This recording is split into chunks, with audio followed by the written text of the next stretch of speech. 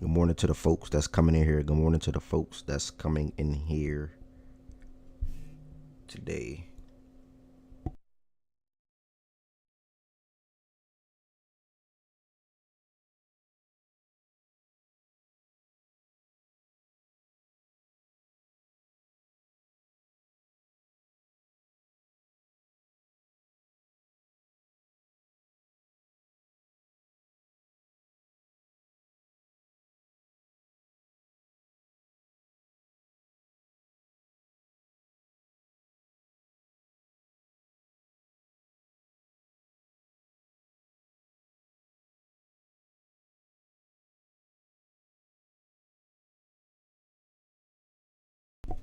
Good morning, good morning, good morning, good morning, good morning. Be Young, what's the word, my brother? Good morning to everybody. Good morning, good morning, good morning. Good morning, good morning, good morning.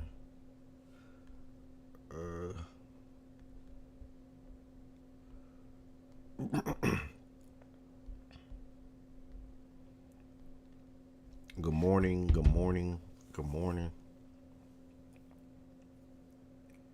Damn, why my eyes look like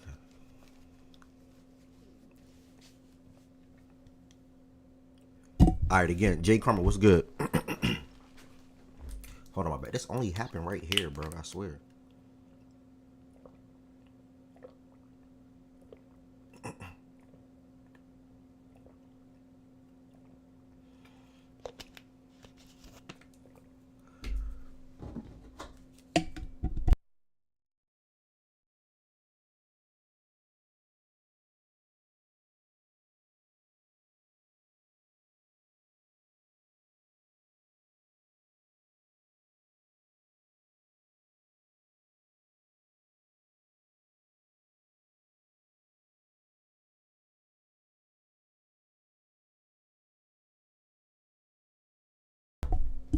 All right, good morning to everybody that's in here again. I'm gonna get at a couple of minutes before more people come in here. I'm gonna give it a couple more minutes before more people come in here. Okay, cool. I'm gonna give it a couple of minutes before some more people come in here, and we're gonna go ahead and get started with the show today. Okay, why was that small? I was wondering what happened to that. So my Fact and Stats logo was back on the screen. Don't know what happened to my logo, but we are good. Oh, why is that upside down?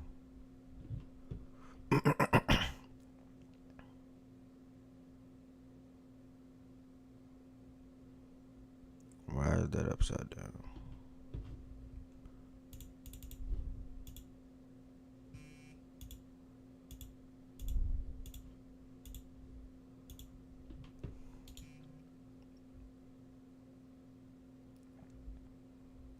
Good morning, good morning, good morning again to everybody that's in here. All right, here we go. Good morning to everybody that's in here. Good morning to everybody that's coming in here. And even good morning to the people that's going to replay the show today. Whether you watching it in the morning time, whether you watching it at night, good night. Whether you watching it in the evening, good evening. Or whether you watch it in the afternoon, good afternoon. It is another day to be able to talk sports with myself and my community that I've been building over the years. And I'm excited, man. AFC West day today. Tomorrow is NFC North. I'm definitely excited for the NFC North. And then last but not least, Thursday, AFC North. And that's the same day as the Hall of Fame game. So definitely I cannot wait for that. I'm going to have some of my Ravens folks pull up and come talk some football inside of the show. So it should be good. I'm excited. AFC. I'm excited for the football season, period, bro. I wish football season can never go. All right, it's now 11:06. With that being said, like I was already telling y'all already, good morning to every single body that's in here. Whether you're on Twitch watching, thank you. Whether you're on YouTube watching, thank you. Still, all is greatly appreciated. All the support over the years. Starting on Twitter Spaces, transitioning to playback, taking it from playback and going to YouTube, and not going from YouTube and live on Twitch. Now, granted, I'm live on Twitch and YouTube, so whatever is your preference, whatever platform is your preference. If you prefer to watch on YouTube and you don't want to download Twitch or whatever the case may be, by all means, I greatly appreciate it. If you prefer to watch on Twitch over YouTube, I greatly appreciate that too. So either or, I'm grateful. Discord, I didn't.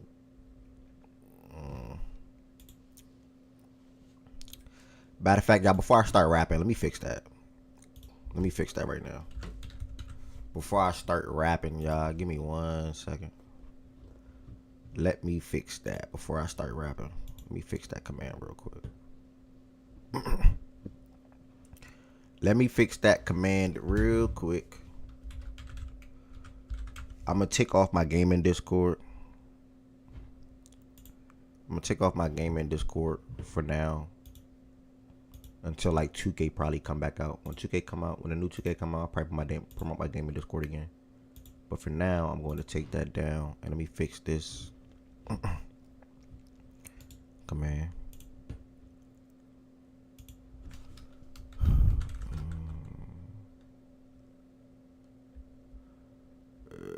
Alright. So that command should be good to go now. Let me test Discord. Booyah. So that's the facts and stats Discord. And I will just... Alright, cool. So facts and stats Discord is set. I wanted to get that set and off and rolling. Alright, with that being said, Rob brought it to my attention, so I just wanted to fix that real quick. But with that being said, either way, good morning to everybody that's in here, whether you're on YouTube, whether you're on Twitch. Thank you, I appreciate it. If you want the YouTube side of things, go ahead and hit the thumbs up button for me real quick. That can help the algorithm out for anybody that's surfing on YouTube to come across facts and stats and be willing to tap into the show, be willing to listen, and ultimately, most likely, probably be willing to come back and eventually talk during the show on a day-to-day basis, like majority of you all do. Whether you all listen on a day-to-day basis or whether you all come on up here and talk with me on a day-to-day basis, I appreciate it. I genuinely appreciate it. Today we got a couple of things to talk about, but before we get into what we're going to talk about today, if you want to extend your support for the platform and what I do on a day-to-day basis, feel free to become a YouTube member and or subscribe on Twitch. How can you become a YouTube member? The link in the description on this video. There's 3 different levels you can join as: level 1, level 2, and level 3. Ooh, that's not that shit up on the screen. Level 1, level 2, and level 3.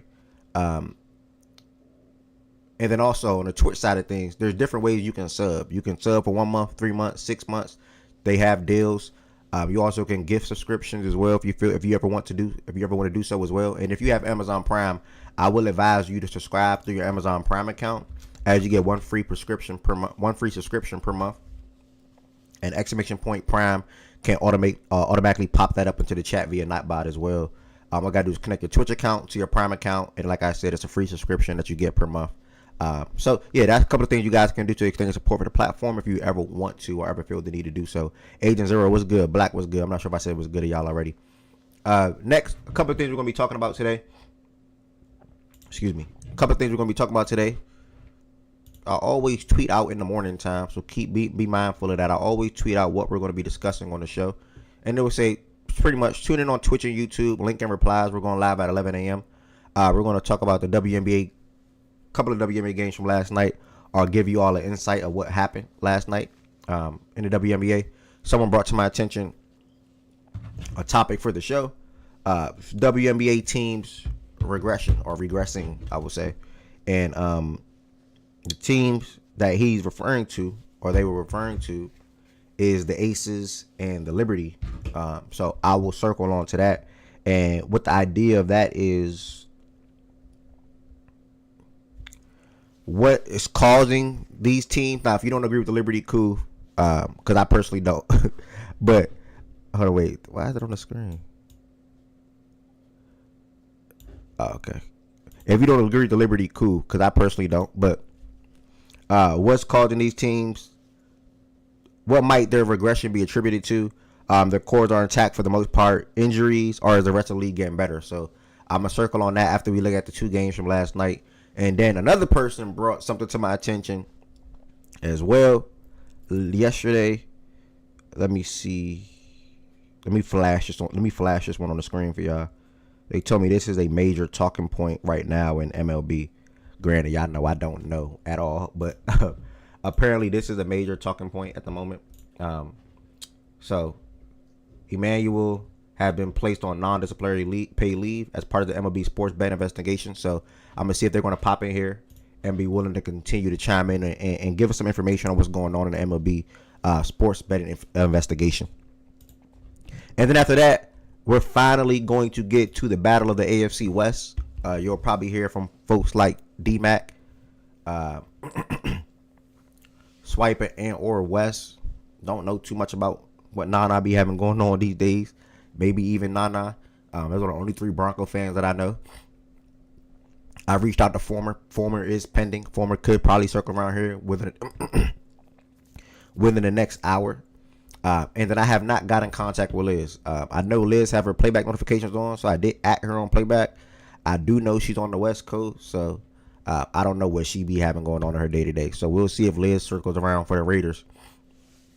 And then we also should have Jaja coming in here for the Texans as well. So that should be pretty much what the show's going to be talking about today. We're going to be diving into the MLB, hopefully, long as he come through. Talking about the WNBA teams, what's leading to the Aces, regressing. And then also looking at the games from last night and any other WNBA news. So that's pretty much what the show's going to be about today. Okay, my dog Z Farmer's in the building. Good morning to every single body that's in here. To join the this is one of my last times promoting playback, to be honest. What is it? July 29th? July go to the 31st, I believe. But they don't even have no WNBA games in here at the moment. I checked this morning. So I ain't gonna lie. If these WNBA games not in here today, you probably won't see me in here today. Today. Personally. So either way, if they do pop in, I'll be in playback.tv/fact and stat. This is where we watch live MLB games, WNBA games, NBA games, etc.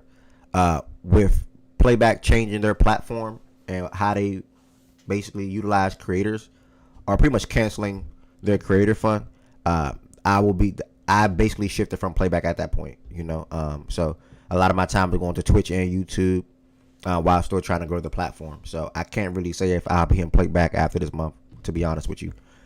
Speaking of where we'll be watching a game at, or games at going forward, I can say though, this Thursday, playback don't do NFL anyway. This Thursday, I will have that preseason football game live right here in the Fact and Stats Discord. Wherever you hear me say Discord, and Nightbot's gonna make it populate in the chat anyway. But whenever you hear me say Discord, that is the Discord. You gotta do put exclamation point Discord, and it'll pop right up. I'm not gonna pin it right now because I know Nightbot's gonna drop the whole message in the chat shortly. I gotta speed that time up when it drops into the chat actually. And that might be actually Wisebot that does it, to be honest. Yeah, I think it's Wisebot that do. Wait. No, it's not. All right, so that's going to pop in the chat in the next minute, actually. But I'm going to speed that up and put that at 5 minutes. Nah, 10. 5 is too geeking. All right, so that should be popping in the chat soon, actually. So with that being said, if you do want to join the stage today, you have to do it with joining the Facts and Stats Discord. And you'll just go to Daily Show voice channel. And I'll be in there, and I have my screen being shared, and there it goes. There it goes into the chat right there, and that is the Discord link right there to be able to join the stage. And we're gonna go ahead and get started and get into everything today. As far as the WNBA side of things, last night, I'm actually gonna look at them power rankings too. I want to see what they talking about. Milo, relax. I think next year I'm probably gonna add. Damn, Jaja just said I'm gonna come around 1:05 your time. Okay. Hold on, y'all.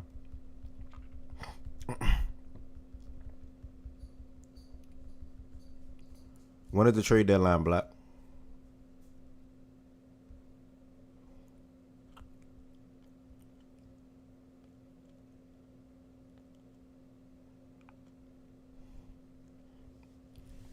All right, I'm gonna look at them power rankings in a second.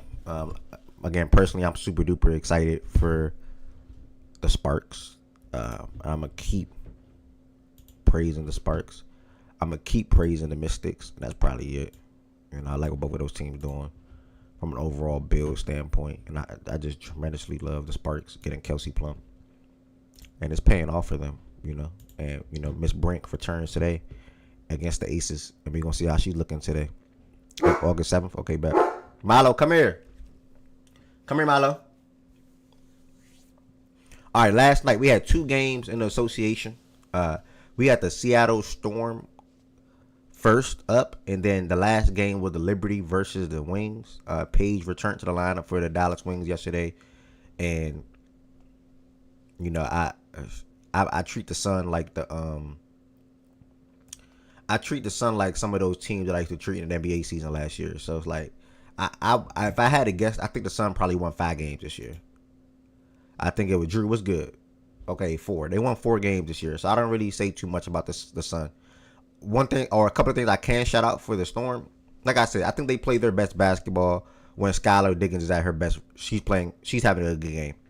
She had her first career triple-double last night with 11 points, 12 rebounds, and 11 assists. And then that just allowed everybody to fall in line. Naneka, Gabby, Ezzy, they all had solid performances. Their rookie coming off the bench, Dominique, probably at her best or second best game as a rookie so far. Her minutes are starting to trend upwards, and she's starting to look pretty good as well. So I picked her up in fantasy yesterday.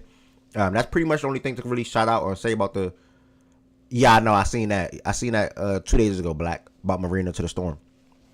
And I personally would like that. They can use the extra offensive spark. But yeah, I mean, listen, when Skylar plays good, the overall team plays good. First career triple-double, that's special. Dominique's coming off the bench. She's playing better now. Eventually, she'll be their long-term option at the from a big woman perspective, or forward or center perspective. So, yeah, they moved to 16-11 on the season, and they need to rack up as many wins as possible to not get lapped by some of them teams that's on the back end. The Fever, the Aces, the Sparks, the Valkyries, for what it's worth. If anybody want to shout out the Valkyries, but those teams are in a mix of being behind the Storm and probably trying to catch them or pass them. So that's pretty much it. As far as the Storm side, the Sun side of things, bro, I'll be lying if I say there's anything I can make up and say about this team in general. There's not really nothing to say there. So that's that. Go Storm, good win. The second game last night where my New York Liberty played, and I said yesterday where they sort of kind of piss me off sometimes, bro. They sort of kind of piss me off sometimes because, not even sometimes, majority of the time, because they start games slow, like I said yesterday, and try to make a push all the time. This time, the push came really, really, really, really, really late. I think we went on, when I was watching, I can't remember what the exact run was. I think we went on a 17-0 run within like the last 5 minutes of the game until Paige went to the free throw line and got fouled when she got fouled by Natasha Cloud. But in that run, Sabrina was getting buckets. John Quill hit a couple of big shots. Miss Harrison was doing her thing. And the run came so late, and that you can see in the box score right here, we outscored them 20-7 in the fourth quarter. But the biggest issue in this game was the first half. And mainly, again, like the Sparks game from 2 days ago, the first quarter. They were down 31-19 at the end of the first quarter. And I think halftime was 36-63. You can't. Is that right? Yeah, 36-63. You banking on a lot to come back and try to win a game like that. 36-63. And I think we cut it to like 7, I want to say. I think we cut it to like 7. Let me just fact check that real quick. 6. So we cut it to 6. And like I said, Paige got fouled and went to the line. Knocked down the 2 free throws. John Quill missed a 3 when she tried to get fouled. And that was the game. So the run was impressive. It was cool to watch. It was nice to witness, to see a team potentially fold in real time.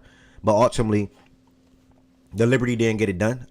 So that's another tough loss for the Liberty. And I think that's probably going to why they wanted me to bring to the attention, to bring that to the show today as far as WNBA teams regressing. And I asked him what teams were they referring to, and he told me the Aces and the Liberty. So we're going to take a quick look at both of those teams' records real quick. And Liberty is sitting at 17-8 on a 2-game losing streak, so they were 17-6. One loss comes to the hottest team in the WNBA. The other loss comes to a team in the Dallas Wings, which is still never acceptable You know. Oh dang, my bad. I didn't even speak to Enrique having like 20 and 14. My bad. Hold on. I'm sorry, y'all. I'm sorry, moving way too fast. Paige and Enrique balled out. Good game, ladies, both of them. Paige, she had 7 for 12 from the field, 2 for 4 from 3, 26 and 4 with 3 steals, and you probably saw her getting a couple of isolation buckets yesterday. She's a tough player, and this is why some of the people, not to bring it up, but this is what some people like about her game more than maybe like Caitlin Clark or probably other guards, because she can face up and give it to you on a one-on-one situation with no screen, versus CC or Sabrina. Some of the other better point guards in the WNBA or guards in the WNBA often operate in a pick and roll standpoint. But she's a special player. Enrique probably had one of her best overall offensive games this season, if not the best. When you see her get 14 assists, you ought to be stunned. And I was that yesterday. She had 20 points, 14 assists, and a lot of that came in the first half. I think she had 20 and 10 in the first half. Literally 20 and 10 in the first half. So shout out to Enrique for how she performed. And really shout out to those two guards. And ultimately them leading Dallas to a victory over a team like the Liberty with Stewie or not. So, again, I think I can probably take us to what he was saying. But for me, I don't think, Lynx Liberty tomorrow. Stewie is without a timetable to return, though. So that's a bummer. For me, and let me read this for y'all one more time, but more people came in here. So, let me just speak on this on both sides. A regression to the mean from 2 of the latest top teams of the WNBA. What does that mean? What might it be attributed to? Their cores are intact for the most part. Is it because of injuries or the rest of the league getting better? When I start with the Liberty, I'm a just point it to the first word he said. I think the Liberty are pointed to injuries. To be sitting at 17-8. And before their latest 2-game losing streak, 17-6, where your WNBA Finals MVP, top 10 player, probably most important player on your team, missed roughly, I think she did 3 weeks. I want to say John Quinn missed like 2 to 3 weeks or something like that. They sort of kind of stayed afloat, but he said, what did he say? He said the Liberty are still winning, they just not as dominant. In recent years, you were pretty certain that one of the two will win the championship. I said and I still certain that when the Liberty are, and if the Liberty are healthy going into the playoffs, they'll probably be in the WNBA Finals again. But I'm pointing, for me, I wouldn't say they're not as dominant. I just think that they're working on what they have on the court at the moment. Like, so if they got to win out some close games, or if they gotta win some close game without John Quill or whoever's in and out of the lineups, I understand. You know what I'm saying? So I think for them, majority of them is pointing to injuries. Like even tomorrow's game against the Lynx, they'll probably lose to the Lynx because there's no Stewie, and that's gonna be a tough team to a tough player to guard and Fee, but then also just a tough team to beat while they're healthy and you're missing one of your best players in Breonna Stewart. So we'll see how the game go. But if they do lose that game, I know what most likely is coming down to. And for the Liberty, for me, it's just injuries. Now, on the Aces side of things, 13-13.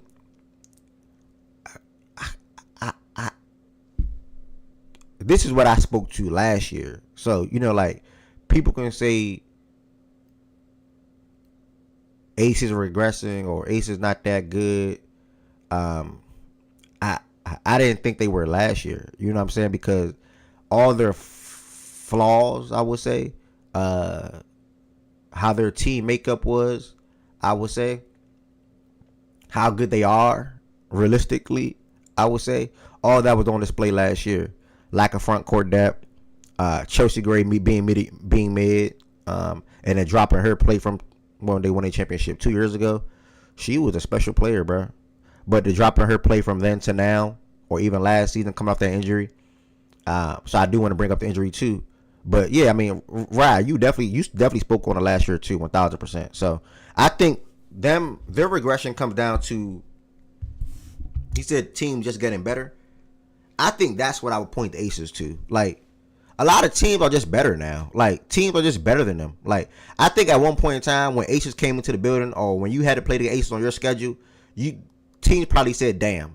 Like 3 years ago, when you had to play the Aces, they were probably saying damn in their head. You know what I'm saying? Because it wasn't the Liberty 3 years ago. Stewie got there 2 years ago. It wasn't the Liberty 3 years ago. You know what I'm saying? Stewie and Jonquil came 2 years ago. So that's another team you got to worry about. Um, I can't even remember the Lynx, how good they were. Let me check. I don't want to talk and be wrong. Okay, so the Lynx wasn't a thing. You know what I'm saying? The Lynx wasn't a thing either 3 years ago. Now, they was 14-22. So if you look at some of the best teams now in the league, the Dream, the Lynx, the Mercury, the Liberty, all these teams were made 3 years ago. All these teams now that I just listed is within the top five in the standings right now. All of them. So I think for the Aces, team just got better. Nobody fear them no more. And I think team just put together a team that can match up well with them and then also beat them as well. So that's what the Aces think come down for me. I'm I'm not gonna say that I don't think teams don't fear them anymore. I think teams are gonna always fear a team that has Asia Wilson on it, especially at this point in her career. I think there's always gonna be like a fear or an intimidation factor because not everybody has somebody or has somebody's, let's say that can either nullify what Asia does or keep up with what Asia does to then like put them over the top. So like I think there's definitely teams that fear when they walk in because of her. And I would say to a lesser extent, maybe because of Jackie. But I do agree that I think teams have gotten better, just in general. And I will say the Aces weren't good. That they weren't that good last year.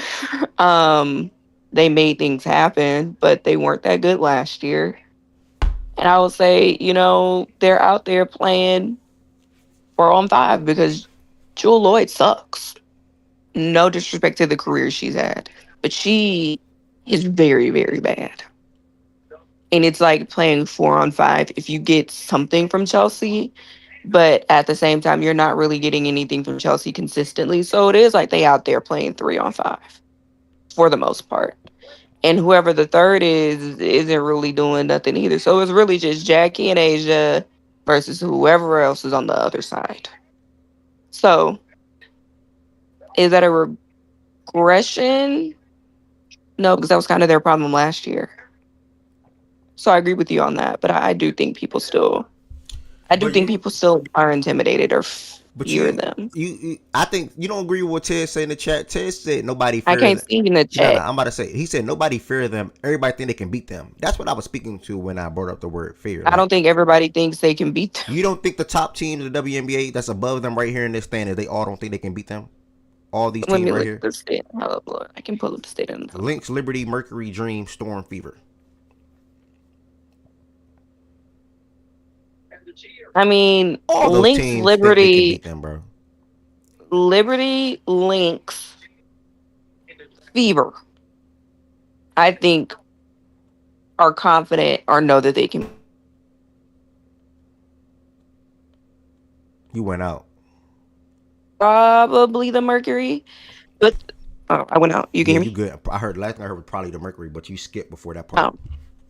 Oh no, I said I would say the teams that I think in this that are above them that think that like that walk into the gym are like, yeah, we can like we're gonna not only can we get this dub, but we're gonna win. Lynx, Liberty, and Fever, especially when the Fever has Caitlyn, like when she's playing. Like I legitimately think they believe that, and I don't think there's very much that could change. I think they believed that shit last year too. Um, Fever to a lesser extent. The maybe, and I say maybe the Mercury just because I know the type of personalities that are on the Mercury. They definitely feel like they can win shit. But the Dream and the Storm more say I would say per se the Storm are an inconsistent team. They're a good team when they're playing good, but the Storm are inconsistent. And they know it takes is one good day or one bad day um for them to win. Like this is the same Storm team that just lost to the Mystics and just lost to the Wings, but beat Chicago and beat Connecticut. Like they're too inconsistent of a team for me to really feel like they're probably like, hell yeah, we're gonna walk in there. Anytime you put us against the Aces, 4 out of 5 times we beaten them. I don't think they Uh, feel that way. And fear. I don't necessarily know if the Dream have the confidence That's the word I was about to use. Because fear comes to that they would. confidence to me, and I think these teams will be confident in comparison to 2 years ago, in comparison to 3 years ago, especially three. But we could just say 3 years ago when it comes down to seeing the Aces on your schedule, playing the Aces, and matching up against the Aces right now. Because you can't tell me these teams won't be Which is why I confident. think which is why I think the three teams that I named are the ones that I think are confident. Like Supreme. Oh, let's throw the Mercury in there because I think they're confident. I don't know if they believe it, but I think they're confident. Let me just say that. Um. So with the Mercury, especially But if the you're Mercury are reasoning. all healthy, huh? I'll wait. Okay, but you're reasoning for the Aces. Don't you think they know that too? You said it's only the Asia and Jackie, and then anybody else, whatever they get, is basically Yeah, bad. but when you're let me put it in NBA terms, right? Let me just put it this way. You think LeBron was confident going into the finals versus the Warriors when he had Matthew Dellavedova as his running mate? You Realistically, think he was in confident? my opinion, realistically, no. Yeah, but do you think he was? Yeah, I'm Not saying should he have been, no. I'm but do saying you think he was confident? LeBron probably was fake confident, but he knew the odds were super duper against him. It's odds be damned. I think he was confident. That they were going to win that I series, think I disagree. No way. No way. not, no. No. I No. didn't say when. Uh, I'm talking about from like a competitive standpoint. Like I think he was confident. I think he thought it was gonna be a hell of a fight and that shit probably wasn't gonna happen. But I think the nigga was confident because and it's just like niggas say all the time, well, we got Braun. It don't mean you gonna win. It don't mean a chance of you winning. But niggas get confident when you got Braun on your team. Niggas get confident when you got Asia Wilson on your team. That's the all I'm Aces can be saying. confident all they want, but these teams know that they're better than the Aces now. That's all I'm saying. No, that's what I'm saying. I disagree with you on 2 out of the 5. The Dream and the Storm, I'm guessing. Yes, I for don't know. sure the Storm. Because and I look at it because there's no way that you can go and look at the teams that they have lost to recently in the manner that they have lost and say that that is a team that is fully confident that they can walk in and beat the Aces at any time. Like that's hard for me to look at because this is a team they beat the Liberty. The Storm have they beat the Liberty. They've also lost to the Mystics the last 2 times that they played them. They also have lost to the Wings I'm listening and they to you. got blew out by the Valkyries. Like what was it earlier this month or like last month or something like that? Like this is also a team that like they've lost to the Sun But the Mercury, I mean, the earlier Aces, this. Aces have terrible losses too, bro. I don't want to But this just. isn't about losses. I'm not. I think you're thinking I'm comparing teams. I'm not saying that the Storm don't have a reason to be confident. I do think the Storm are a better team than the Aces right now. But I don't think the Storm have consistent coaches. Noel Quinn probably should be fired. If they probably, I'm before if they had better coaching, they probably would be more confident. But I don't think they are. They play inconsistently at times in the worst moments against worse teams. They don't have the necessary like they I don't think they're the most confident in their coach. You can kind of tell that from the way that Sky talks about Noel whenever she decides to answer a question about coaching or anything like that, that they're not the most confident in their coaching. So I'm not saying that they don't have a reason to not be. I think they are a better team. I just don't think they are. I don't think they walk up into the Aces and say we're gonna go. I can't even remember how many. It's like a 5 game series for the W now or whatever until the finals, right? 5, Yeah. yeah, or 3 or whatever. Yeah. I don't think they walked into a series with the Aces and go into that series thinking this a wrap. Like we ain't gotten really nothing to work. I No, don't you're think they moving. think No, that. I never said they should walk into it. They're gonna walk into a series thinking that. I said these teams that's above them in the But standings. I think the Lynx, the Liberty, and the Fever do feel that way. I think they walk into a 3 or 5 game series with the Aces and say this ain't shit. Okay, but that doesn't change from what my belief though on what the team that's above them. I don't think none of these teams above them fear the Aces. I want to take it back to the main thing. Fear. They don't fear the Aces. Like that's the main I thing. think the Storm do. And Why? I think They beat them twice I this just season. told you. One You one of just them. asked me why Yeah, I I just heard told you. you There. that. I mean, at least even with all the coaching or whatever you just said, with the thing, not whatever. Cause I heard what you said. The things you just said, Yeah, they beat them I by get you. 20 I this get you. season. They're up 2-1 on them in the season this series. They got the bigs for them. The bigs for Yeah. Asia. They have Gabby Williams playing her best basketball. Skylar's playing good basketball. They're just a better overall team than them. And then also, when you look at the other side of things, And they they see still who lose Jewel to the Lloyd is. Mystics. They see who Chelsea Gray is. The Mystics a good team. The Mystics damn near better than the Aces. They're on the same level as the Aces right now. I'm The not gonna Mystics argue are with on the you. same level with What Aces about going right to losing now. to the Sun Huh? or the Wings? What about losing to the Sun or the Wings? Why are you pointing to games of these teams losing to like all these Because teams I lost to know bad the teams though? Storm are an inconsistent team. That's all And I'm what are the saying. Aces? They are a bad team. I already told you they bad. So if the Storm are inconsistent but the Aces are Guess bad, what? why They've should the lost to Storm? bad So teams why should this the Storm season. What are fear? you not getting Why should at? the Storm fear the Aces then? I don't. Because of Asia Wilson. You're only telling me Asia. That's it. You have no other That's reason. a big. That's a big if. You have no other reason outside of Asia Wilson, bro. The Dream don't give two F's about No, the it's Aces. not, and it's really not. You're just choosing not Yeah, to believe my other I reasoning, and you came don't up. I agree ain't with gonna it, and lie. that's I came cool. up for the Dream point. I don't really care for the Storm. Why should the Dream fear the Aces though? I don't think there's a difference, and I think what you and Ever getting caught up on, Tez, with me is that I don't think there's y'all are looking at it as a should, that they should fear them. I don't think any of these teams should fear them because I think from a roster standpoint and a coaching standpoint, they are better than what the Aces have right now. I do. I don't think the Aces are a good team. Hell, I don't even think they're the best. I don't think they're the sixth best team in this fucking league right now. I think they're actually really friggin' bad, if I'm being honest. And I do think Asia Wilson is the only reason why they are at a 500 record. I don't think they're good. I would probably put them. I would put them below the Misses most likely, and I would probably put them below the Valkyries, just in terms of like how good of a team that I think they are. So I don't think they should, but I think they do because one day, and we've seen it, Asia can just go off.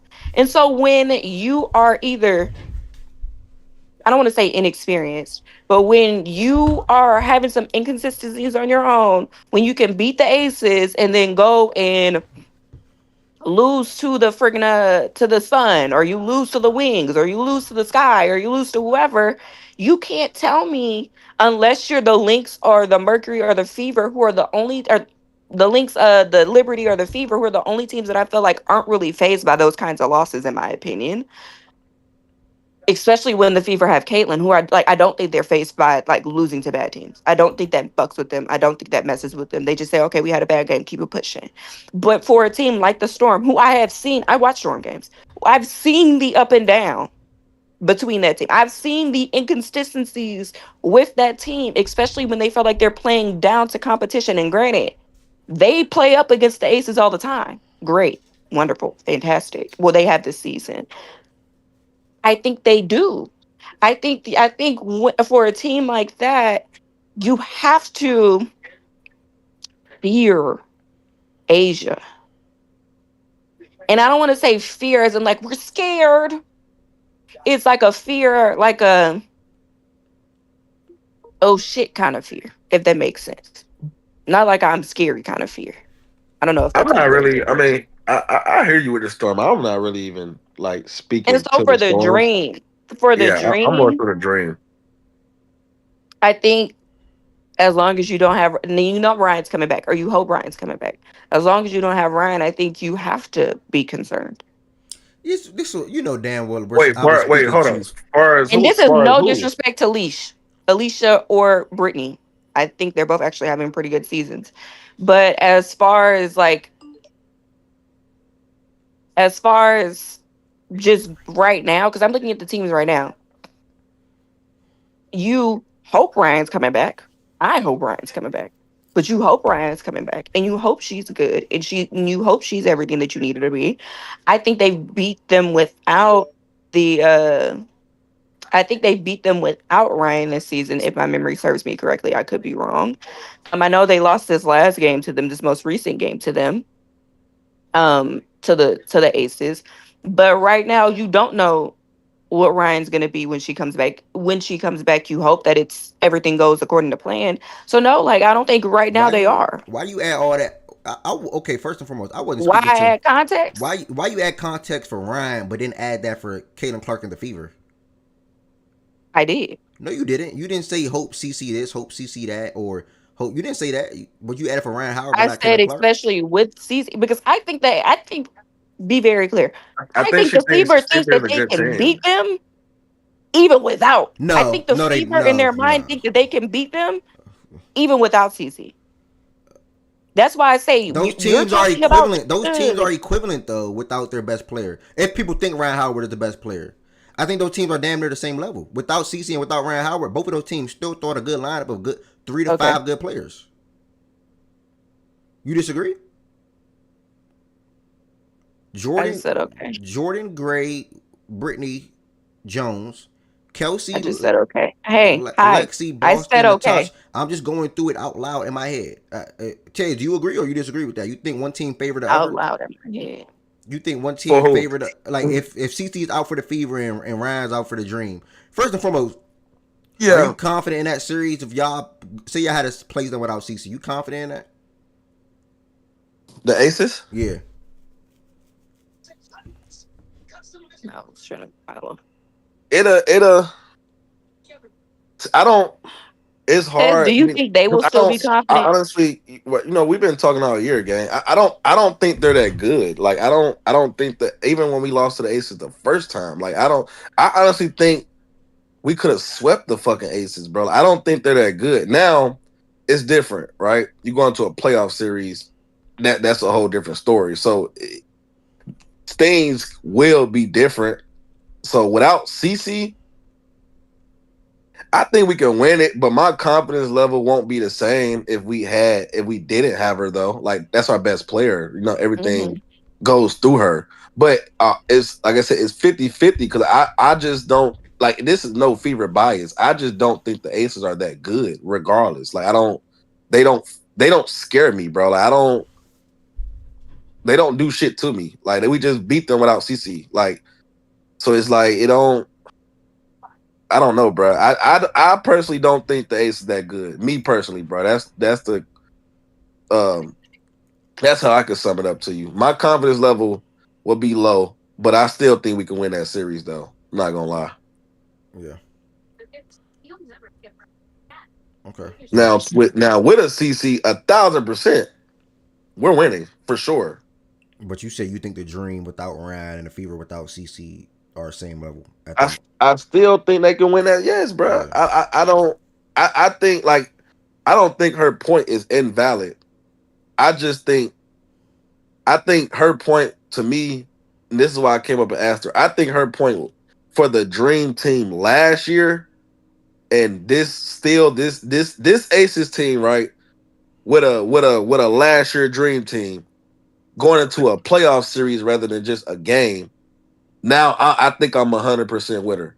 But I think, bro, this is a different dream team, bro. I agree. With Yeah. Ryan or without Ryan, Hmm. they play Alicia Gray is the top dog this year more than Hmm. Ryan, and I hate to say it because I'm a big Ryan fan, but I bias aside, Alicia is the top dog of that team. So without Ryan, I still think they can win, bro. Like they play so team oriented. Like you got BG now, you got Brianna Jones now, you got Jordan Canada.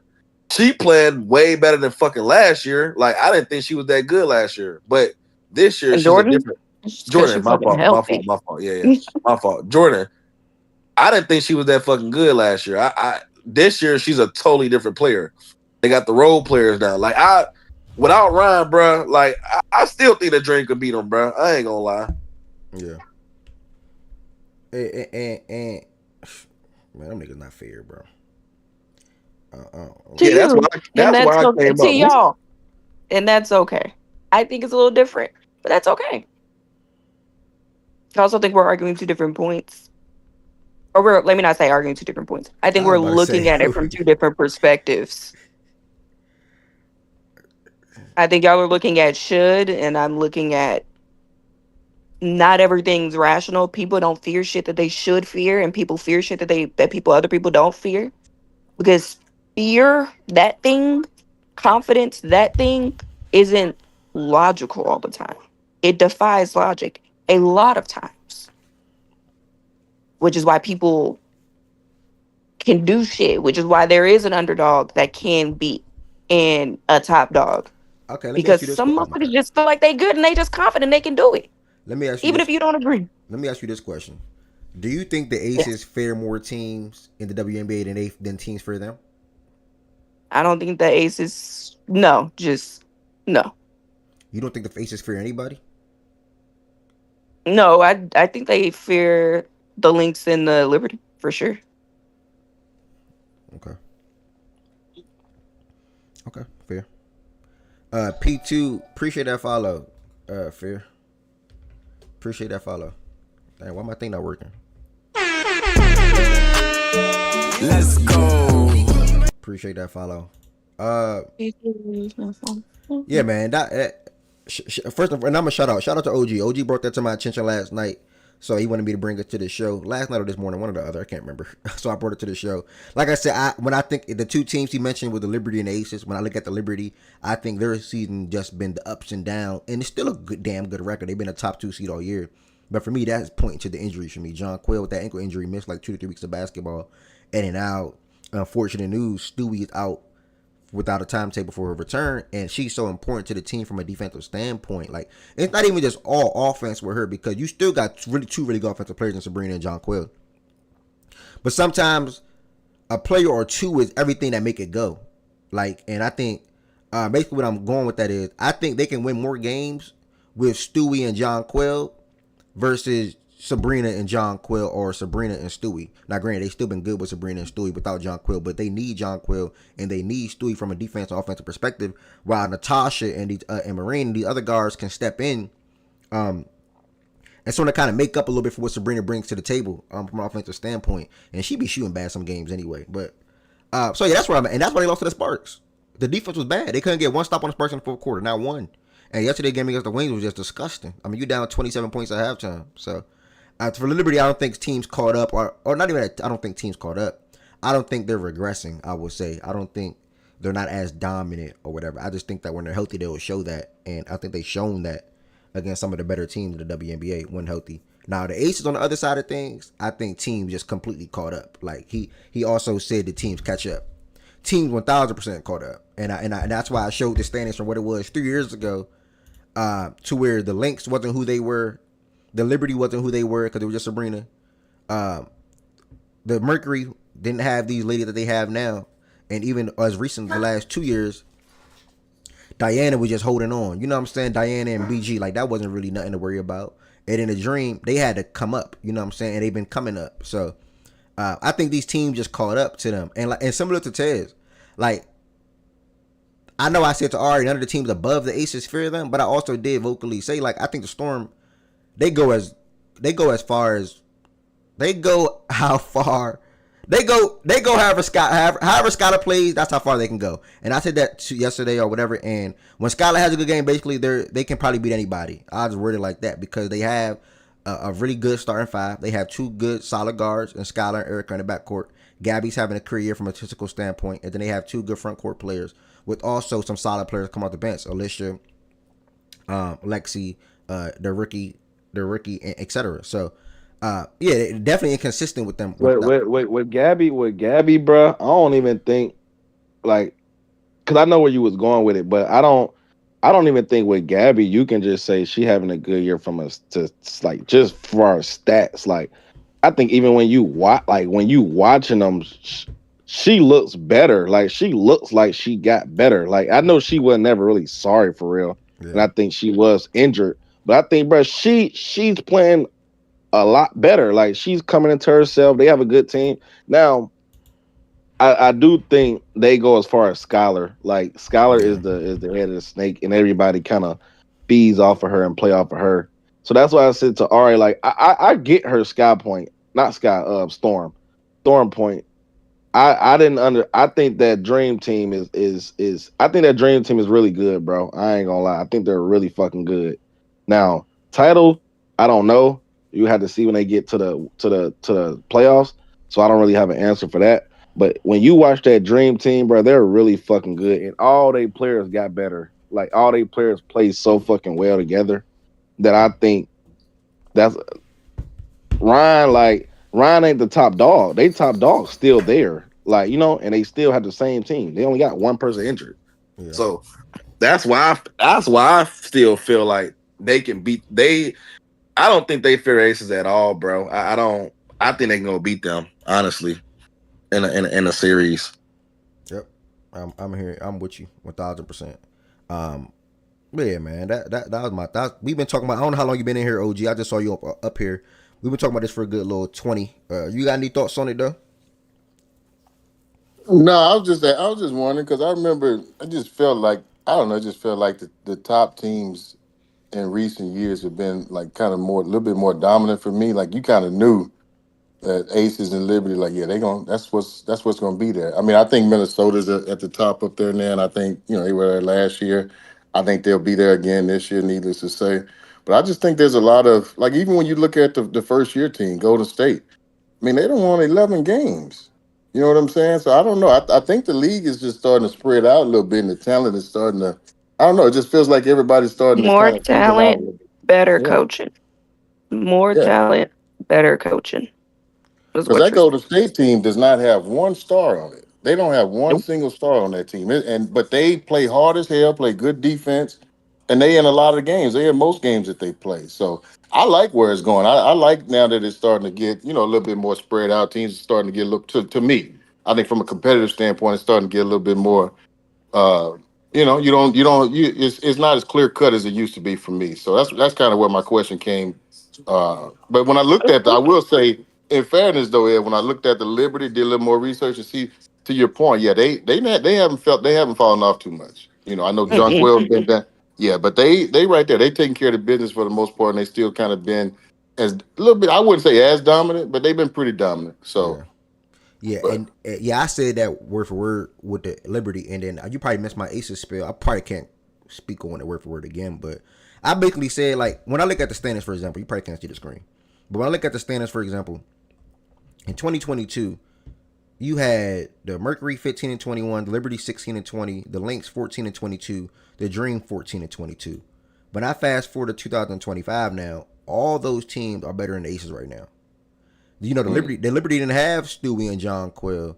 The Mercury didn't have Alyssa Thomas, Bonner, and Satu. Granted, they didn't play a lot of games together this year, but the Dream didn't have what they have right now. So, and the Lynx also, they're just way better than what they were 3 years ago. So, I think to the Aces, team just caught up.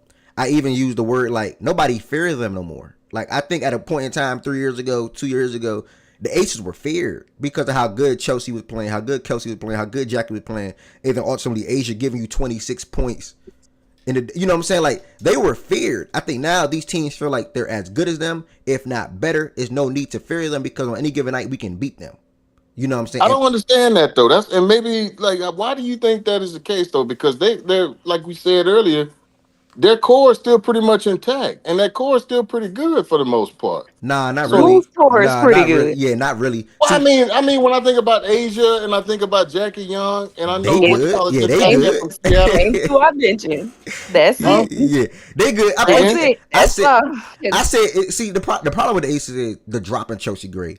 And with all due respect, bro, she was so damn good 3 years ago and 2 years ago. She still show flashes to this day. Don't get me wrong, but every game the consistency is not there. Like how good she is as an overall player from an offensive standpoint is not there. Yeah, she'll still make the good passes. Yeah, she's a good floor general and things of that nature. But the offense that she used to bring to them is just not there. And then also the loss of KP in reverse to swapping it out with Jackie Jewel Lloyd. It like Jewel Lloyd not even, I don't think she's averaging 10 points per game this year. Like yeah, she been that bad, you know what I'm saying? So I think You think that she's what? I don't think she's even averaging 10 this year. I don't think so. Let me check. She's had a good game the other Uh, day. She probably there now. so did that move hurt Yeah, them she more there. than they thought it would? 1,000%. Yeah. well, Okay. she Yeah, was. yeah, yeah. Here's the Go Because ahead. thing: it they weren't didn't that hit. good last year. They weren't that good last year, and KP wanted to leave. So it's kind of like, yeah, because Why did she Jewel is want to so leave? bad because of the whole. She had a really bad off season, off the court off season. Well, off the court, she has some stuff, some Hmm. personal stuff. tied to Las Vegas, like the city, that just Mhm. was not good for her. So she needed a restart in a, and so that's why she got sent to the Sparks. That's the team she wanted to go to. So they honored her wishes. She wanted to Okay. leave. Man, I just checked. I'm checking their stuff right now, bro. She was their second leading scorer or first every single year. So when you go But Mhm. that's from what it is, bro. when you go from Yeah. 17 a lady that's giving you 17 points a game, 18 points a game to somebody that you swapped them out for and they giving you 10, like Yeah. that's On crazy. You on know what I'm on saying? on, on top of the Chelsea Gray regression, bro, Yeah, Yeah. is Yeah. yeah, is those two things. Chelsea Gray is not the same, and the Jewel Lloyd swap did not hit, bro. yeah. Like It didn't. that's It it didn't didn't. Yeah. hit. Yeah, Like nigga, she's in. Well, I don't like. She's in talks now, coming off the bench. Like that's not a hit, bro. Like, you Not talk. She is coming off the yeah. bench. She just came well, up. okay, Wow. and I didn't even know that. So exactly to my Yeah. point. Still, my point is even more valid. Like now she's off the bench, so it's like it didn't hit, bro. Like it's not a hit. So then Chelsea Gray, the fucking point guard, she's not that good. So it's like that's what I'm saying, bro. I don't, bro. Assist her down. Yeah. Like So But that I think move. man, like Ev, go look at. Can you do? Can you look at Chelsea's scoring last year? Yeah, I just Because I looked. know her assists are down, but I'm not sure if her She scoring's no, necessarily that's down. 1,000% down. She averaged 8 last year. Oh, okay. And in the year before 15, where she was her best self, in Hmm. my opinion. And then 13 the year prior. But I mean, And she's eight. averaging 4 right now.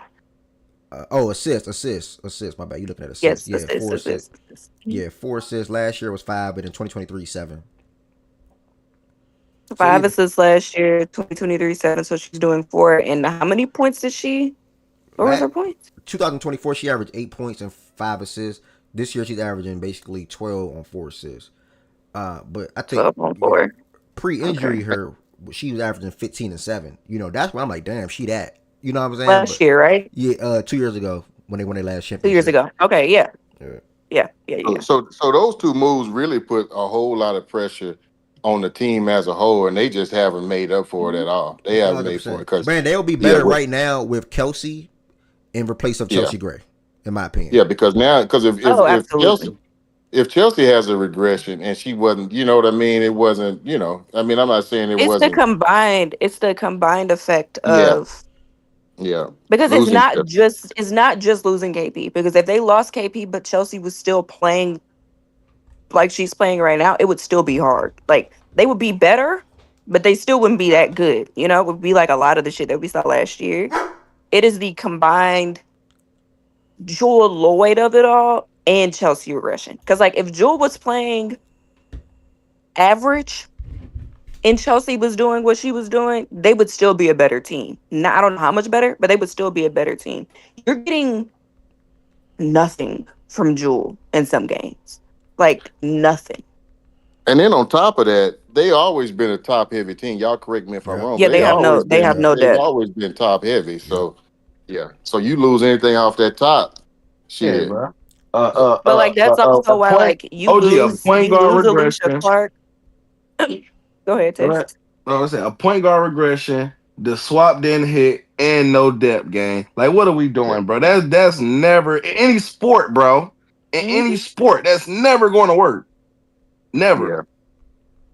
Yeah. Yep. So I think we understand why Las Vegas is where they are. Uh yeah. All right. Well, yeah, and the Liberty, I guess they haven't. They like I said earlier, yeah, they didn't fall off as much as I thought they have. And then you Hmm. got that injury, which was big. So all right. So Minnesota and the Liberty for the most part, but I still But see a think lot of about it. movement with people getting better though. Other teams from the No, bottom. yeah, I So agree with that 1,000%. But think about it. The teams that are like really good right now, the Liberty and the Lynx, both teams have experienced injuries. Both teams have depth. yeah, And the Aces have none. They've had none for a while, like these past 2-3 years, I guess you could say. Um, I mean, look, like the Dream have depth to an extent. The Storm Hmm. have depth, question mark, depth. But they have a lot of good pieces. It's not just consolidated in like just NECA and Sky. Like you do have Gabby. I like that You do have team. other players that show up. Um, the Aces are just they're thin. They lost like who knew that losing Alicia Clark and Sydney Colson and Kate Martin would be a part of this because that was also offense for them. Yeah. Like though I can't really stand Alicia Clark. She kind of sucks. But like Sid and Kate, though not consistent, it wasn't like you can go out there and like count on them to get you like 12 a night. They would be able to give you something off the bench. You don't have anything coming off the bench. I mean, you have Jewel now coming off the bench. That was her second 20-point game this or third. I want to say second or third 20-point game this season. Jewel Lloyd. Yeah, I Like, don't even know, and I don't even know how excited I was about that move. If I'm being honest, because even when she was in Seattle before, you could see the talent, but it was still one of those deals where you almost like it was to me. It didn't hit hard enough every game. Like it was always like, Yeah. does she feel like playing today? Types. I don't know. I just always got a different vibe about it. I never felt like coming to. I know what we're gonna get from Jill Lloyd. So I don't know. I always kind of felt weird about that move. To be honest with you, I don't know if I ever liked it, Her before she but. came to Las Vegas, last year was probably her worst season, or one of her most worst mhm. seasons in recent memory. So yeah, man. I mean, I'm not saying she was dropping off. Seattle had things going on, you know what I'm saying? But to follow up and have that season that you had last year, and then you come back this year and you look even worse, it's a little concerning. And then Seattle gets better without her. What is that? Exactly. What is it? I mean, I'm not trying to paint her into a bad picture or whatever, but I mean, it's some shit starting to just. So she went to this team. That team Mhm. got a little worse, and then the team she left got better. Yep. I don't I know. mean, Seattle also got better because her and Skylar they couldn't play together. So that was also just we And I can't play have a together. hard time understanding that. What was the? I don't know nothing They don't about that. like Was each other, OG. You trying to just from a understand? personal standpoint. I mean, style wise, not the best. It's not the best mix of guards, truthfully. But like they just also did not like each other pretty immediately. Yeah, Pretty Scholar pretty Scholar immediately. reminds me of. She almost like the WNBA Chris I Paul knew a you was little gonna bit. say that. Yeah, Well, she here's the rub a nigga thing. the wrong way for real. Here's For the real. thing.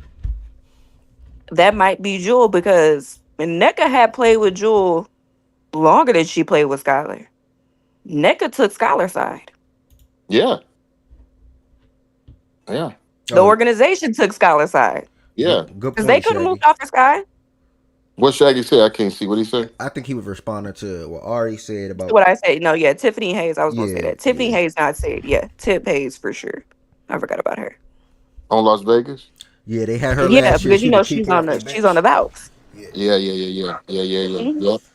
key Yeah, player she off used Yeah, to that she come bench. in the game. She used to come in the game and get active, Yep, bro. Yeah. she was some punch off that bench. Yeah, yep. for real. Hmm. Yeah. And so that's also why when you have like I think honestly, and I think we're gonna see this happen a bit of again, and not just with the Aces, but with some other teams that like have what I will call a fake depth with these two new expansion drafts that we're about to get with the Tempo and the Portland and the Fire because the Aces lost Kate and Tip in the draft. Like that was they Oh left yeah, that way. yeah. So because you can only protect a certain amount of players, and one of the players that was protected was Kelsey Plum. So like you're also like I definitely think it'll be interesting to see what these two new drafts do, like these expansion drafts with these two new teams, what they do to some teams' depth, and seeing how that affects teams going into next season. Because it's gonna be kind of hard if you ain't like really stacked, which is kind of hard to be stacked on the WNBA roster because the roster sizes are so small. Um, it'll be an interesting next couple of years. I'll say. Okay, good convo. Great combo on the Aces. Good combo on the WNBA period right now. Again, biggest news in the WNBA. Before I proceed over to see if my brother is ready to talk about this MLB updates, we got the Valkyries, who I predicted yesterday probably to flame out a little bit now. Not that they're not a good team. They surprised the hell out of me this year, but whenever you lose a player like Kayla Thornton for the season, who was to me their best player this year, also their All-Star, you had a good start, but eventually you're gonna flame out, and I think that's about to happen for them. But they are going to Atlanta tonight, and they're playing against the Dream, who's still playing without Ryan Howard. Obviously, she's expected to miss all of July with his knee injury. I'll probably expect the Dream to win that game. We'll see how it goes. That's one game at 7:30. The next game at 7:30, we have the Chicago Sky. Angel Reese should be returning. So we'll see how, if both of these ladies' streaks continue. Angel Reese had 10 straight double-doubles. And Camilla has 3 straight double-doubles. So shout out to both of those two ladies. We'll see if that continues. They're going to get to good front court in Washington, actually, anyway, with Shakira and Kiki. So that should be a good matchup. Chicago Sky versus the Mystics, 7:30 p.m. Eastern Time. And then last but not least, we have the Aces versus the Sparks. And I pray playback at this game because I will definitely watch this game. I'm loving what the Sparks got going on right now. I think the Aces actually on like a 2-game winning streak themselves. But for the Sparks, they got Cameron Brink returning and coming off the bench. So I cannot wait. She's probably going to come off the bench this whole entire rest of the season. Playing behind Stevens and Hamby. But just adding her defensive versatility, her offensive shot making, the ability to space the floor, to alter pretty much any shot, block any shot. Like, I hope that she can come back and be herself in comparison to what she was last year before she tore her ACL. So, yeah, Sparks, Aces, NBA TV. It's not on playback at the moment, but I am hoping that it pops up on playback since it is a nationally televised game. I just don't know why it's not there at the moment. But either way, I'll pray for that, and hopefully it happens. But that's 3 games to look forward to. Yeah, she can shoot, Shaggy. What do you mean? She can literally shoot. Miss Brink can shoot, brother. Miss Brink can shoot, brother. I don't know if you're aware. But 3 games last tonight. Sparks taking a 5-game winning streak. And I think the Aces are on a 1. So Sparks 5-game winning streak. Aces on a 1. You think Cameron can't shoot, Shaggy? She shoots corner threes, brothers. Trust. Yeah, Brink will be coming off the bench, TJ. I don't think she's going to start at all this season, personally. And I wouldn't try to start her. And I don't think they should try to mess up what they got going on their front court anyway. You know, I don't think she's a better player than either lady at the moment. So just let Stevens and Hamby continue to hold the front court down. Let Virginia to continue to hold the 3 spot. Obviously, Brink is not that, but yeah, man, I'm excited for them. You know, and I think they're adding a special player, and hopefully she stays healthy. She a Leah Boston type shooter, gang. Don't boost that. I ain't saying she a sniper, gang. Hold on now. I ain't saying she a sniper. Yeah. No, All right, Aaliyah. All right, okay, Aaliyah. But she can hit a shot, bro. She ain't no shooter, though. Yeah, you my bad. She's a shooter. I was like, okay. I said she's a shooter. I said shooter. I don't know if I said shooter, bro. I think I said she shot making. I just spaced the floor. Let me say, you kept leaning into her shot making. Yeah, I said space the floor. Nah, you ain't say shooter. It just I said space the floor. But Tim, you would say Elite Boston spacing the floor for the Fever, though, right? It came off, bro. It's how it came. It came off like.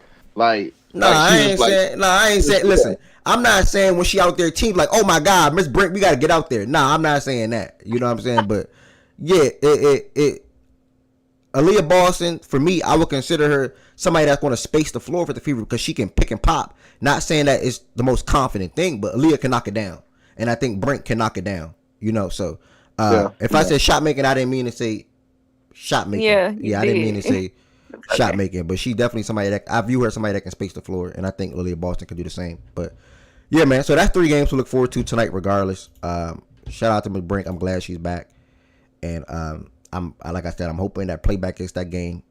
And if they do, I'm sorry, not if she does. If they do, y'all make sure y'all pull up playback.tv/facts and stats, 10 p.m. Eastern time. And if you need VIP, just let me know, and I'll definitely give you VIP to be able to watch that game with us. Also, do not forget this Thursday, right here in this Facts and Stats Discord that is pinned, we'll be watching the NFL Hall of Fame game, and I'll get to that some more in a second. We'll be watching the NFL Hall of Fame game, and I will get to that more in a second. Speaking of that, we're going to get into the next thing that we will be discussing today, and that will be what Z Farm brought to my attention. This is the MLB betting investigation, and also shout out to Paige real quick. I sent this to bring this to y'all attention today. Paige is the only player this season to rank top 10 in points per game, assists per game, and steals per game. She's having a really special rookie season, and I'm happy for her personally. And hopefully that Dallas can turn some things around as quick as these other teams that's been doing it. You know, the Fever, how quick they well Dream. I knew they were going to be this good because from last year, Ryan just got hurt. But all the other teams that's up and coming, I hope that the Wings can get into that ballpark. Like I think the Sparks are coming. Obviously, the Fever are the one of the more better teams out of that bunch. But I hope the Wings can turn around and be that with them projected to probably have the first pick this year in this draft. And they'll have some good options. They can go Lauren, they can go Paige Girlfriend, or they can go Olivia Miles to run it back court with Paige. So we'll see. Respect Daisy Fudd. Are you crazy? For me, Hey, is that one girl? Is that one girl coming out this year? Who? Damn, Texas. I forgot her name. Texas. I forgot. Texas. Yeah. Let me see. Like UT? Yeah. I can't, oh no. She going to a junior. She a dog though, but she going to. Bro. Nigga, she the truth. Nigga, she the truth. Bro. She the truth. I ain't gonna lie, that's my college player, bro. Yeah, she remind me of Ryan in college, gang. Bro, that's my college player, yeah, bro. She let me get her name, gang. I forgot her name. I want to get her name. I'm not blanking on her name because now I'm getting mad.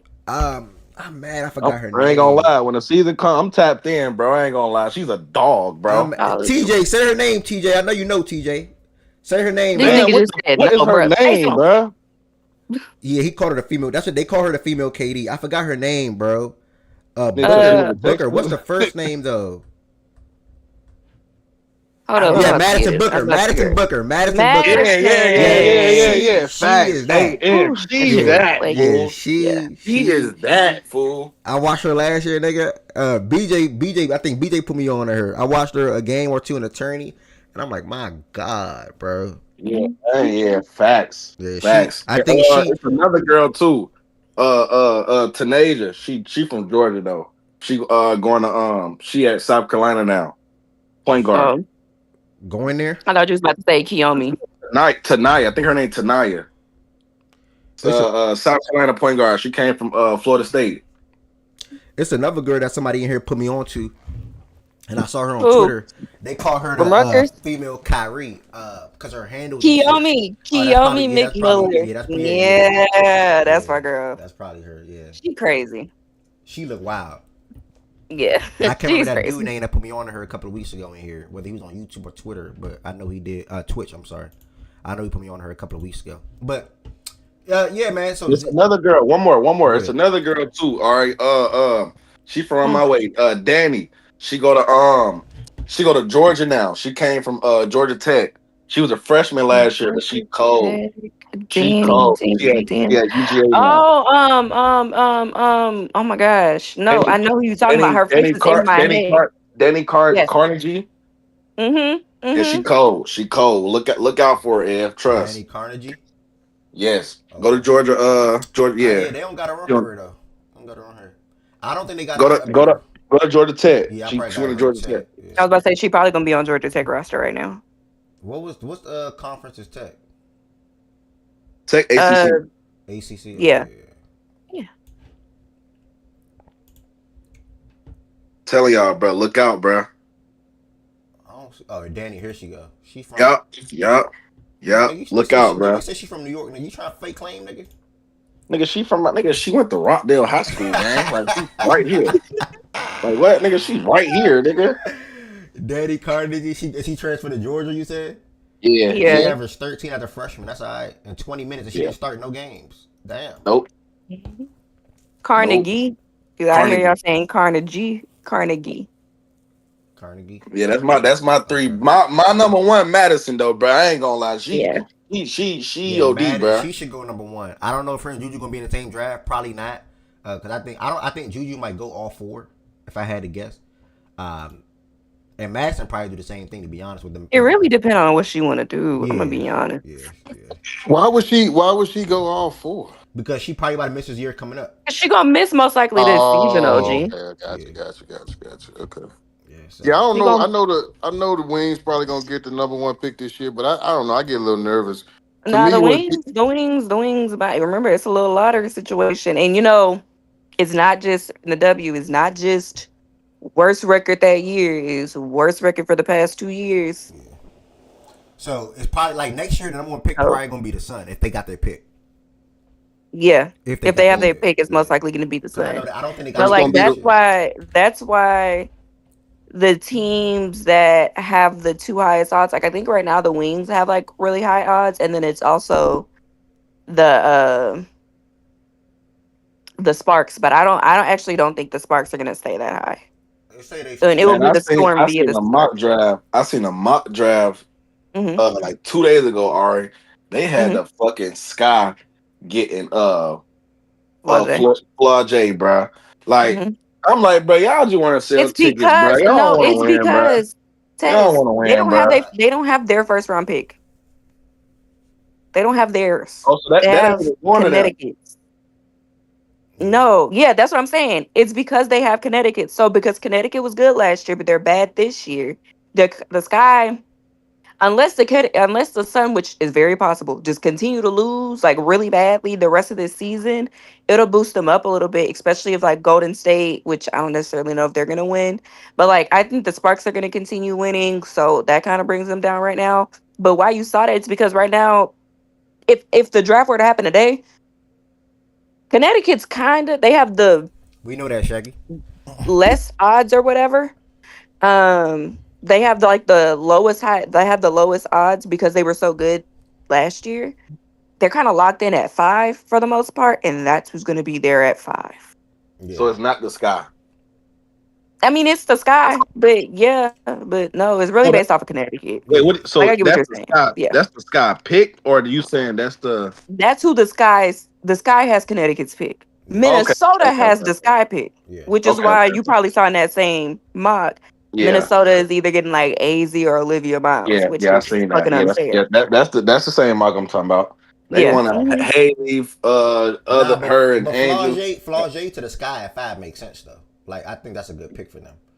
I Um, mean, they need a shoot. They need a Man, guard, but like they want to sell tickets, they bro. need That's that's a a cool. good. But guard. Flage she's a good basketball player though. Game. It's not no just I'm ticket just, thing. She could hoop, that's what nigga. I was just trying to figure out. Where was you going with that, Ted? Yeah, Like she she could can't hoop, hoop? nigga. They Like want what to you sell mean, tickets, gang? bro. You play They with want And Flage, they But do need y'all and they think? But need like to hoopers be over honest, there. do I y'all don't know think what that's the what fuck you like? talking about. they want the LSU media back, bro. They don't want to win no games, bro. They want to look good Flage for ain't the I'm not media, with. they, bro. they not She even can cool hoop though. though, Flage Cool, nigga. ain't What is bro. not you cool. talking about? It's cool, But like, bro. I okay, see what's okay, going okay. on. Let's be real. Let's think If about y'all what don't the see it, Sky cool. I need, see what's right? going on though. This nigga act like everybody else got sleep in their eyes, like we blind, nigga. We see If she y'all can think hoop, about what the nigga. Sky need in addition to scoring, y'all think Flage bring that? They got Atkins, bro. They don't need her. What was the question, Ari?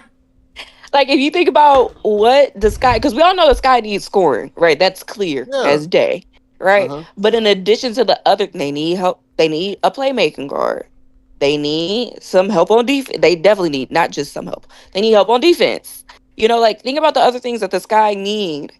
Yeah, but you just Do said you that think they need. Flage like? Yeah, but we just said they need scoring, and Yeah, she feels that she feels that. that the first aspect is supposed to be Haley. To be fair, like that's what she's Well, that supposed to was a do. badass pick. That's why you should have picked Pow Pow. But I'm not gonna go back there. That's long and gone.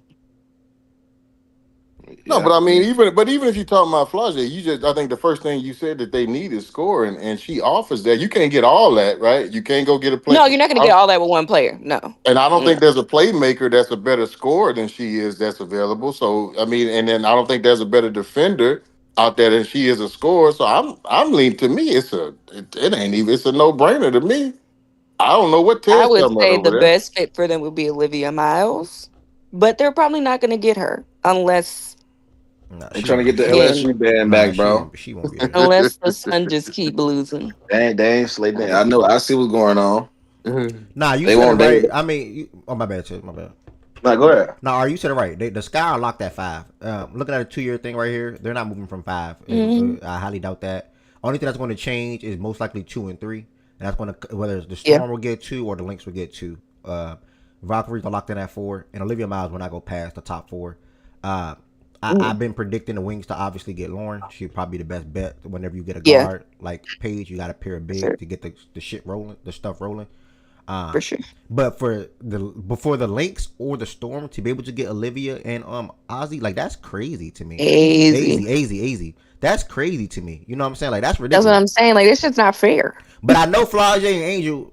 They not cool no more. So I don't know how that. I They don't know. don't have beef. They're just not cool. Yeah, Like I don't know, dog. Oh, okay. I thought I heard something it's about that. Well, they Yeah, they whatever. speak not on cool that. I no don't more. Yeah, know. they don't talk no Yeah, more. OG. You based on that, I feel don't me? know. Bro. Angel They don't fell like off, that girl gang. mama, and I don't blame her. Bruh. She team CC, bruh. Stay woke. That's not even it. Tess, don't even do that. Stay woke, bruh.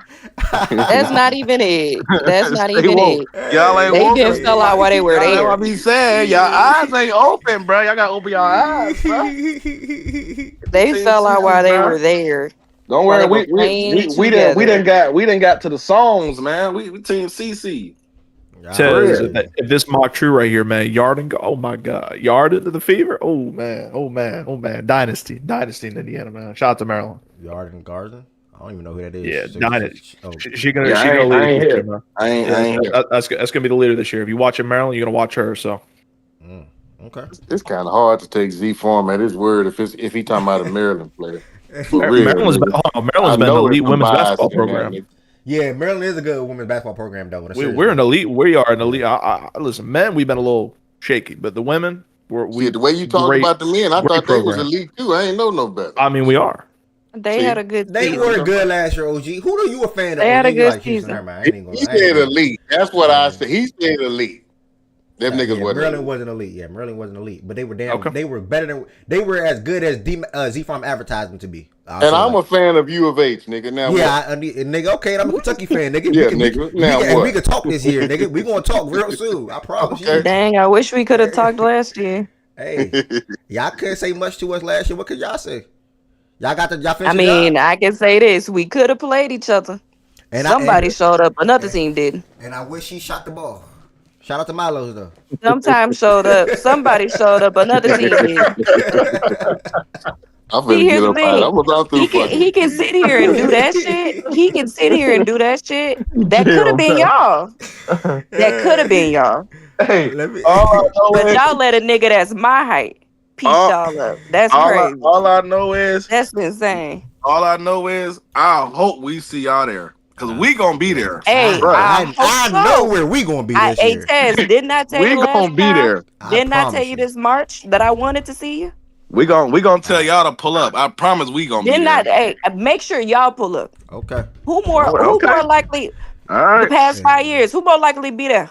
All right. This is probably gonna be one of the best I'm just Kentucky saying, I hope y'all teams show in up. recent memory. All right. Trust me. That's cool. What is it? Trust July? me. What is it? July 29th? Everything funny in July.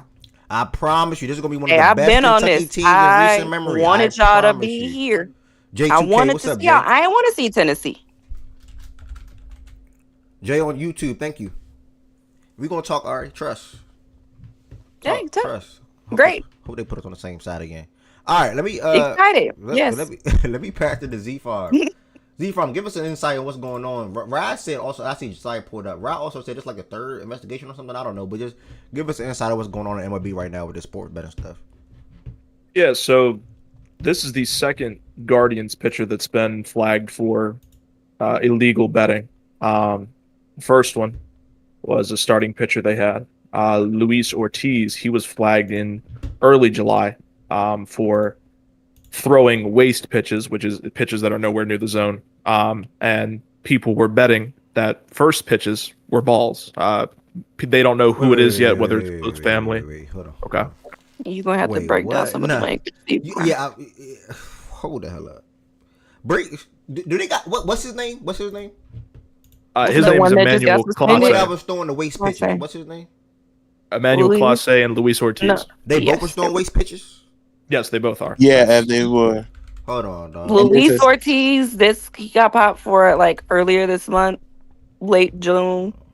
Emmanuel Clase just got suspended for it or put on probation for it yesterday. Oh, I could send you Yeah, some please. I need to see a video of the waste pitch. examples here. Yeah, but continue though. Oh, you don't need to see a video of it if he just throwing it away from the plate. It's like an intentional ball. But that's so hard to gauge intent, though. That's hard Can to you send it gauge to the intent. fact and stats page, D-Farm? Oh yeah, I got you. Please. Began like I'm this. I got an 0-2 count. I'm finna waste a pitch. I'm finna waste two. Yeah, as a but matter of fact. it wasn't. Remember, what Z-Farm was getting new to was the real crazy part. People were Okay, go betting ahead. that first pitches were balls. Yeah, and that's the part where the MLB Wait, that's what flagged. he bet? People were. I don't know if it was him specifically. It might have been people outside that Oh, was okay, close okay. to him, or it might have been himself. They don't know yet. So these are his first pitch thrown. If you want to just get it Yeah. down Yes. to the slowest Yes. common denominator. Guardians go to He's So- throwing that motherfucker to the ground. You see, it's the same shit every time. Yeah. I don't know. I think it's 17.4% Two of his outings first ago. pitches Hitter were Kirsten. waste pitches Damn. compared to 4 last year. That's why the That's MLB. That's the big. started I was about to looking say into it. that's really the big. That's the big alarm is when you have to review them because like some pitchers just suck.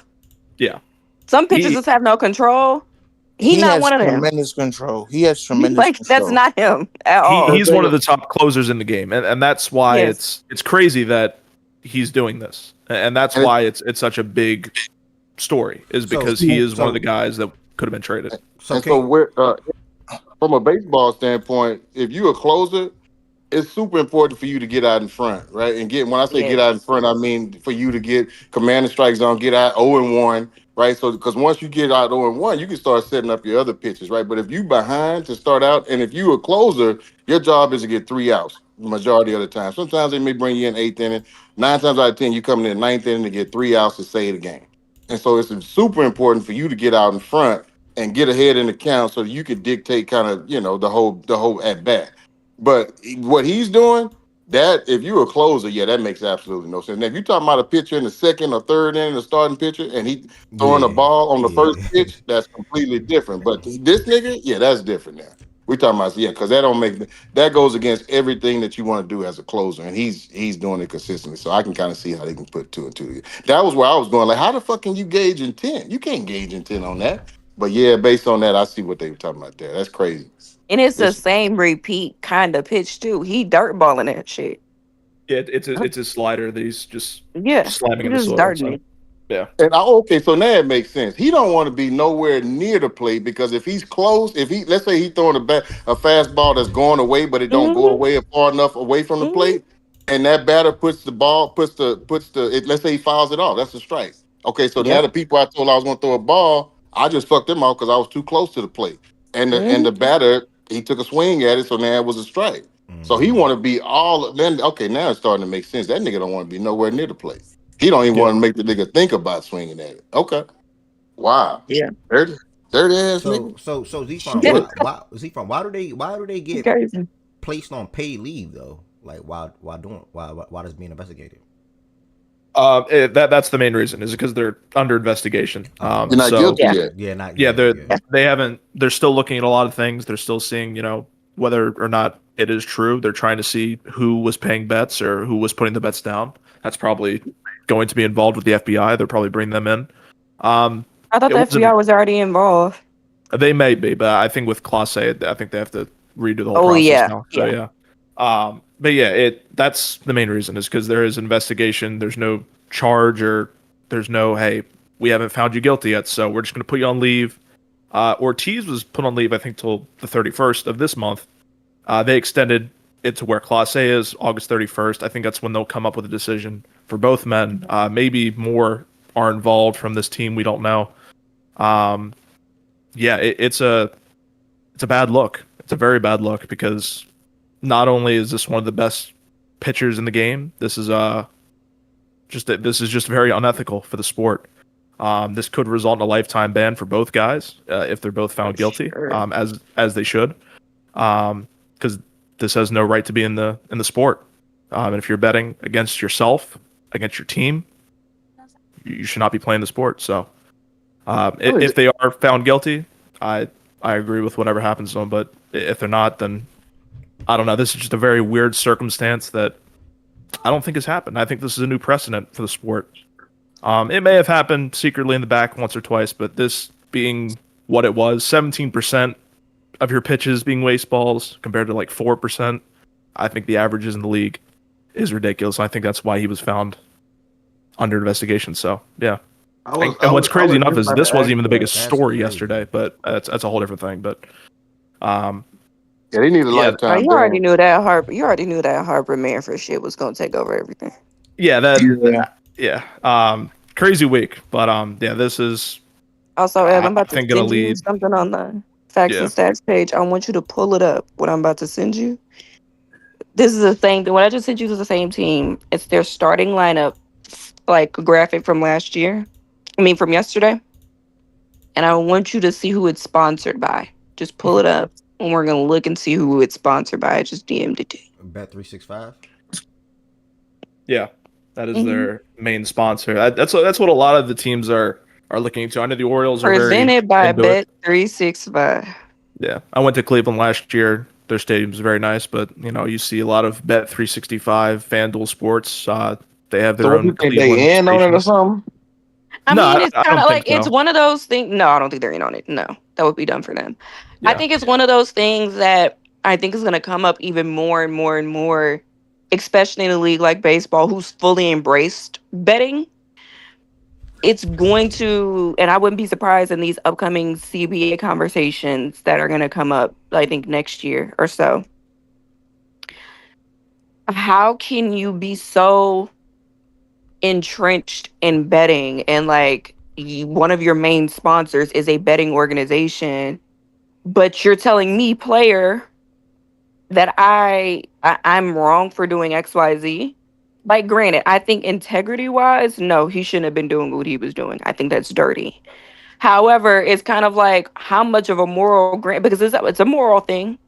How much of a moral grandstand can you take if like in one aspect I'm in Cleveland and I'm seeing, okay, Emmanuel Clase placed on leave because of sports betting, and then I walk into the stadium yesterday and I see, okay, XYZ bet sponsored by Bet365, and they're Yeah, but encouraging you to bet.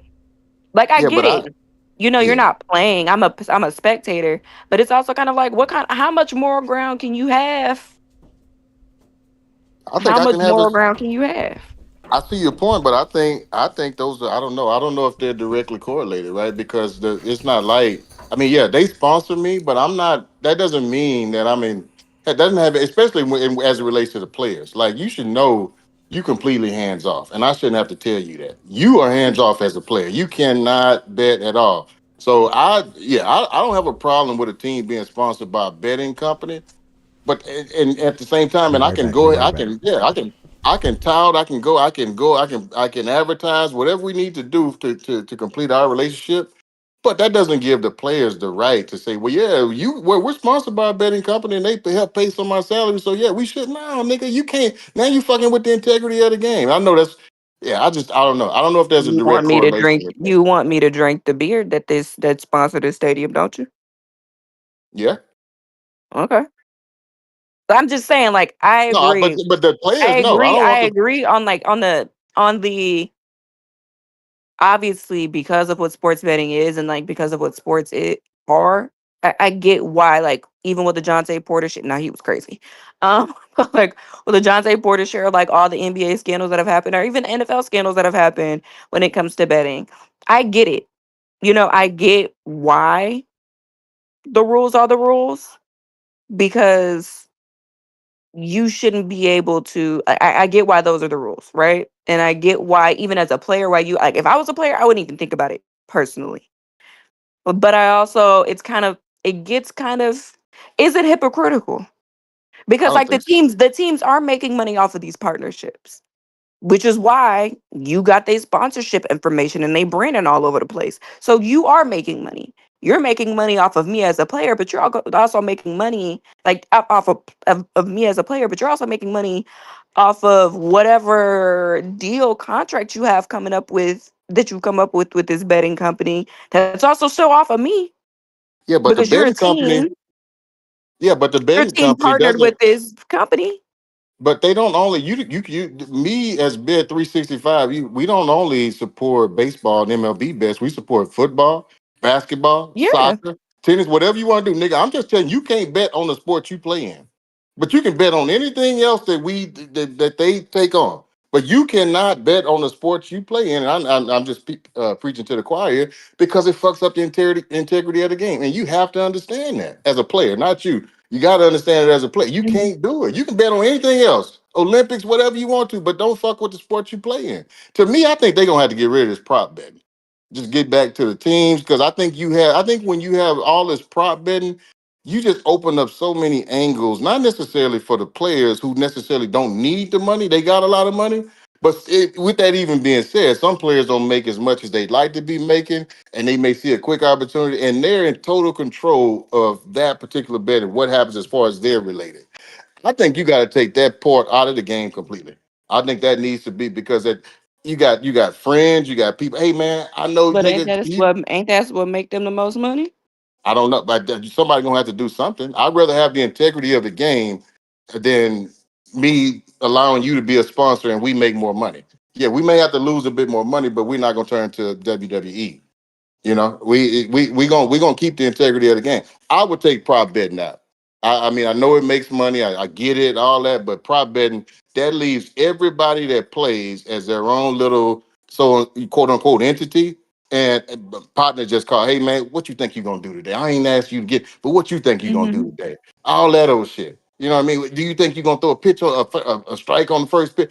All that old nigga wasn't even thinking about it. So as long as that's there, you're gonna always have, and you got so many people betting, and now we're breaking it down from a player perspective. Now you just reach out to okay, so instead of just 32 teams in a league and one person on the team trying to influence something, now you got 32 teams times however many players are on the team times all. Now it's a bigger thing to try to get your hands around. I would get from under that shit as quickly as possible. I don't know how hard that is, but I think that's going to be a problem. It's going to continue to be a problem and a bigger problem the longer prop betting is around. I love prop betting, but for the integrity of the game, for me as a bettor, get rid of this shit, man. I don't care because I want to know niggas ain't influencing the game based on what type of money they gonna make on the bet they put in early, or their friend put in, or their cousin put in, or some shit like that. So I don't know. I just yeah. To be fair, the Class A one is particularly unique though because like there are aspects of a game that does ride on a closer shoulders differently than I guess you would suppose Yeah, any everybody else. other baseball player really. Yeah, so I guess even then you could still open yourself up to it. But I mean, it's difficult because you have to have an extreme level of tracking to be able to pick up on these things, and obviously they've been able to catch some of the guys that they feel like trying to game the system or whatever. So it's the world that they live in. And it was inevitable when they got in bed with these gambling sites that some of the players were going to try and game the system. And so they got to try their best to stay out ahead of it. And, the thing I've always talked about, and obviously the unserious conversation about rig, being a thing in sports, but these are all antitrust major corporations when we're talking about at least the three major sports specifically. But they cannot afford to have anything, be cheated or messed with as far as the integrity of these games because Mm-hmm. the gambling money is now involved to the level that it is. So, yeah, I mean, it's a brave new world as far as that's concerned. It's a major piece of these sports leagues that they need to regulate it strictly, and enforce those regulations. Yep. Yep.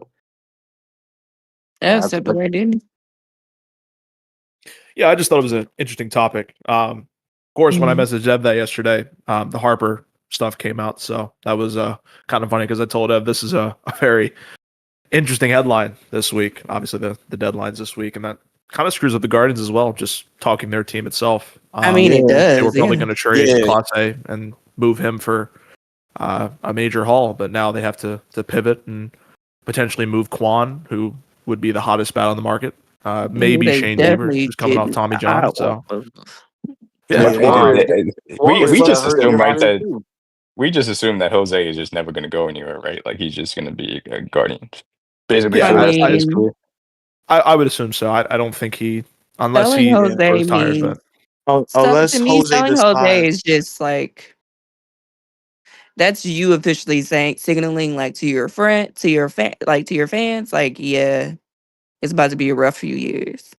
Yeah. yeah, And I don't think they want to do that yet, even though this Like is kind of J-Man's forcing not them to getting make no some of those older. moves. Mhm. He's not like how old is Jose Ramirez? He's Uh, 30, I'm not sure. right? I think 31, maybe? Oh, so okay, so I'm he correct. He's 32. 32. Okay, 32. so he Okay. just hit into his 30s and he's playing good. So probably at the third base too. So I think he's gonna end up being a Guardian for life. And once he retires, I think he's a shoe in first ballot Hall of Famer. Yeah. I'm very excited for this trade deadline. Very excited. I'm excited to see if my team actually try and do some shit. They get on my fucking nerves. He may have a little bit of a fight to get in the Hall of Fame. You think? Yeah, yeah, I can see that. Yeah. yeah. That's what I Yeah, was kind because of we know how the How they are. Hall of Fame is also how it is, but he's got shot though. Mhm. They just are weird. But I wouldn't even say weird. They're just extremely selective. Yeah, like He's not gonna make first ballot unless he's not gonna make first ballot. I'm not gonna say unless He's great, but he's I don't even know if he's worthy of being, all time. I in mean, it. a career Indian. Like I don't know if the nigga built like that. For me, But I don't know. Guardian. it does Guardian. seem like they My it does bad. My seem like bad. My they bad. want no, you good. It does seem like they are committed to having him be that though. Which I mean Really? he's a great player. Yeah. It seems like they want him to be a I guy mean, that's just there forever. it seems like he wants to be one too. Like, that's also Yeah, for another sure. thing. Like, he For might sure. Yeah. just not want to leave. Which, you have some players that are like that. That just, I'm cool. I'm cool where I'm at. Even if we I, ask, I'm cool. I ain't forgave a nigga for what he did to my boy Tim Anderson yet. I still ain't forgave a nigga for that. No, That you need to figure out a way for Tim Anderson to forgive himself. Tim got knocked. 'Cause Tim got why you knocked down why you put your arms down? for TV. Yeah, I said, boy, okay, Tim, you let me down. Okay. Ain't been the same since. But yeah, baseball heating up, man. Baseball is definitely heating up. And Ari, ever he's since I said some shit about the team being in first place, we Yeah, ain't I won a thought the game same since. thing. You know what? I'm not saying shit else. We ain't won a game since to some I sorry am ass not team. saying shit. I'm not saying a damn thing else for the rest Yeah, of the fucking season. got yeah. swept by the Athletics and then get lost to the side. Come on, man. We To be The- fair, the 2 years that we won a World Series, we also got swept by the Athletics. But So I don't know if you heard, but Frombo was pissed off after that loss last night because the way we positioned outfielders when he gave up that second yeah, run. it was fucking dumb. Yeah, that's the spot of It was dumb, trying. and Yeah, Yainier doing too sucks. much. But Yeah, yeah, First and it's first, okay. I'm waiting for people to get back healthy. Get back healthy, yeah, please. and the Toronto Blue Jays is finally figuring this shit out with this core.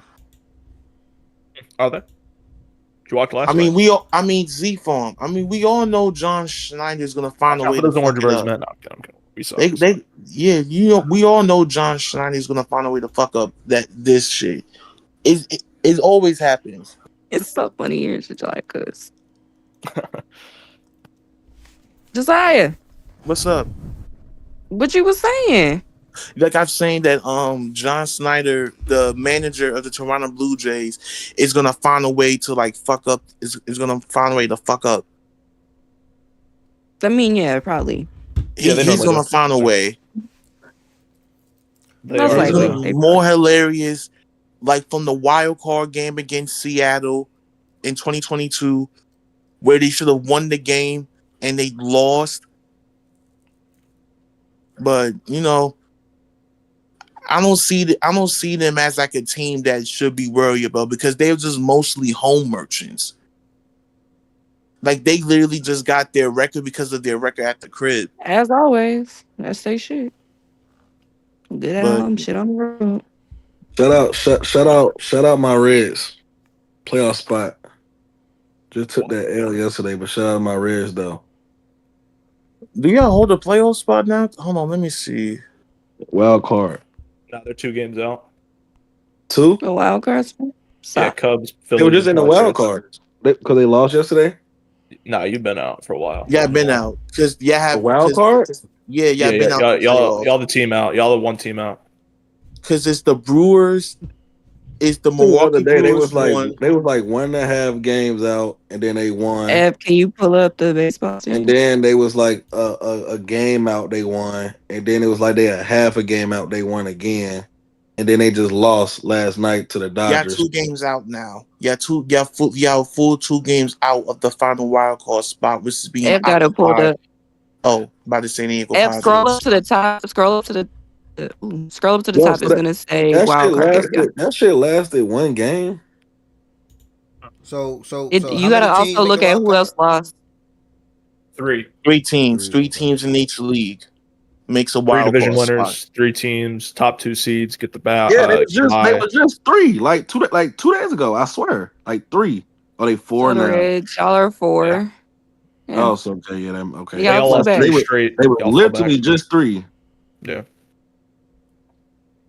So Tez, this is why I say everything matters in the second half because you can't go on a losing streak when you right in the mix of things in the wild And this is card. just the wild card. If this isn't the playoffs, so if you're like, Yeah. where are certain teams at, it's because you won't be in the wild card.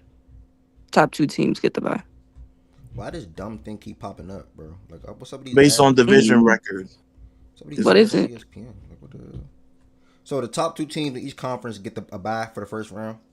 Based off of Yeah. division record. Yeah. Yes. And that will mean So that the teams that you just saw were teams that are in The wild card aren't the consideration. top 2 teams. Yeah. Mhm. so the So the top Brewers, 2, so the Brewers and the the who Dodgers, would get it? Why would the Dodgers get over the Mets? Because of because they have the division? tiebreaker over the Mets in the regular season. They have the tiebreaker over the Mets. Yeah, Is they, that they have because the, they beat the them? They season head to head. They series. won the series. Yeah, Yes. Yeah, they that's why won they the got the season tiebreaker. series. They got the tiebreaker. In the AL, it's the Toronto Blue Jays and Detroit Tigers. So in baseball, the tiebreakers, you gotta win the whole series. Yeah, You the have to season, the season to get series. to get series. ahead. Yeah. Mhm. Yeah, season Okay. series. Yeah.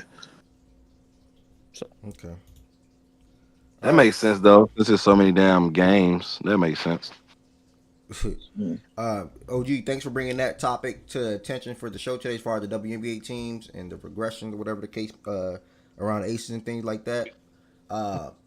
Z-Farm, thank you for DMing me the baseball betting thing yesterday. That now got us to an hour and 48 minutes into the show today. And then that takes us to the last part of the show today, which is the AFC West. I have been in communication with former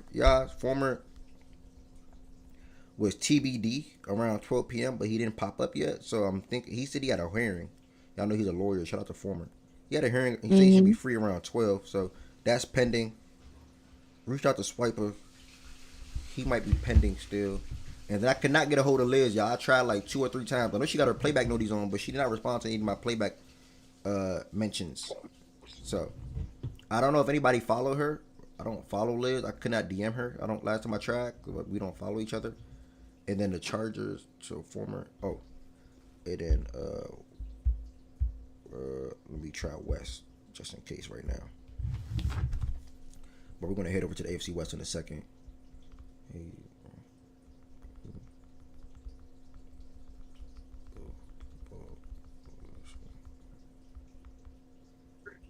So yeah. Either way, like where I was going with everything. Thank you to everybody that's in here so far for making it an hour and 50 minutes into the show today. Appreciate all the support in all aspects. If you want the YouTube side of things, still do not forget to hit the thumbs up button on this video. That helps the algorithm out. And while you're watching, no matter what platform you're on, if you want to extend your support for the platform, feel free to become a member on YouTube. On the YouTube side of things, the link in the description on this video. And if you're watching on Twitch, feel free to subscribe. That's pretty much just extending your support for the platform. It can probably benefit you when it comes to avoiding ads and things like that. I'm not running too many, but it can still benefit you regardless. Especially if you have Amazon Prime. If you have Amazon Prime, it's best for you all to subscribe to Amazon Prime, as you get one free subscription per month. You can just put exclamation point Prime, and it'll pop up right there. And all you gotta do is connect the Twitch account to your Prime account, and you get one free subscription per month. And what you about to say, D-Mac? Do you want me to start it off? I'm just asking. Sorry. Yeah, but this look. I was trying to. Looks like it. Looking like it. I'm sorry. I'm gonna try to stall it out for like 2 minutes. See if I get a response, and then if not, I'm gonna go ahead and proceed with the Chiefs. Unfortunately, starting it off. I like to go best for last, but by the looks of it. Hey, I ain't gonna lie. I don't know if you saw this graphic, Ev, but there was a graphic that I think NFL Network put out last night. There was a top 5. I guess they have their top 5 quarterbacks. It was Herbert, it was Lamar, it was Allen, Mahomes, and I think it was Hurts in there as well. Or no, it was Burrow, not Hurts. They had their records versus playoff teams in the last 3 years. Yeah. Herbert is 3-18 Yeah. versus playoff teams in the last. That's crazy. Yeah. Like, Yeah, we was talking about that yesterday. Well, we weren't talking about that in particular, but someone sent that graphic yesterday, and I saw it. It's disgusting. You know what I'm saying? Like I get the situation has been great in LA. It hasn't been a good team. It's been a mid team, but I mean, shit. If you want to be a top 5 guy, you want to be at least a top 7 guy. You got to win some playoff teams, man. You got to be some of these guys. Like Denver, Yep. you couldn't even come on, man. Oh, y'all talking about the Herbert, The Herbert, Burrow, yeah. Allen, and everybody else graphic for his playoff teams? And notice how they didn't do the last 2 years, Ev, because Lamar be number 1. See what I'm saying? See what they trying to do, man. See what they trying to do to our guy, Would man. he be number 1? I legitimately asking. I think he would because I think we only have 3 losses versus playoff teams the last 2 years. So unless Mahomes is Wait, the last 2 years wasn't included in that graphic? it was 3 years. They went back to when we lost the Giants, the Dolphins, those teams. Yeah, they went to that year. So okay. Was it just regular season? Yes. Okay. All right, so we got Former to make it to the show. I tried with Liz, y'all, so I'm gonna have to circle on Liz another day. If anybody in here follows Liz, Yo, did I miss it? Nah, you didn't miss it, bro. Welcome. Nice. Yo, what up, Ev? Welcome. What's going on with you, brother? How you feeling? Good. Sorry, people talk a lot. That's That's good, annoying. man. But yeah, I'm here. I didn't miss D-Max bullshit, right? All right, good. If anybody follow Liz or anything, please tell Liz to DM Fact and Stats on Twitter, and I can try to get her in here whenever she can. Please tell Liz to DM Fact and Stats on Twitter, and I'll try to get her in here whenever she can. With that being said, we might also get Jaja coming up in about 10 to 15 minutes as well to circle back to the Texans from the AFC South. All right, so we're going to go ahead and dive into the AFC West. This is a division that a couple of people in here are actually predicted to be the best division in football this year. Actually, I know Shaggy spoke to that. I think West said them and NFC North. A couple other people picked AFC West. A couple people picked NFC North. So we'll see. But AFC West last year, I can see why they said that. They had the Chiefs at 15-2, the Chargers at 11-6, the Broncos at 10-7, and then the Raiders at 4-13. We're gonna start this off with Former. Former is a day one. He is a Chargers fan. Last year, Former, your team went 11-6, made the playoffs. I want you to talk about you guys draft if you're familiar with all your players, and then also talk about some of the players you think that you guys drafted that will have an impact for your team this year coming up. Yeah, 1 second. I'm just charging up my car. 1 second. Let's see. No problem, brother. Oh yeah. Well, sorry. All right. Yeah. No. I don't know. I'm excited about this year, but you never know with the Chargers, man. Every year I'm excited for them, and then some shit happens. Mike Williams already out. He retired. I mean, that was supposed to be a veteran out there, so now we just have Ladd. What else? We have our running back still. Fuck. I really don't even know, man. I'm kind of depressed with the whole sports arena right now. Outside of the Rockets. Shout out Kevin Durant. I don't know. I'm hopeful, though. Justin Herbert has to show me something. Last year was very disappointing. I was hoping for the Texans and then put up a shitty-ass performance. He looked like Mahomes in the Super Bowl last year. It was just very bad overall, but I'm just hoping the wide receivers step up this year. I think, what's his name? Jim Harbaugh said that, the Justin Herbert's biggest weakness is the players around him. And, it's a little much, but given the fact that his only receiver last year was Loud McConkey, Quentin Johnson can't fucking catch still. I'm still seeing highlights of him dropping passes in training camp. So I'm just hoping that the skilled players around him step up. I don't know what to expect from this year, though. We'll see. Reminder, by the way, because I'm trying to see how I can ask you questions by what you just said. It's a little tough, but if anybody in the No, chat I'm got sorry. any questions, I'm all over the place.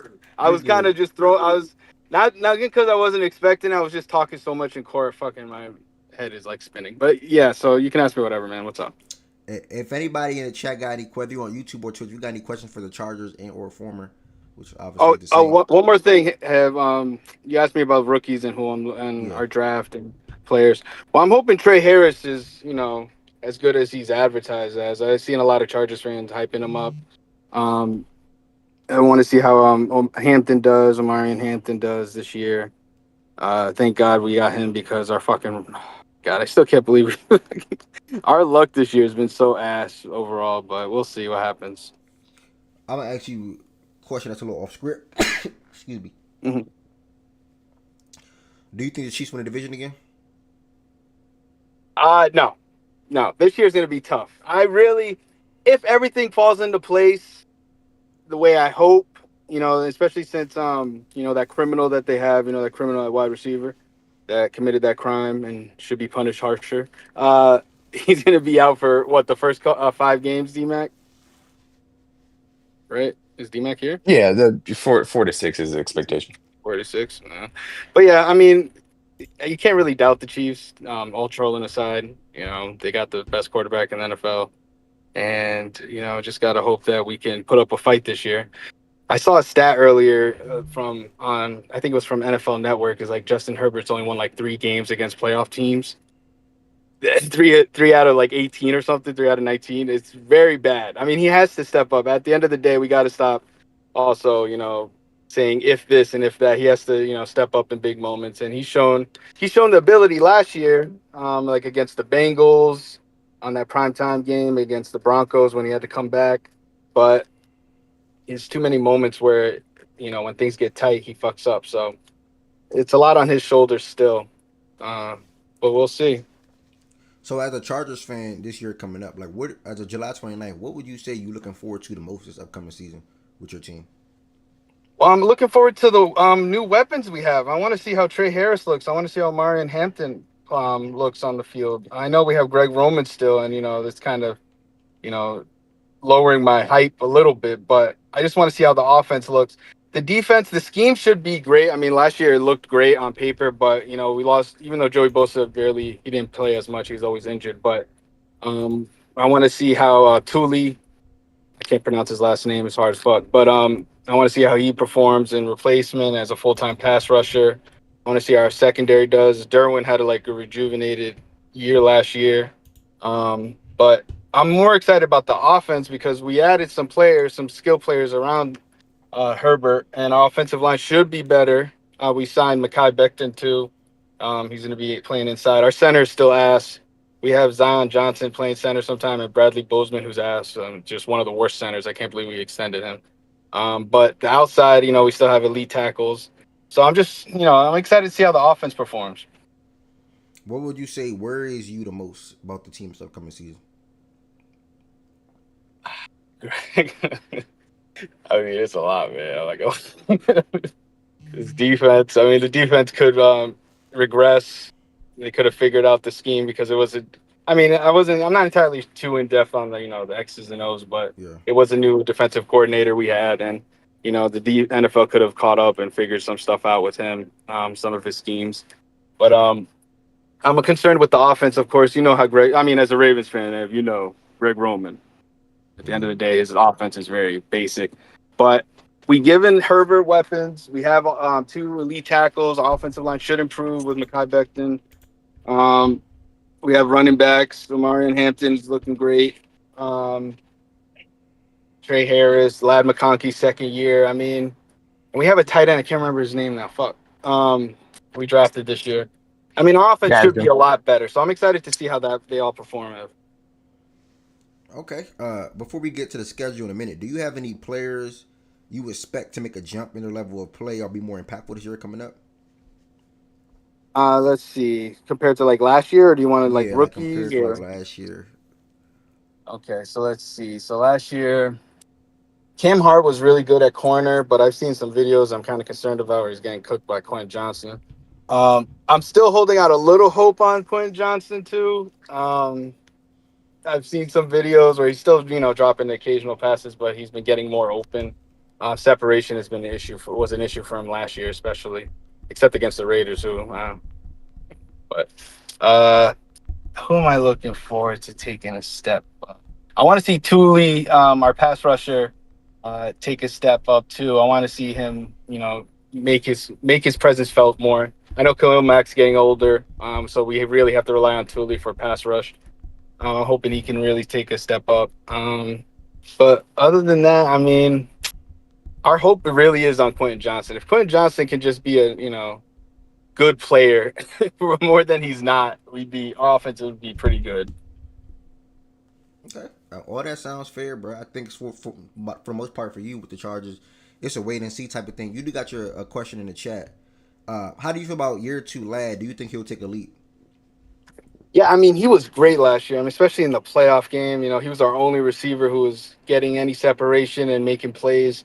I'm hoping that Trey Harris can open up some things and our running game can be better than last year. I know we lost J.K. Dobbins. That's something too. I mean, our run game last year was way better than it was years prior, but I'm hoping that the upgrade with Omarion Hampton is will help open up things for him as well. So, but Lad for sure. I'm expecting a lot from Lad. I mean, he was just so amazing last year. So anything above what he did last year will be an improvement for us. 1000%. All right, brother. We're gonna go ahead and take it to the schedule again. Thank you so much for coming in here, real quick. No problem, man. I Throughout your missed day, you, man. man. Nah, I I miss you hope too, everything's brother. going well. I definitely appreciate that, bro. Miss you too, and hope you just keep your head high, keep grinding, and keep doing your thing. And hopefully the Chargers make you happy this year. Same way I I hope. hope Same way I'm so, hoping man. for the I've been Ravens, waiting. bro. So We got to do us too much, yeah, man. But we'll see. this Friday. I mean, not this Friday. The first game of the season. Is this Yeah, Brazil or London or something? Where's this game, y'all? I think it's Brazil. Brazil, Sao Brazil. Paulo. Okay, I said this Friday. Friday, you all are starting your season off against the Chiefs in Brazil on YouTube TV, 8 p.m. Eastern Time. You got you guys winning that game or what? First game of the season, I could see us winning that game. I'd have us winning that game. Depending on the health, especially. Um, I don't know. The Chiefs typically they don't start out the season too hot. D Mac, am I right? You talking about us or you guys? We we started out last year pretty hot, so I mean, I'd have us winning this game for sure. All right, and for these games, just let me know wins or losses. I mean, for sure. I wouldn't say for sure. Sorry. I mean, best case scenario for me, I'd feel good about. Week 2, you travel to Las Vegas to play the Raiders on Monday Night Football. Yeah, the Raiders are gonna be tough this year too. But I have us winning that one. Week 3, you come back and play your first home game of the year against the Broncos. Broncos, we swept them last year. Do teams I typically start say, the season off with 3 straight divisional opponents? hmm, I don't recall. I would say that that's pretty unique. Yeah, I don't recall ever seeing pretty that, bro. tough. I don't. But And okay. this division is gonna be tough as hell. I don't know, man. I mean, these games again. I mean, especially the week one. I don't know how the Raiders are gonna look. I heard Geno's been looking good. I mean, they're a talented team and Pete Carroll. So I don't know. We'll see. But yeah. So I think we could. I mean, winning 3 straight division games. One of these games will be a loss, but so I'll say versus. Well, that's at home against. Well, our home field advantage is shitty. I don't know, man. Let's give that one a loss. Let's be fair. All Give right, that one. week 4, you travel to New York to play the Giants. That's a win. Week 5, you come back home. You got the Commanders. Well, that's Commanders are trying. Uh, What's to good, be John fair, Bell? I'll give that one a loss for now. Week 6, you travel to Miami to play the Dolphins. Oh, we got to beat Tua's ass. Yeah, we got that W. That's for sure. Week 7, you come back home. You got Anthony Richardson probably in the Colts. I'd say that's a win. A Okay, tough win though. short week. You go from Sunday to Thursday night football. 4-day rest. You got the Vikings week 8 in your crib. Is JJ McCarthy starting for him? Yeah. So I'd say yeah, that's a win for us. Week 9, you travel to Tennessee to play Cam Ward and the Titans. Tennessee, that's an early game too. I'd say that's a win. Week 10, you I feel come. like I'm doing too much. Huh? Bro, you speaking your mind. Week 10, you come back home. You got the Pittsburgh Steelers on Sunday Night Football. That's going to be at home. Aaron Rodgers. I say that's a win. Week No 11, you Jets. travel to Jacksonville to play the Jaguars. Loss. And then you got a bye week, week 12. You come out of your bye week, you see the Raiders again at your crib. Oh, bye week. We got a W there. Okay. After the Raiders game, you then come back and stay home. So you don't go nowhere. You stay home, I'm sorry. And you got this time Mhm. the Eagles on Monday Night Football. That's well, that's gonna be a good game if my team is as good as I think they are. But I hate to give process a win here, but I'll give them a win. Yeah, I'm sure. It's an L for us. Okay. And then week 15, you travel to Kansas City to play the Chiefs. That's an L. We won't sweep the Chiefs. Okay. Week 16, you travel to Dallas to play the Cowboys. That's a win. In week 17, you then come back home now to play the Texans. Oh, revenge season. We need this W. And then you close the year out against the Broncos in Denver. Ooh, going into the playoffs hot. W right there. Yeah, we got this. So your losses to the Chiefs, the Eagles, the Jaguars, the Broncos. We got bad memory in Jacksonville. That's why. Is that it? Oh, and Wait. the Broncos week 3, the Jaguars week 11, the Chiefs week 15, the Eagles week 14. Did I miss a game in between that? Did I miss? There's no way I said that we're gonna only lose 3 Yeah, I don't games. think Oh, did so. I say Washington? I said Washington too. I think we lose. Did I say lose or win? Oh, we might lose that one too. Okay, give that one. I had 5. I think it was split with the Chiefs and Broncos, Eagles, Commanders. Oh, Commanders. Um, Okay. and there's one more that he said. Jaguars. Yeah. Yeah. So I had 5 losses Okay. for. Sorry. So 12-5. That's a little up from what you were last year. What was that? 10-7 last year, I think, or 11-6 actually. I'm sorry. I believe so. 11-6. Yeah, 11-6 last 11-6. Oh, 6. year. So, Yeah. all right. Yeah, former man. I hope listen. that's me being hopeful, Ev. I really don't know. I really don't know. No, I definitely understand. I feel like you're being honest and your feelings are honest, and it seems like it's a wait and see type of thing with you. But I definitely appreciate you coming in. Now you good. Definitely do appreciate you coming in, bro, and sharing the Chargers spiel with us, man. For real.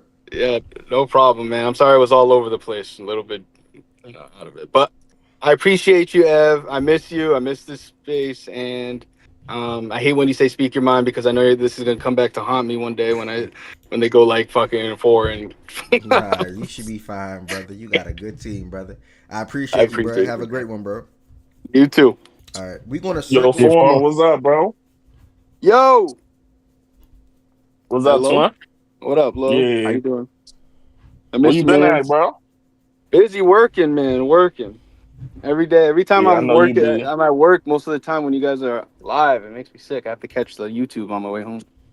Nah, I'm already, bro. I'm already. I know you feel me. You're a busy man at your place of work, man.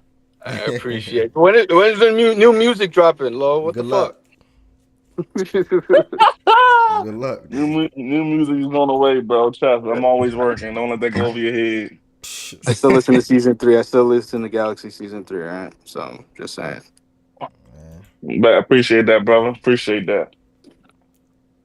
Later, guys. All right, bro. Later, All right, brother. man. You said Take care. former.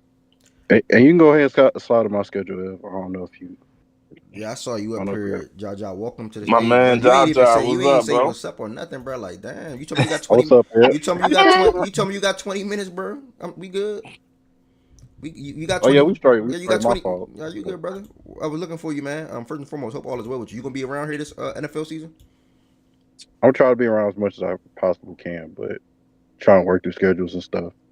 You got a different job or something now? Like, what? Yeah. Okay. Ain't nothing wrong with leveling up, bro. Do you think this job is better than what you had before, or like what's going on with that? Just a little bit. I'm always looking though.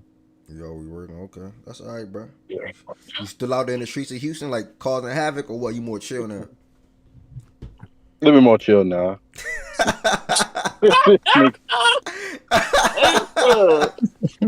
Nah, it really a troll, man. Dog, man. Good to see you in here, dog, man. I I was just in Houston last month, bro. I ain't even see you outside, bro. What happened? Houston for what though? Like I was out. What you mean? What I had to check in or something? No, I was just saying like, yeah. So what you was down here in Houston for? Like, I went for Memorial appreciate Day that weekend, follow, bro, and I man. stayed for DreamCon. oh, okay. Let's You said in Houston for what though? He was trying to Yeah, Nah, press cause like me. I didn't know you was down. Nah, cause there be a My lot going bad, big on, so I don't know dog. you down here for. All right, we Now gonna I was go. right by the Texan Stadium, bro. Okay. We gonna go ahead and take it to the Houston Texans. Appreciate you coming in here, bro. Hopefully on the back end we probably hear Swiper, and like I said, I think Nana's in here, but I don't know if she's busy or what. She didn't really say anything in regards to her potentially coming up, and I know West can't make it. But Jaja, man, how are you feeling, man? 10-7 last year. This year coming up, man. What's your expectations for this team? You feel like I got better this offseason?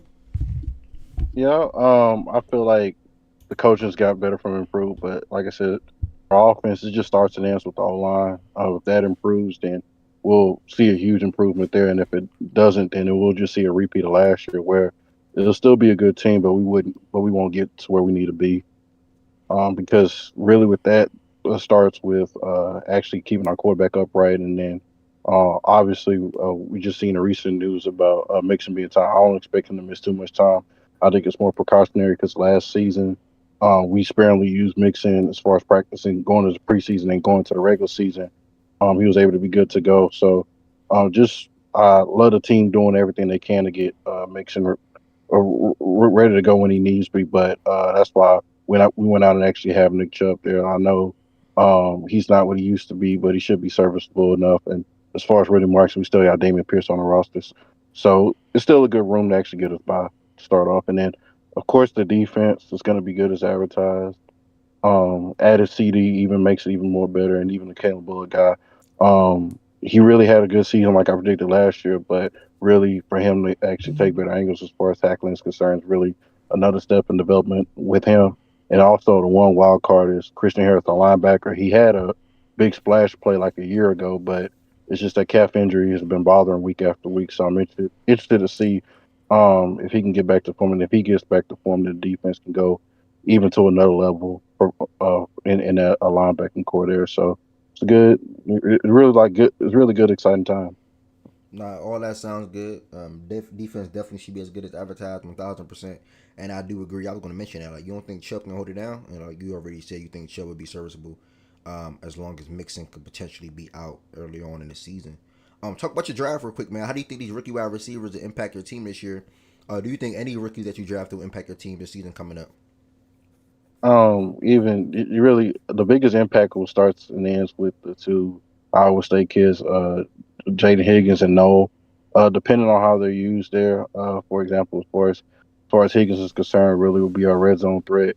And if Nico misses time, hopefully he doesn't, then Higgins will probably step into that role. And then really with Jalen Noel being that speed guy, along with dudes unfortunately with Tank Dell being out, paid should pay dividends there as far as taking the defense vertically and winning quickly, as far as winning open quickly there. So when you have those two components, I can see those two making an impact. And then as far as defense, we drafted like James Smith out of USC, that slot corner there. Try to rotate with him and Petrie there because that might be the only one hole we have as far as that slot corner position. So if he shows up that, he can make a big impact there. But I see mostly a bigger impact from the offense as far as the rookies. Mm, well said. Well said. Uh, what's some things that you feel like worry you outside of that slot corner thing right there you just spoke to? What are some other things you feel like worry you about this team Worry about this or team, worries like you? I Yeah. said. Yeah, worry about the team, like I said, it starts with ends with the whole line. Like it could be as that group controls our ceiling. Like if that group is straight, then we'll be able to get to where we need to be. And if it's not, it'll just be a repeat of last year where we'll go to a situation where we'll run the ball and play defense to win games, but we won't take that next step without Mm. it. Who do you feel like challenged you all the most to win the division and why, or to repeat from winning the division and why? Ooh, good Really, the question. Jack. Yeah, really the Jags at this point. With the Colts, AR just depends on him, and then with the Titans, they have a really good quarterback. But the Jags, new coaching staff, new offensive system, and if Trevor Lawrence stays healthy, I think they're I think they're bidding over under win totals almost around like 8 games. And if Travis Hunter, the most talented player in the draft, in my opinion, like if he really has a great rookie year, he can actually take them to another level too. So if that team stay healthy, Travis does what he does, and then BTJ was an absolute animal last year. A lot of people will know his name this year, for sure. But he caught my eye when we played him as a rookie. He's a really good player. So that team stay healthy. Their defense stays healthy as well. They can really challenge us. All that sounds good. I know you got a short time, so I'm gonna get to the schedule. I know you got like 10 minutes left. Um, Yeah, no problem. Shout out some players you think are expecting to take a jump or be more impactful for you all this year coming up. On my team. Yeah. Okay, shoot. Yeah, as far as my team is concerned, the big guys the two guys that have to be impacted. I know it's in sexy names, but either Blank Fisher or one of our tackles in nursery there, camp competition there really need one of those guys to really step up there and really take that role there. And then Lakin Thompson, our guard there. So I name guys to where it's unknown guys, but we actually really need them to actually step up and actually play huge. in their roles as well. And I also expect Henry Toto to emerge as our second linebacker to play alongside Aziz there. So like like if he emerges there, it'll actually improve our room, and then also a Christian Harris being that one wild card. If he's plays, then he's going to be the real standout because he has all the talent in the world, just can't stay healthy. Okay, Christian Harris. Okay. All right, thank you, brother. This question is super duper off script. I'm going to ask you a question I have not asked anybody else yet. When you think about the teams in the AFC, where would you rank the Texans? Oh shoot. Like go one Right through now, go 1 through 5 for me real quick. okay, In cool. order, in order. Chiefs, Bills, Ravens, us. Mm, And okay. 5 would be You goddamn. can stop right there for real, for real. Yeah, you can. Yeah, you can stop right there. Okay. All right. Let's get into the schedule, Jaja. Week 1, y'all start the season off traveling to LA to play the Rams. What you got? Tough road. I'll just say L for that one. Week 2, y'all come back and play your first home game against the Tampa Bay Buccaneers on Monday Night Football. Winning that game. Week 3, y'all travel to Jacksonville. Winning that game. Week 4, y'all travel to Tennessee. Y'all come back home and play the Tennessee Titans. Winning that game.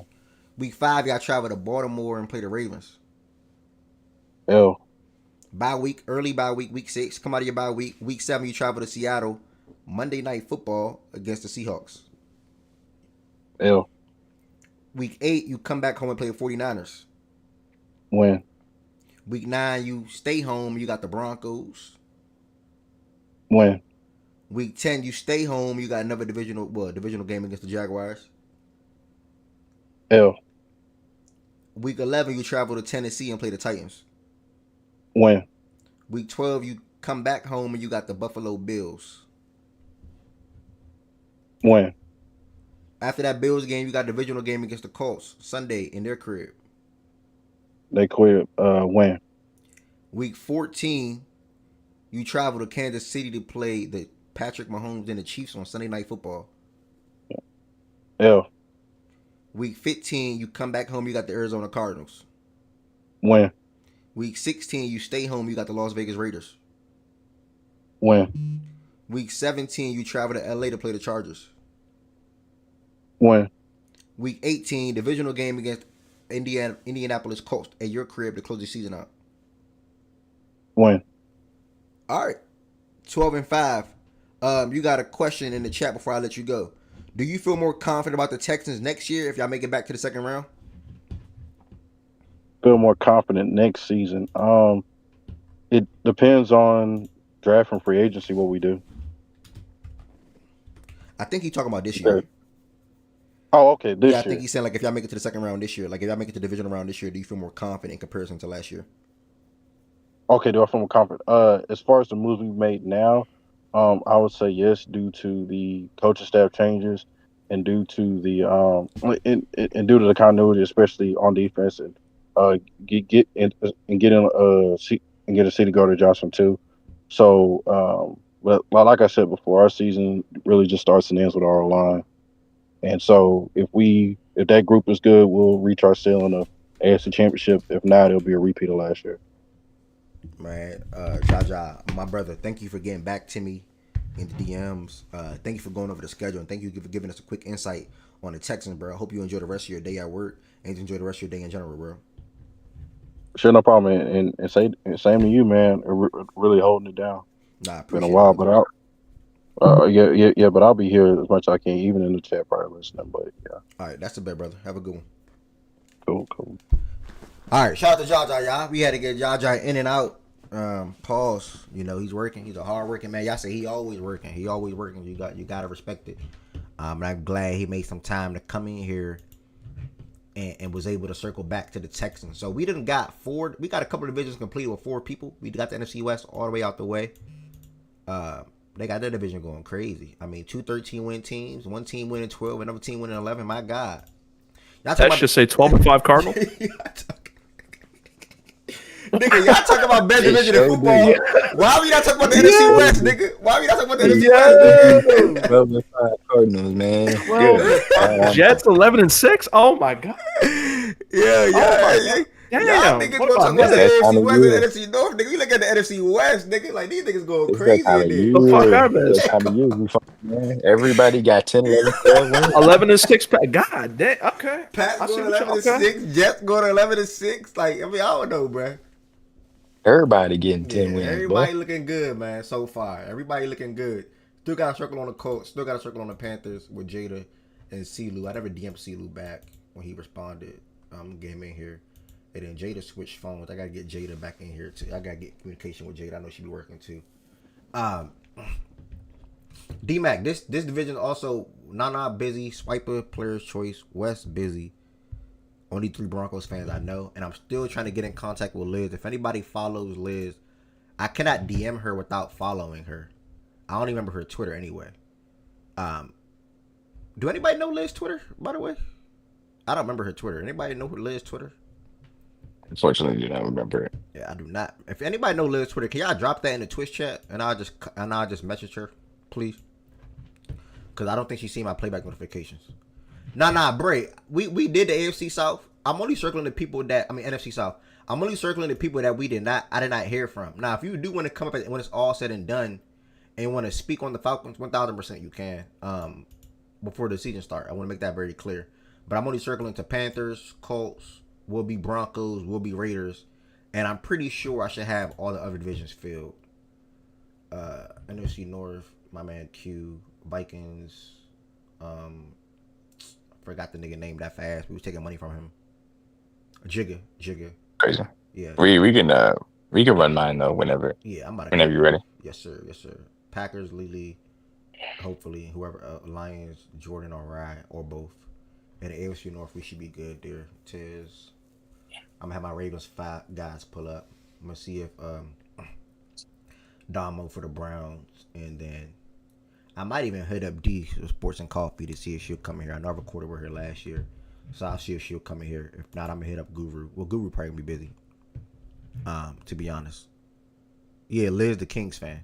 All right, so we're gonna close this out with the AFC West, the champs, the Kansas City Chiefs.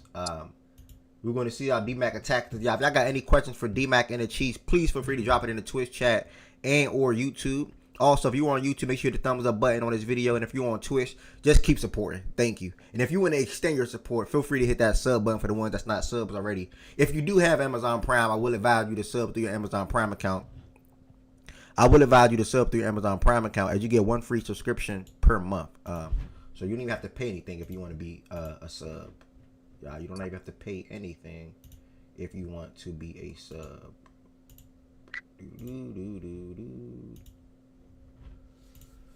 Hold on. Hey, Liz. Hold on, D-Mac. All right.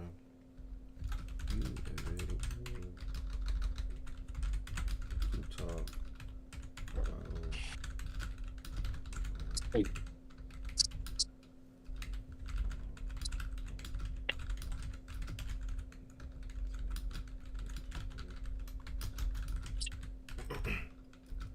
Josh, thank you. By the way. All right, thank you, Josh. All right, cool. All right, you got your first question. This is off the script. Off script. I have been seeing this myself though, but it's off script, no trolls. Shaggy 410 _ ask me about McDuffie getting cooked in camp. Corners get beat on 101 reps in camp. Short, sweet, and simple. Respect it. Talk to us about your draft. Like, which one of these players you think will have an impact for you all this season, if any? Well, I'm sure that people have seen it by now. Obviously, Josh Simmons is pretty penciled in to be our starting tackle. And he was a guy that coming out of the draft I thought was, a top 10 talent, and really the best talent wise, tackle in draft. And he showed it, when he was at Ohio State. Obviously got the injury. And then, the patella thing comes with a level of risk. What it seems like is it was a partial tear, partial tear, not a full tear, which again helps mitigate that risk and then also helps you get back faster. So he has been a full go since all of our off-season programs, hasn't seemed limited in any particular way. And look, these guys are just putting on pads, starting to get to it. So there's a long way to, feeling great about what he can be.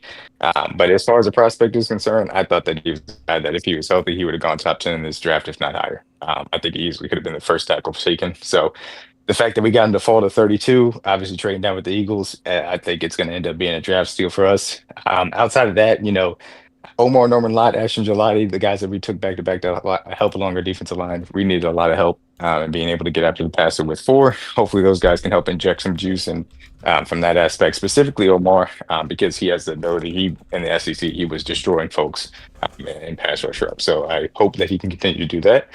And then, Jalen Royals, he'll get some work early on with the race suspension. I like what he'd bring out of Utah State. He'll bring along, slowly in certain packages. And then the other guy I'll mention is just Rashard Smith, seventh round rookie at SMU, a converted wide receiver. So he's going to bring some things in the pass game that Andy Reid likes, and we'll see how we kind of deploy him in a backfield that has a few guys with different talents. Wait, he's playing both for you? He'll play both? No, he'll be a running back. But he played SMU full time. He played running back full time last year for SMU, but he was a wide receiver previous to that. Okay. And so the fact that he brings the real wide receiver talents to the backfield is really useful. Okay. 5'10". Okay. Yeah, that is definitely useful. Playing with Mahomes, and how he loves to use his running backs as well. Just everything in general. I didn't hear you speak on this corner right here out of California. Did you? Did I miss that? Yeah, Noah Williams. I did not mention him. The only reason why I didn't mention him is just because it's a little bit of a crowded room that still has some ways to kind of work out. I think that he is somebody that he has really good ball skills, and that's something that really our room doesn't have a lot of from that standpoint. So I love the pick, and I loved him as a corner. I don't know how much he's going to make an impact year one if he's called upon, and I think that he could be useful from that aspect. So the things that in technique wise to bring out, but he is a guy that is a Spags corner in the sense that he's long, athletic, can play on the boundary from that standpoint, and certainly excited to see what Dave Merritt and Spags can kind of coach him up in the future. We've had a lot of successes, whether it's the Jalen Watson's, obviously, who was a seventh round pick, has been able to give us really good snaps throughout his rookie contract. Obviously, we know what happened with Trent as well. This secondary turn, guys like Rashard Fenton, Travarius Ward, and then obviously L'Jarius Sneed into really good corners as well. So now he's kind of the next guy in the pipeline. And I'll have a question. And Risha Hay on YouTube. Double back on the AFC West. And thank you, D-Mac, for that as well. Is Adolph in the chat said Pat finna make Jalen Royals look like Prime Tyreek. Is that his comparison?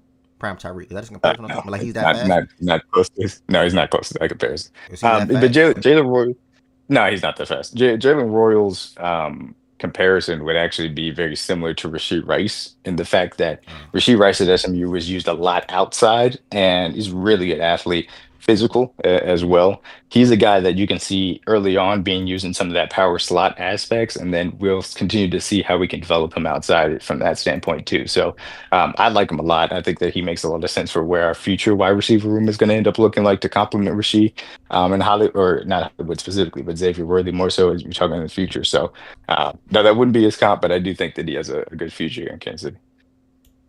Okay. Yeah, he spoke to that, Fredo. He spoke to that with Simmons reps.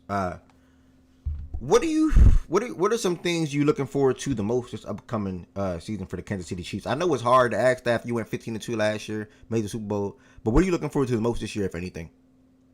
Yeah, I mean the funny thing about it is obviously the 15-2, the record on paper is like, oh, you must have an amazing season and it's great. And this is the ills of having the success we have is that when it feels like more of a struggle than you feel like it should be, then it maybe does you don't enjoy it as much. And obviously a lot of those games were incredibly tight and close. We were 11-0 in one-score games as far as that's concerned. And that's not a departure from what we've done as far as the Mahomes era. We've always been winning at an astronomical clip as far as one-score games is concerned, year after year. But the ways in which we had to do it is really the big thing. And the thing I'm looking to most is in the trenches. I'm looking forward to stable left tackle play. And obviously Simmons is a piece of that. And I think now we've got good insurance with Jalen Moore behind him, just in case something does happen there from that aspect. I think both of those guys will give us competent play in a way in which we never really had it last year. And then the other thing I'm looking forward to is hopefully an improved defensive line pass rush. Obviously we know what Chris Jones does. We just, signed George Karlaftis to an extension.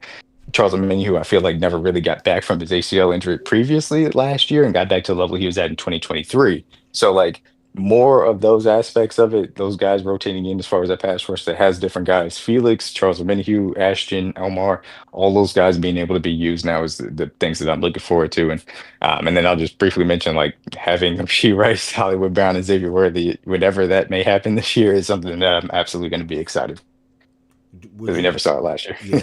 Would you be surprised? And that is a crazy trio. Just looking at it, obviously, I have my experience with Hollywood. I know where he brings to your team from a dynamic standpoint, and then obviously it's Rasheed Rice. But would you be surprised if you guys did not make the Super Bowl this year? Surprised? I don't know.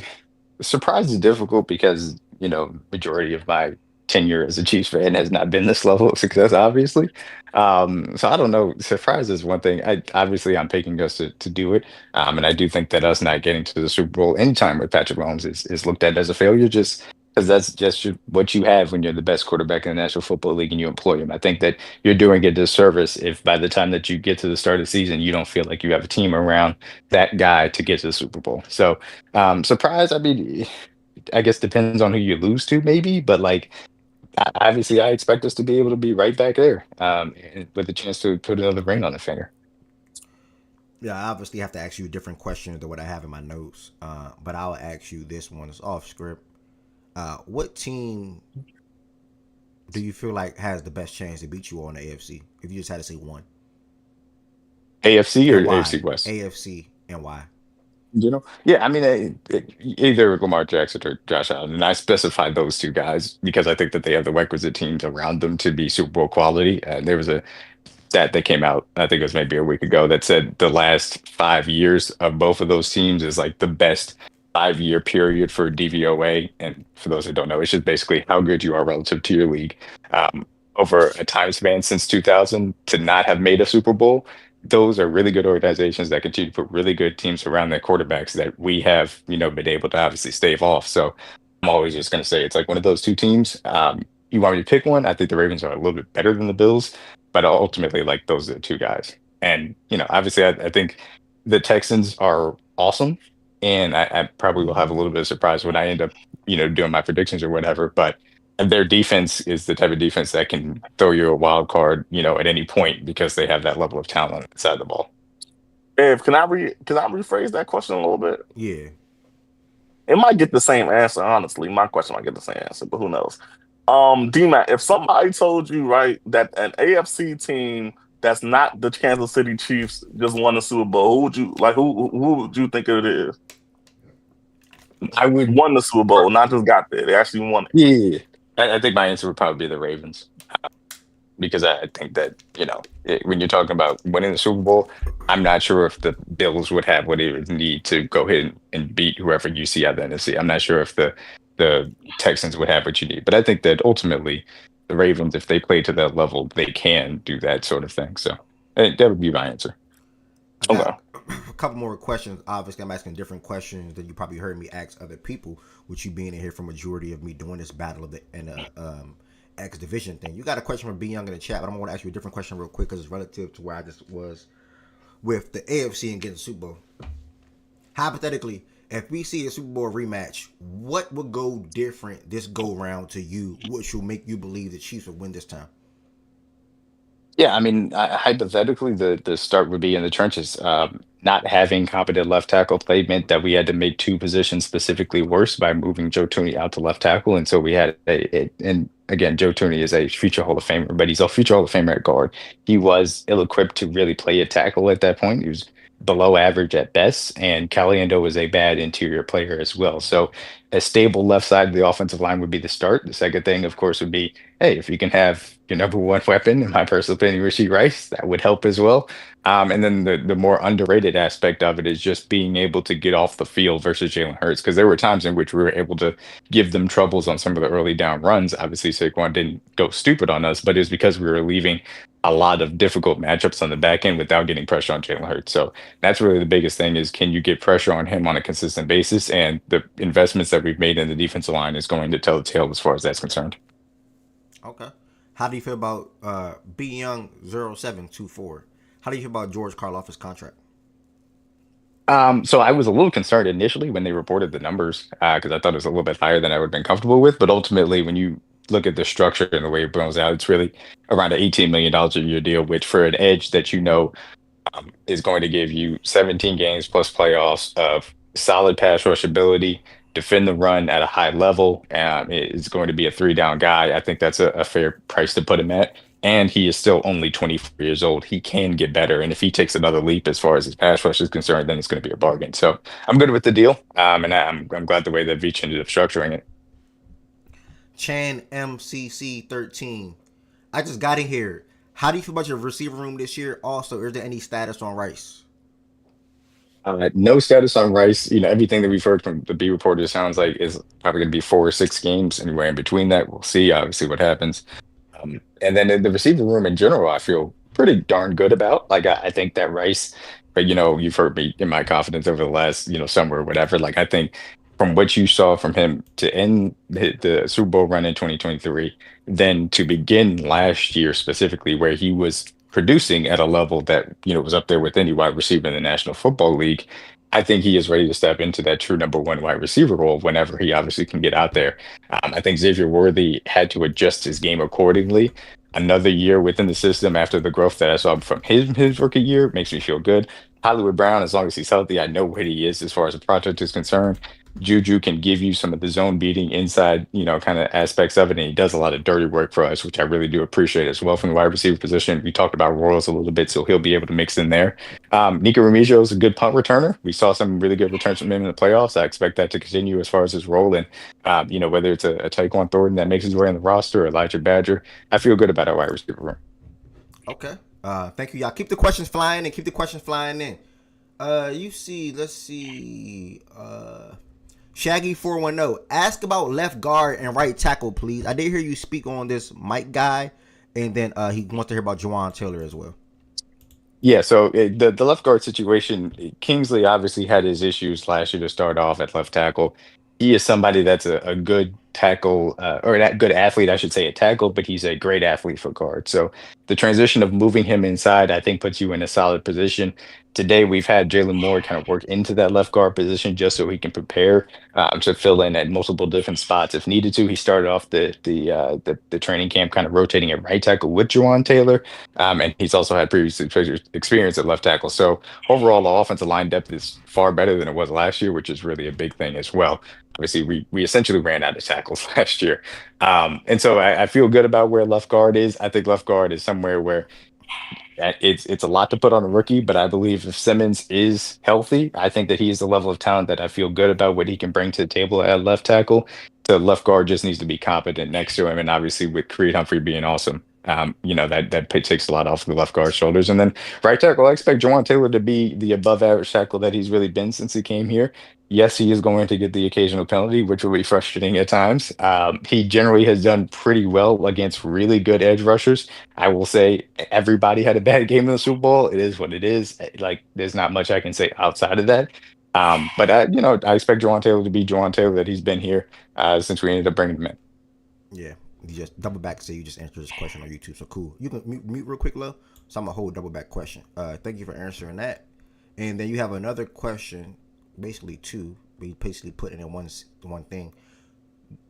Tono Bird 10,000. Do you think Kelsey is quote unquote unwashed? And then also, what's your thoughts on Kelsey this season? I guess that was a little weird way to ask the first question. I think that Travis Kelsey. I didn't know I didn't know like unwashed, but I don't think Travis Kelsey is washed. I do think that he is no longer the best tight end in the National Football League. I will certainly say that aspect of it. Okay. Yeah, but I said it in last year. But I still think that he can be a really good tight end. Obviously, I think I put him at number 5 as far as our list is concerned. I expect he can have an 800-yard type of season. And honestly, like, he had only 3 touchdowns and he had so many end zone targets. I think some of that will have some positive regression. So he'll have 5, 6, 7, type of touchdowns as well. So I think he's in line for a really good season. And the biggest thing for me is we put too much on him because of the wide receiver stuff, because Rice got hurt, because Worthy was a rookie trying to get it together, because obviously DeAndre Hopkins had lost a step, because obviously, Hollywood Brown didn't play until week 17. Like, we put too much on Kelsey at this stage of his career in the regular season for him to be able to handle. He's not the Kelsey from 2 years ago that can be the true number one option as far as your passing game is concerned. So ultimately, now if you could put him into more of that secondary, tertiary target role, then that's where he can really thrive from that aspect. And so I think that working off of the wide receiver room, that obviously hopefully that trio gets back sooner rather than later. But in general, even if it's just Worthy and Hollywood to start out, I think that'll put him in a much better place to have a better season and specifically have more in the tank as far as the playoffs are concerned. Because we saw him, hit that switch as far as the playoffs are concerned, but even then it wasn't the level that it usually is. And I think it's because he had a lot of energy spent during the regular season. Well said, bro. After you coming from your last question from the chat, at least I would say, or chats. Question for D-Mac: Chiefs are legit. Stop hating. Thoughts on our backup quarterback situation this season? I thought Carson Wentz was complete cheeks last season. A very huge reason why we lost to Denver the way we did. Is Minshew an upgrade over that Wentz? I'm not quite sure, to be honest. Yeah, Wentz was bad.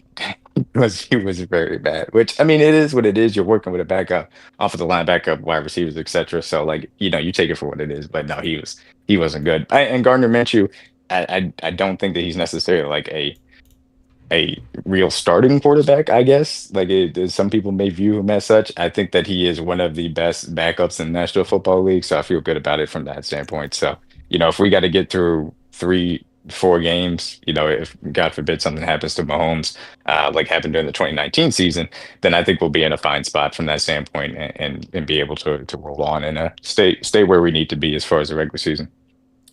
Couple more questions. This is probably the last one that I've seen. I missed this one. I'm sorry. D1 Fredo, thoughts on your safety and linebacker room? You did not touch on these two positions, so we definitely want to hear this real quick. Yeah, absolutely. The safety room, Justin Reed, I thought, gave us a level of leadership, which was useful. I thought that he did bring a level of physicality, which was useful. I think he was bad in coverage. And some people may disagree with that.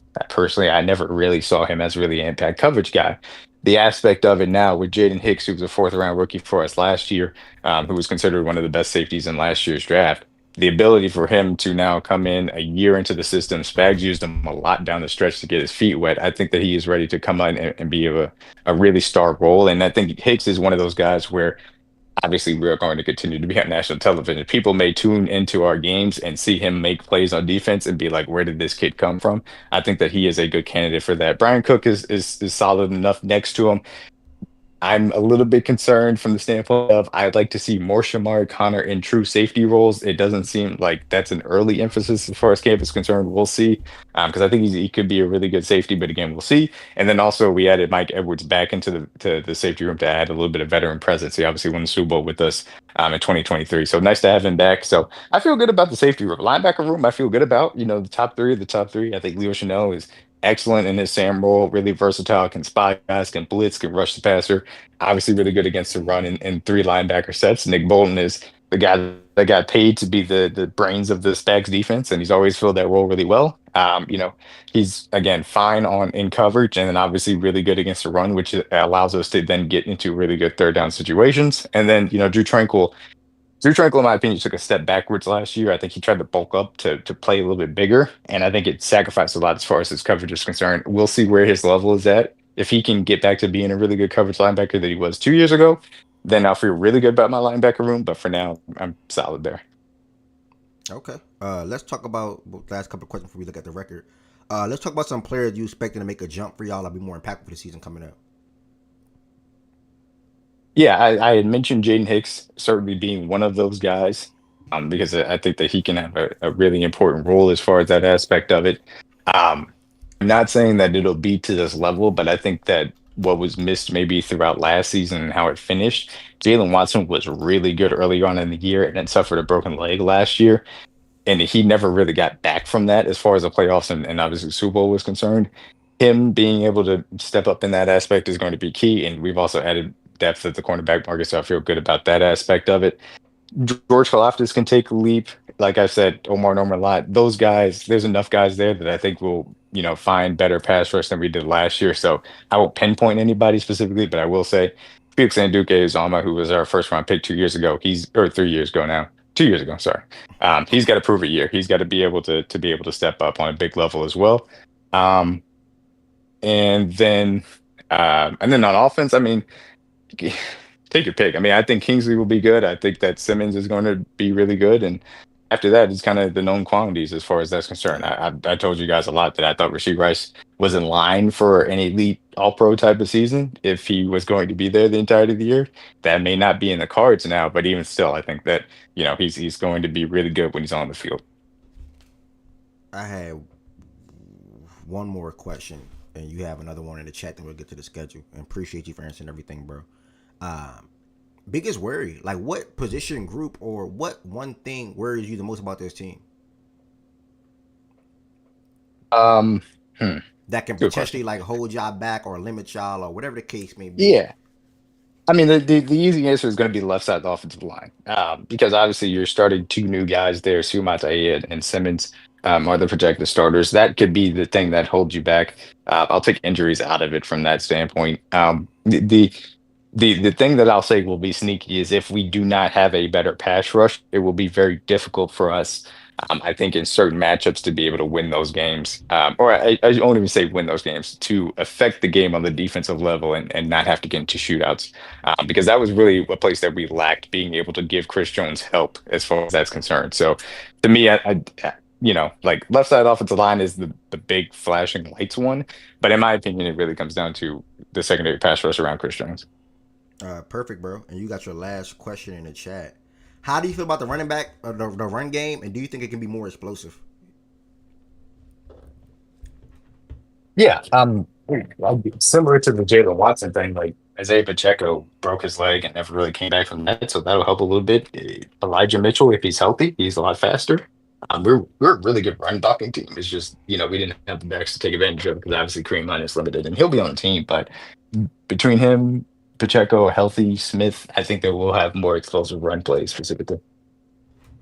Thank you, brother. Everybody that asked questions, whether you're on YouTube, thank you, man. Whether you was on Twitch, thank you. Tomorrow is the NFC North, so I'm definitely excited to talk about that. Before we get to the schedule, if this is your first time inside of the Facts and Stats show, whether you're on YouTube or whether you're on Twitch, come back again tomorrow. Come back again throughout the NFL season coming up. The NFL season is fun inside of Facts and Stats. Where every Monday we recap games, every Tuesday we do power rankings, and then Wednesday are typically NBA Wednesdays. Thursday we preview the Thursday night football game. Friday we look at the weekend, and then the show comebacks on weekends as well. Every Sunday I'll be going live back again at 11 a.m. and we look at the whole entire slate. Who do we have winning and why? And then we also share our gambling plays for the day. And that's what the Sunday show would look like as well. So Sundays will be coming back very soon. Keep that in mind. And you have one more question from Young 300 on YouTube. Do you believe Eddie, don't know how to say his last name, do you believe Eddie will be the Chiefs punter in 2025?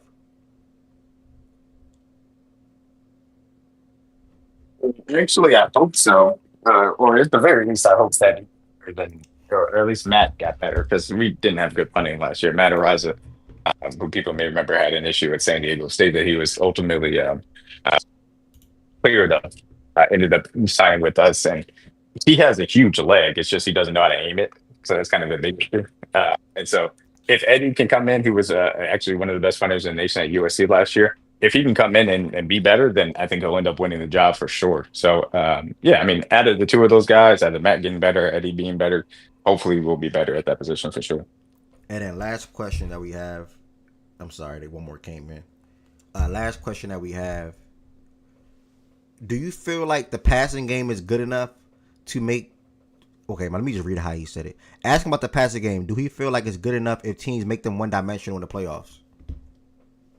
Yes, I do feel like it's good enough. If Rasheed Rice and that wide receiver trio in general is there, if this left side of the offensive line looks how I expect it to, yeah, I think the passing game will look good enough. And I think it'll be returning to one of the best passing games in all overall offenses as far as the National Football League is concerned. And your last one that I missed, when is Sky Moore getting cut? I assume it'll go down to the last day, and I think it'll be cut and probably brought back on practice squad. Okay. Is this the season Mahomes ends the QB1 talks? Good question. Defines ends like in the positive direction. Yeah, I'm trying to. I think Okay, he's saying like, yeah, is this a season where Mahomes? I think he's saying like approaching from like a revenge standpoint. Like I'm Patrick Mahomes. I am QB1. There's no discussion. I think he's saying, is this the season that Mahomes stamps that? Like yeah. I although mean, it's look, been stamped. look, yeah. I mean, look. Here's the thing. Obviously, this is a fun discussion, et cetera, et cetera. The last time that Patrick Mahomes was not in the 99 Club of Madden, which again doesn't really matter, but I will mention it. He went Super Bowl MVP and MVP, and he was the only quarterback to do that in the 2000s. So I think he takes everything personally. I think that as long as the team around him is in a better spot, I know what I got in Patrick Mahomes, and I fully believe in him being, the quarterback who won the National Football League. And when he's playing like that, it's tough to beat us. Okay.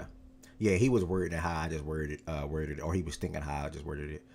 Yeah, man. I mean, this is gonna be fun, man. I'm so glad that he's in my conference. Obviously, I wanted to beat him. You got to beat the best to be the best. Same for Lamar. Not even just him. Josh Allen too, and Lamar is yet to do that. So I cannot wait for the season coming up. But to keep it on the Chiefs, man. Week 1, Brazil, Friday. What you got? Win or loss? Chargers against the Chargers. I'm sorry. When Week 2, Super Bowl rematch. Your crib, Kansas City, Chiefs versus the Eagles. What you got? I did have this as a win, but with Rasheed Rice being out, I have as a loss. Okay. New York Giants, Week 3 in New York. What you got?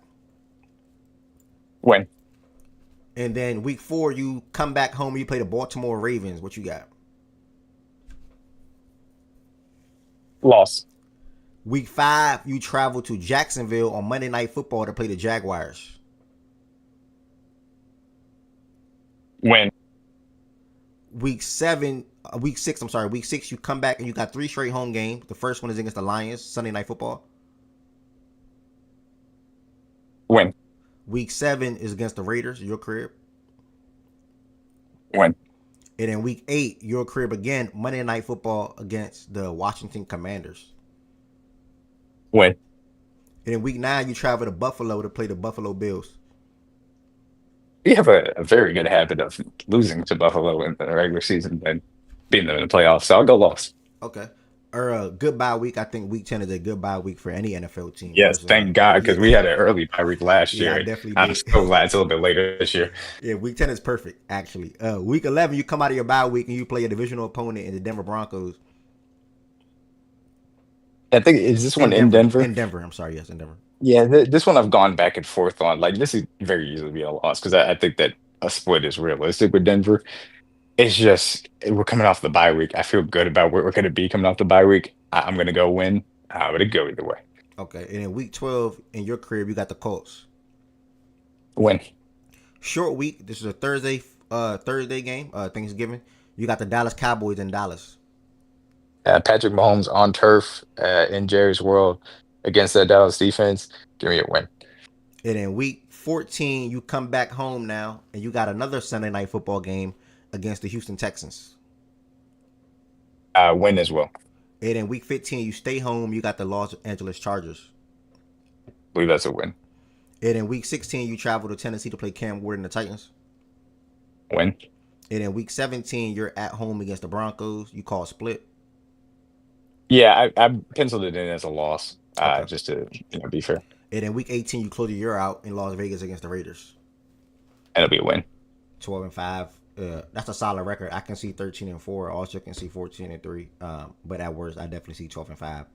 I like Yeah, it. and yeah, that's kind of where I was at, kind of conservatively, because I had to make an adjustment given the fact that Rasheed Rice is Yeah. going to be out for some of those games early on.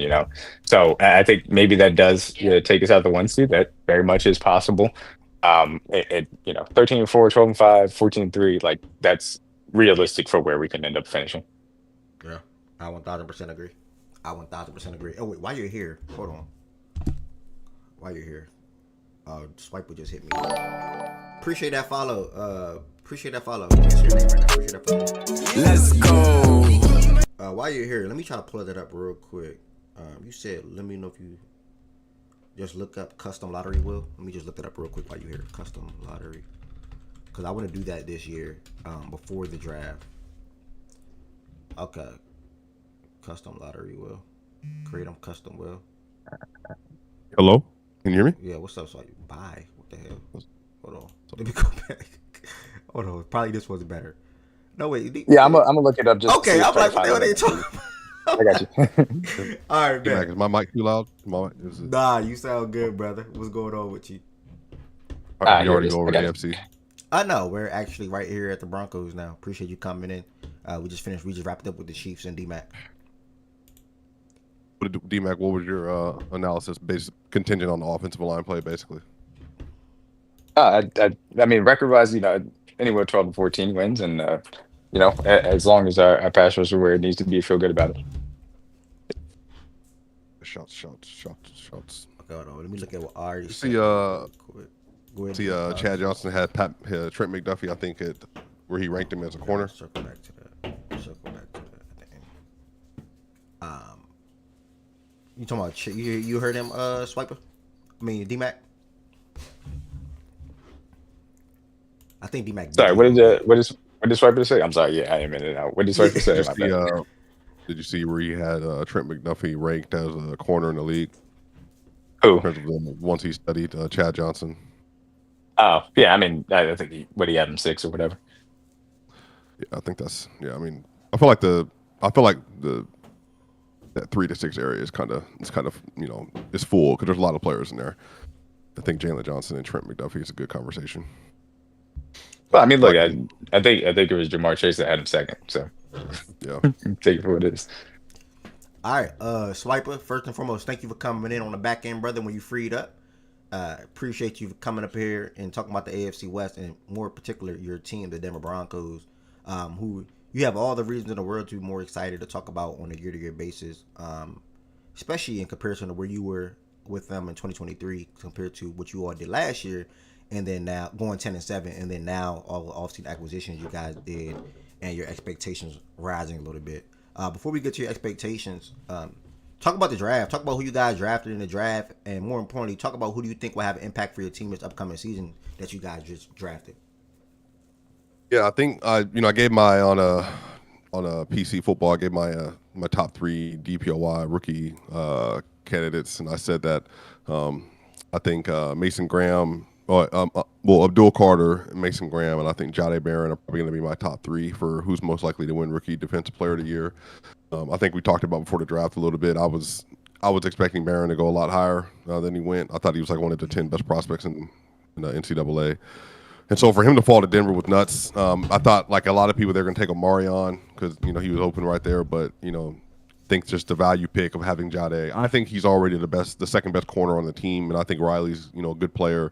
I think they have a very deep DB room, and I think they have a lot of players that do a lot of different things. I think Jaquan McMillan's another one. He's also been a really good kind of nickel corner that they've had that's been very useful. But I think Jade Barron is about to be like insane, and I think he's going to get tested because Pat's on the other side, and I think that's an ideal situation for him to be in. Like I didn't have him as high of a grade like coming out of college as I did like Surtain and Stingley, obviously, but I don't know how many corners I would say are better than him coming out of college in the last 5 years, and so I just think he's I think that's going to be such a monster get for them. I think RJ Harvey's going to be the starter this year. I also told DMAC that I remember with DMAC, we were having a conversation about sleeper picks right before the draft, and I said RJ is probably a name that I'm looking at. I just did not think Denver would be the one to get him. I think he's also going to be another really good. He's great between the tackles, extremely mobile, very shifty. He's like a bigger Darren Sproles. He ran a 4.4 flat as well. He's a little older as a running back, but he's built like a tank. Kind of like Maurice Jones-Drew, but just like I think doesn't have as like quite as like big of like legs and all that kind of stuff. But he's a really good player. I think he's going to be really good. Pat Bryant, it's another one. He's in the rotation for receiver. He was their third round pick. It's going to be Cortland Sutton. It's going to be Marvin Mims. It's going to be Devon Vele. With the 7th round pick last year, it's going to be Pat Bryant. I think it's going to be their top 4 receivers. I don't know how good he will be. I don't really have a lot to say about him other than they're very high on him. And if he turns out to be what they think he is, then I think that's a positive add for the team. I still think the receiving corps has more questions than it does answers, but I think Pat Bryant will help that. Now, they got in the back-to-back picks in the 3rd round and 4th round. They got Savion Jones and they got Q Robinson, and one's from LSU, one's from Alabama. Their pass rush is about to be monstrous this year. And I think for them to have Savion and Q in the rotation behind Jonathan Franklin Myers, behind DJ Jones, behind Zach Allen, behind Nick Benito, behind Jonathan Cooper, and then including the second round overall pick they had from Utah, Jonah Ellis, I think, who had 6 or 8 sacks last year himself. They're about to be an absolutely tenacious front seven, and I think they might have the best front seven in football. I would have to go through all the teams, but they're just loaded, from inside in terms of D tackles, their techs, to their edges, and to their outside linebacker and pass rush core. I think those two players are going to be in the rotation. I don't know which one plays more, but both of them are going to have a lot of value, I think, there. And then rookies, they don't really have a lot else. They drafted a punter, kicker, and all that other stuff. But yeah, man, I think there's. Go ahead. And you say y'all drafted a rookie, Jonah Ellis, last year. He had 8 sacks as a rookie. No, I think let me check the numbers exactly. He was a second round pick. Jonah Ellis had. See, he's 22. Jonah had,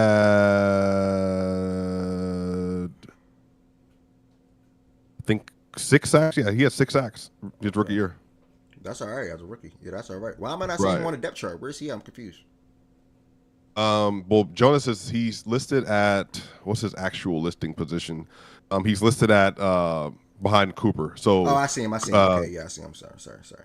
Yeah. It's just. Okay. Yeah. So again, 6 sacks for any rookie in a stabilized situation would be great, right? But add in that he's behind Jonathan Cooper and Nick Benito, who was second team All Pro last year. They're just, like I said, they're not going to give you any breaks this year. And I think that's the great thing about what Sean Payton and Vance Joseph and George Payton have built. They just have a rotation of pass rushers. And, I would say credit the Eagles to, not the script per se, but I think credit the Eagles for kind of being the first ones to do it. But the Broncos, they have a legitimate, their front seven is monstrous and everybody's big as crap. And then you add in Dre Greenlaw as an inside blitzer as well, and as an inside linebacker behind that front.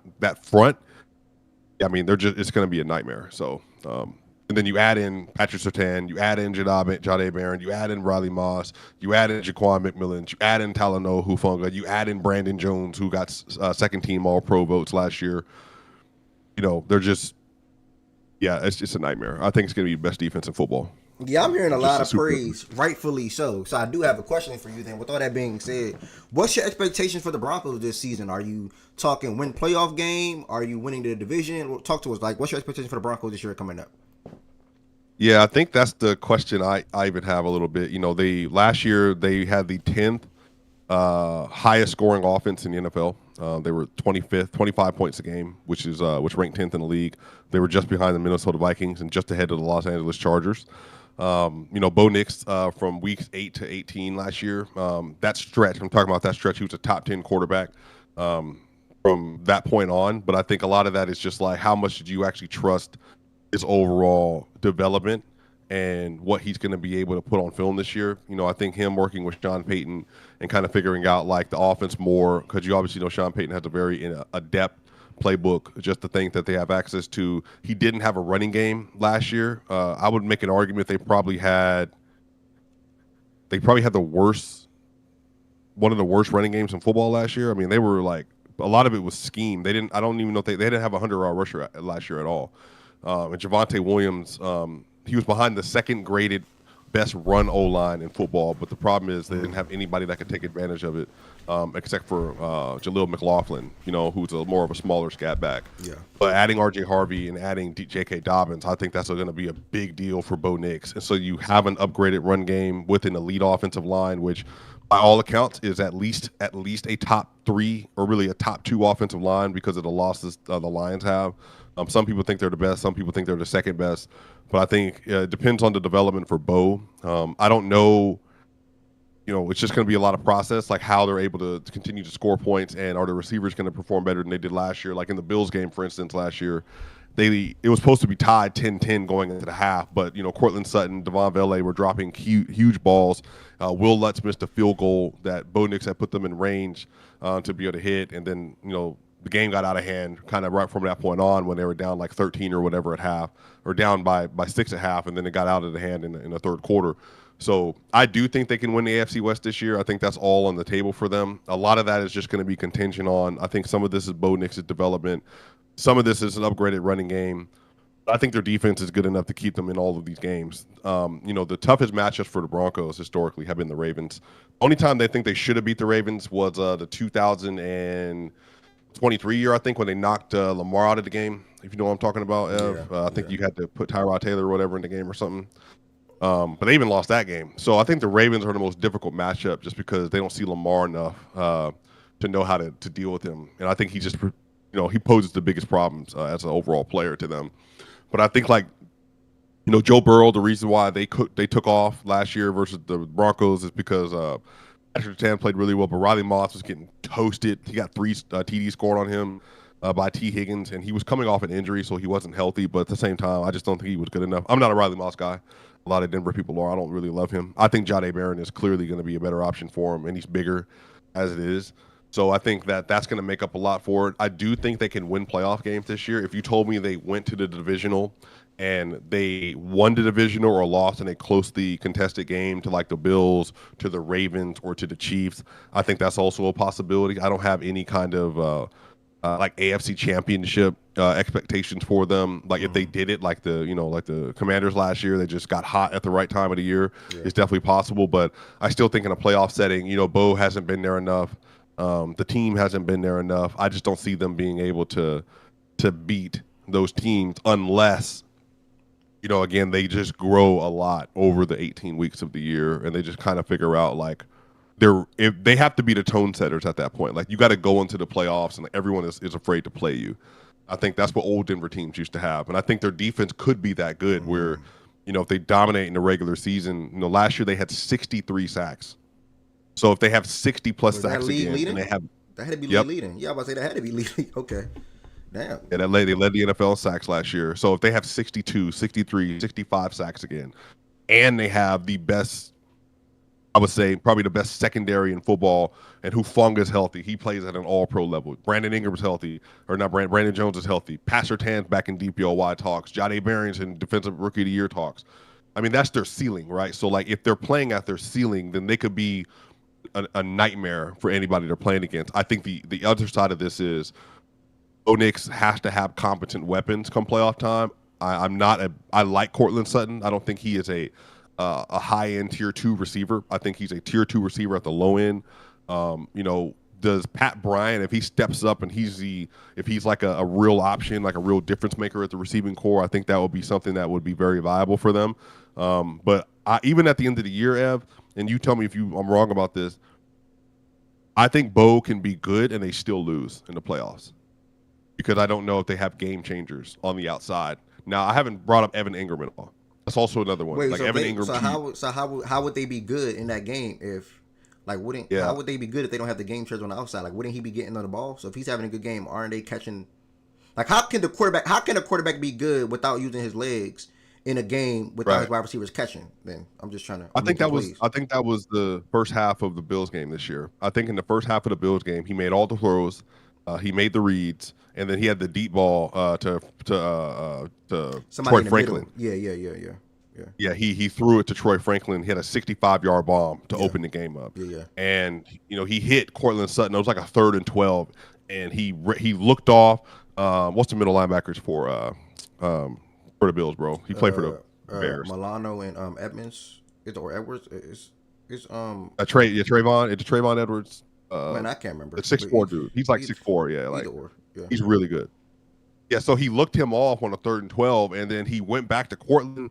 He got it to him, and Cortland just dropped the ball. Yeah, that makes sense. My question. You know what I mean? And then, yeah, I think it's just more like, I think he can have good process, and I don't know if like they get separation, if that makes sense. Yeah, you're right. And I think that's, so, but I think that's a hindrance on him. He also needs to get better. But I also in year 2, I don't expect him in year 2 to be able to just go into a playoff setting and just outplay Mahomes and outplay Lamar and outplay Josh Allen. I mean, I think that would be a lot for me personally, but I do think that he is a very competent QB. And even, but you also heard how I feel about Lamar, like in the Titans game. You know, people say he didn't have a game. Well, Lamar had 500 all-purpose yards in that game.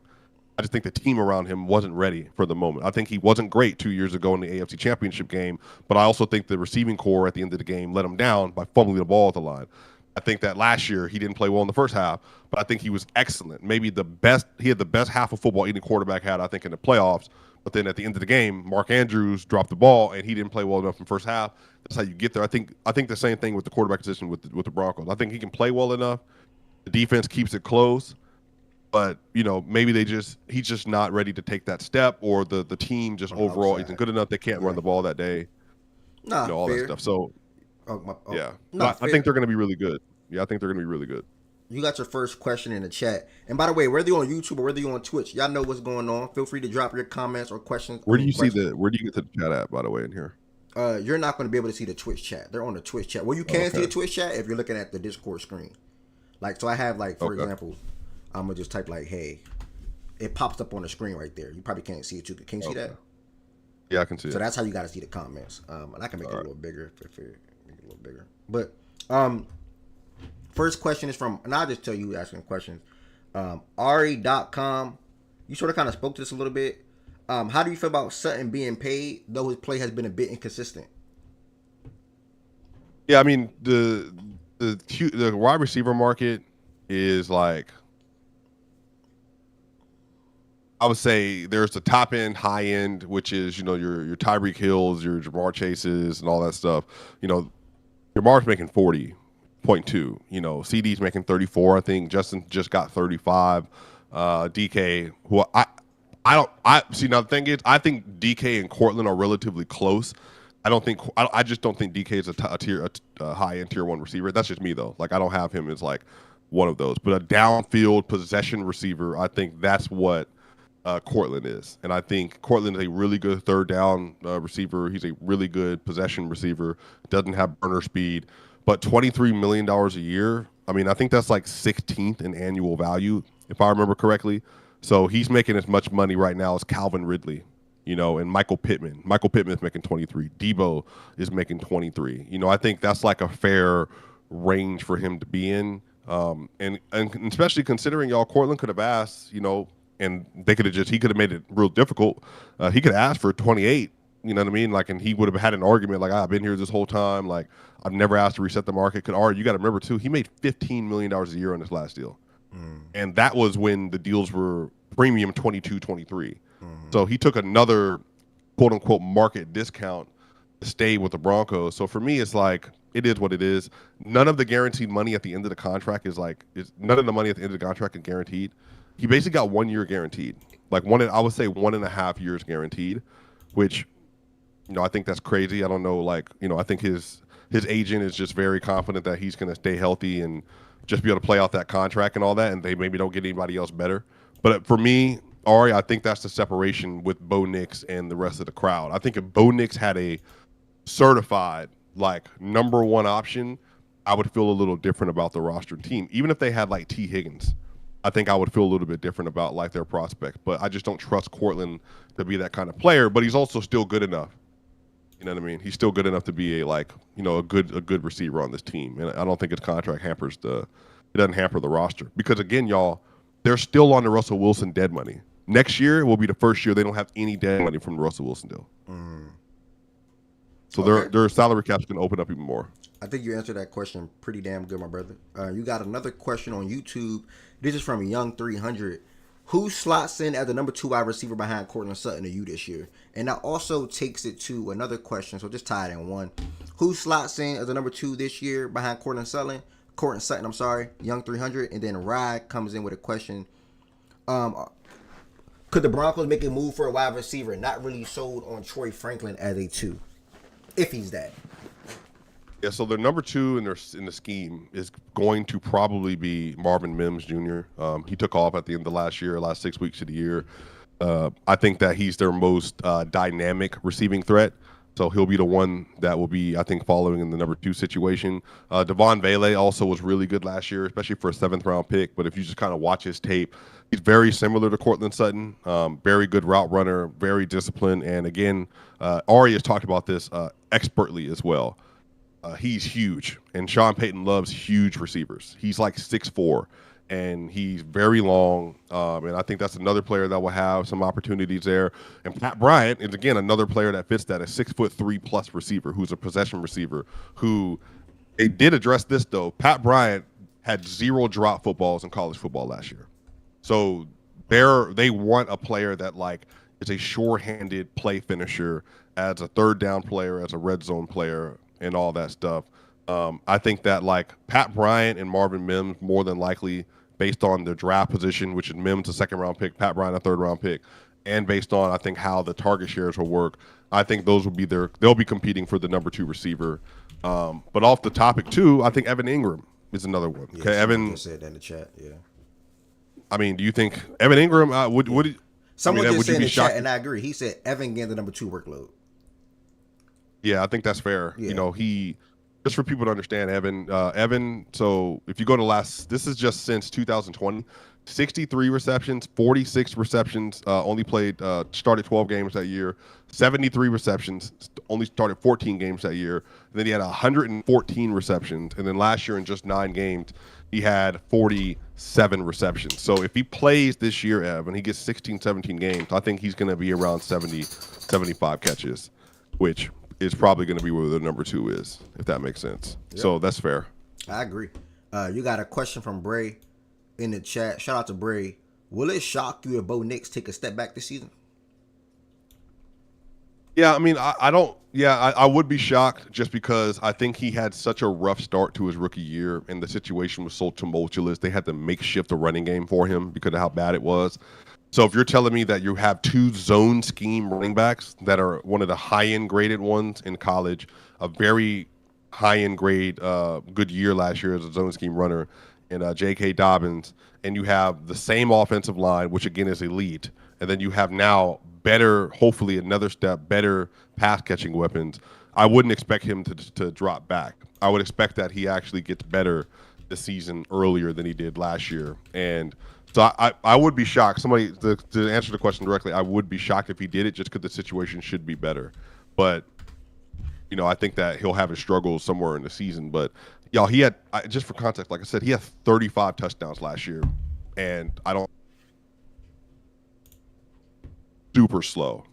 Like super slow. It ended the year with 35 TDs and 3,700 passing yards and 430 rush yards. I think he's going to push 40 TDs this year, and I don't even think that's like crazy. If you have a more stabilized year this year, and you start off with an NFL running scheme, you start off with just knowing the offense in year 2 better.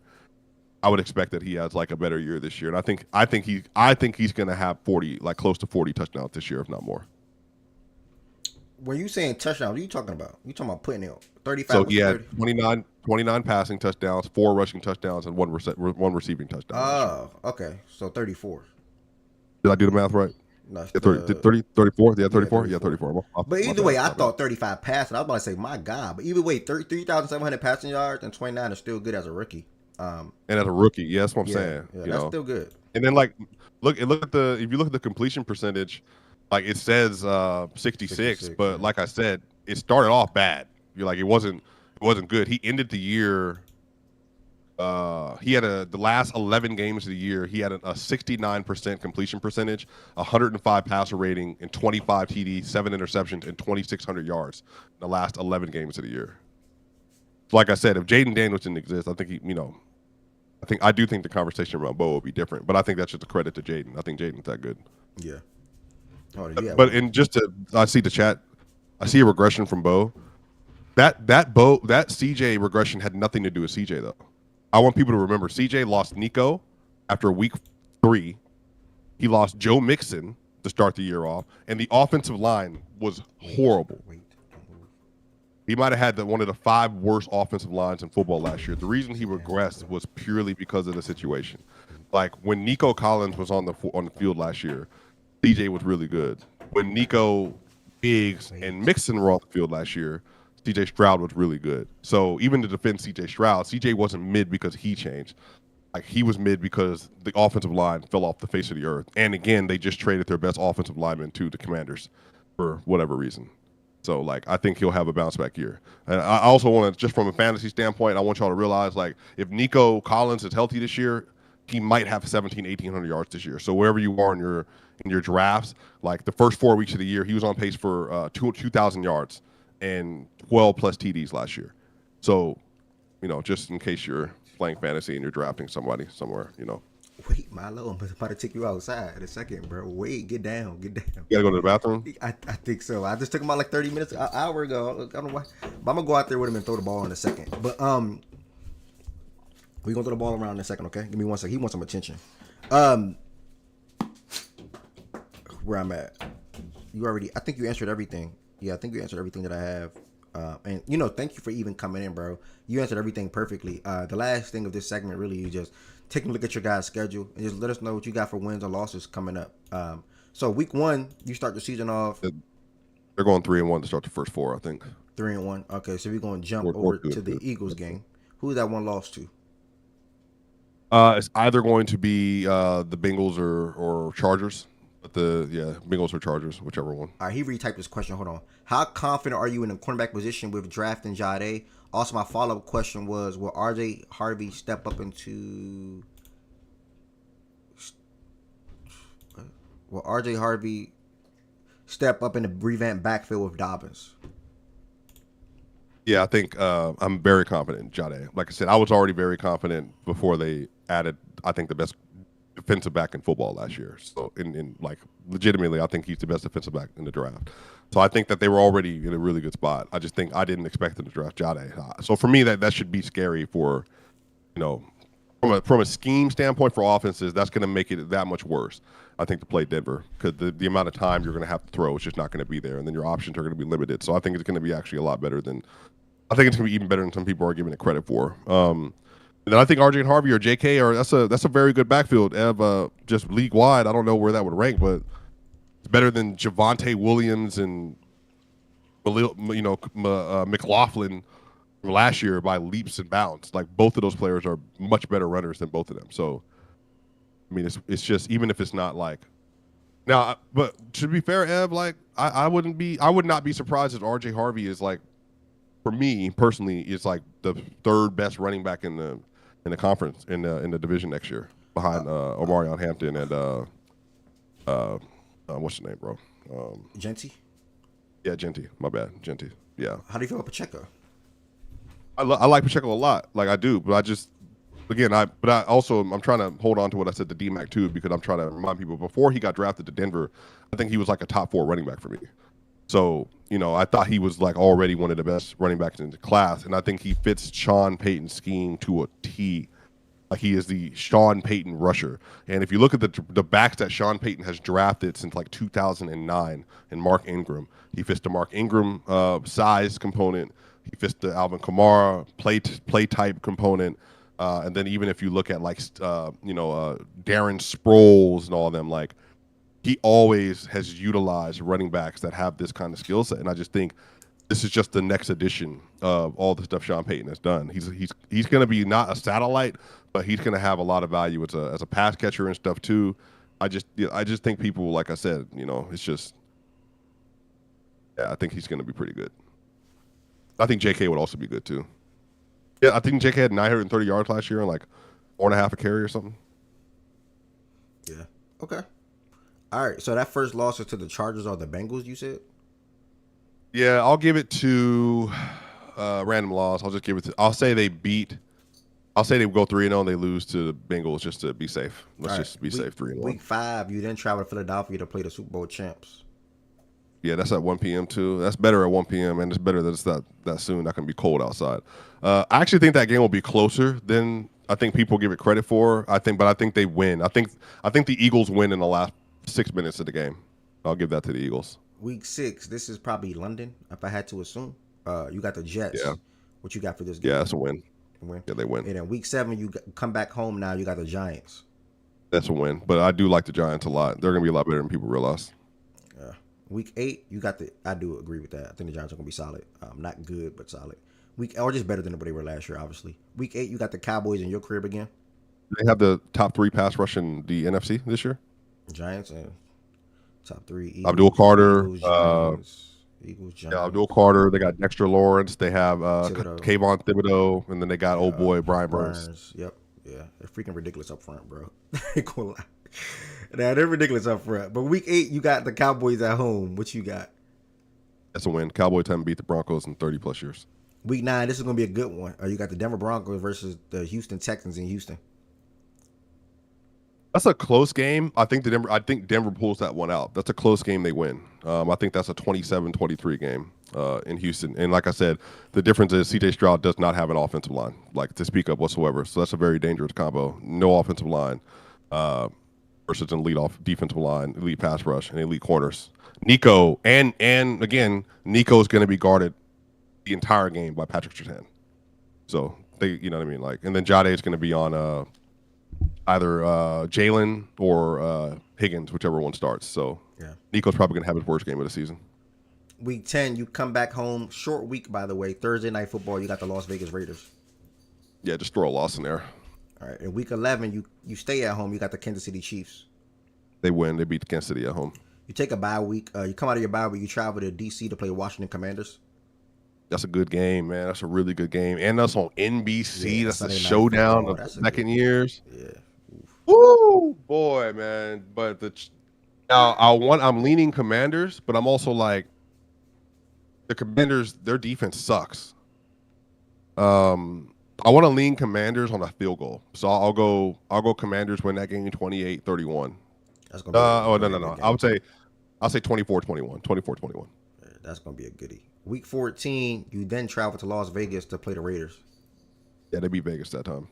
And then week 15, you come back home, you got the Packers. Yeah, that's another matchup thing. I think Denver is a good matchup for Green Bay. I think they beat Green Bay at home. And then week 16, you got Trevor Lawrence and the Jaguars in your crib. Yes, for sure a win. Yeah, but shout out to Brian Thomas Jr. though. And then week 17, you got the Chiefs in Kansas City. They lose that game. On Christmas, okay. And then you close the year out against the Chargers week 18. They win that game. I think they lost to the Chargers in week 1. That one's in Denver too to end the season, and that one's going to probably be pushing for the AFC West, if not they're seeding in the AFC. So I think they win that game at home. I agree, and I'm not even mad at your record with the team you should have this year. That was 12-5, Swiper. I definitely appreciate you coming on in here, man. And you said a lot, bro. You went very in depth about the Broncos. You gave us a lot of good insight on the Broncos.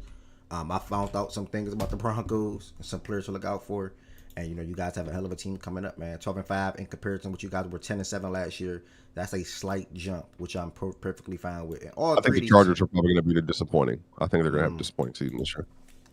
Quick question to you. I would say I think 10-7 for the Chargers. Quick question to you. This is off the script. Who do you think will be the best division of football this year? AFC West. The North is going to have. I don't think the Bears are going to be as good as people think. Now, Nick Wright, to his credit, he's counting regression from the Detroit Lions because the offensive line is going to be substantially worse. I know Lions fans don't want to hear that, but losing two really good offensive linemen, I think it's going to change the season. But James Williams is going to have a full season, no suspension to start the year off. He's going to be great. Amon-Ra, Jahmyr Gibbs, Montgomery, Laporta will be there to start the year off. I don't know what their defense is going to be, so they could regress a little bit. The Vikings should also be still really good this year. By sleeper, DPOY, and I mean sleeper as in like, could you win some plus money for? In the betting market is Van Ginkel for DPOY next year. So I think their defense could be really good as well. I think that's. I don't think the Chicago Bears will be good enough. I think the Vikings, the Lions, and then the Packers will be really good. But I don't think the Raiders are going to be that bad. So. You don't think the Raiders are going to be that bad, but you don't think the Bears are going to be good enough? Who do you think will be better, the Bears or the Raiders? Well, I'm trying to put that together, right? Like they got Geno Smith, Pete Carroll, Genty, another sleeper in the fantasy land. If like I said, if you're all playing fantasy at all, if you look at the last, I think 8 weeks of the season, I think last 8 weeks of the season, I want to say that Jacoby Myers was a wide receiver 1 last year. So I think Jacoby will be good. Brock Bowers, improved offensive line. Their defense is going to be so-and-so. But Geno probably still better than Caleb. But I'm saying like maybe 8 8-9, 9-8 for the Raiders. And maybe a little bit worse than that. Do you think the Bears can win 9 games next year? 8 games? 1,000%. You talking about what the Raiders added in Geno and P and Jensen? Yeah, they added to offensive line. They added Colston Loveland. The Bears, yeah, the Bears. Oh, you the talking defense is about the good. Bears? Yeah, the Bears defense already been good. They added to the offensive line. Mm-hmm. They added Loveland. They added Burden, and then you added a guy that should be a good head coach, or at least we know is an offensive minded coach in Ben Johnson that can help Caleb Wilson be able to expand and be a better quarterback this year coming around. Just with everything, the mechanics, just everything. I think there's a good argument for the Bears. Now you do this. This is a reverse Uno. How would you rank the second-year QBs by the end of next year? That's a good question, bro. Because there's 5 of them. I think all of them are good. Wait, Jaden, Bo, there's Caleb. 6 of them. Jaden, Bo, Caleb, and who am I missing? So remember, you had Jaden, you had Caleb, Penix. Caleb, Jaden, Michael Penix, Drake May. And JJ McCarthy and Bo Nix. And JJ, that's a good question. If I had to rank, I think all of them are good too. By the way, damn, that's a good ass question. I'm gonna put Jaden at 1. Damn, that's a good question, bro. I think Drake May gonna have a really good year. I'm gonna probably still lean Bo, and then I'll probably go Caleb, Drake, Penix. And it's not bad that Penix is 5 though. None of them are bad. Yeah, it's not bad. Yeah. It's not bad. But I would go Jaden, Bo, Caleb, Drake, Penix, McCarthy, last. Yeah. What are you doing just now? You just said Caleb better than Drake. What if so? Think about. I want you to think about this too with the Vikings, right? Vikings have a relatively good offensive line. Okay, they got they're gonna have Adam Jones and they got Jordan Mason from the 49ers. They got Justin Jefferson, Jordan Addison, and again, he's not like great. Yeah, they got Jalen Nader. He's a good wide receiver 3. Yeah, he's a good wide receiver 3. Yeah, TJ Hawkinson. Like I said, offensive line's good, but listen to this: Jonathan Allen, Harrison Phillips, Javon Hargrave, Jonathan Grenard, Pace, Blake Cashman, Andrew Van Ginkel, Isaiah Rodgers, Harrison Smith, Mekhi Blackman, and then Byron Murphy. So. Not great, but their pass rush is about to be nuts next year. I still think the Vikings are going to be good next year, right? We was having that convo in here like last week. When I put Caleb over Drake low, I think Caleb will have the weapons on the outside more, I'll probably say, to what can lead to them being a better offense than the Patriots. Bo, sort of kind of self-explanatory. It's hard to pass a guy after a season he just had. He had a really good season last year as a rookie. Now Caleb can pass it, I think. I don't know if Drake's gonna go out there and throw for 3,500 plus passing yards. I don't know if he gonna do that. Penix can do that. Penix can have a good successful passing season when it comes to throwing to London and Mooney. I definitely do think that, and even Cal. Which one passes for the most yards? Didn't Mooney just get hurt? The best. Yeah. Didn't Mooney just get hurt? I think Penix could be sleepy for yards, just total air yards. Because he can have. Remember, Drake London went nuts. Yeah, that's all he got last year. Mooney had a good year last year. I don't want to just say that's all he got. Mooney had a good year last year, bro. Shout out to Darnell, bro. No. I'm not talking about Darnell Mooney had a good year. He won some leagues last season. And then Bijan Robinson's going to be even more involved this year. Kyle Pitts is still there. They got Ray McLeod. Whatever. Like, that's a good question. They're in the world. They're behind, bro. Like, think of it. They could be behind in a lot of scores. And Penix just got to light it up. Yeah. And they got a good defense, though. I don't think they're going to be that far behind. Like, they're not going to. It's not going to. The defense, I think, is good enough. I mean, obviously, situational football, whatever, cool. But just think about it. That's tough. And think about it back now, right? The defense ain't. The defense. Their defense should be pretty good this year, bro. You thinking? Yeah, that's what I'm thinking. The defense should be pretty good this year to a certain extent. Let's put it like that. Like, they just got two. They drafted 2 edge rushers. They still got 2 good safeties. The secondary should hold up fine. We gotta see what the front 7 looks like.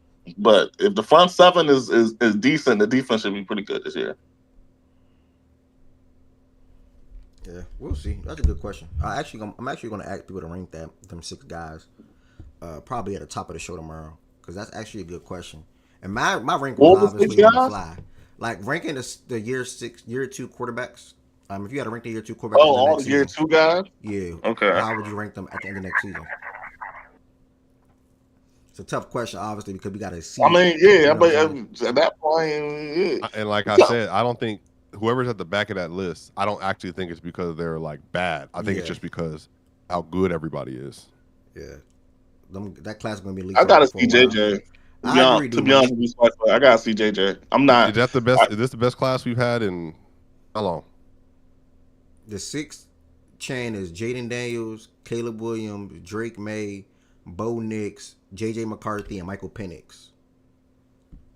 So it's a good like how would you? It's a good question, bro. Honestly, Yeah, I don't know. It's not a bad question. for me, it's just easy for to put sure. JJ last though. Like it's just he's 6 for me.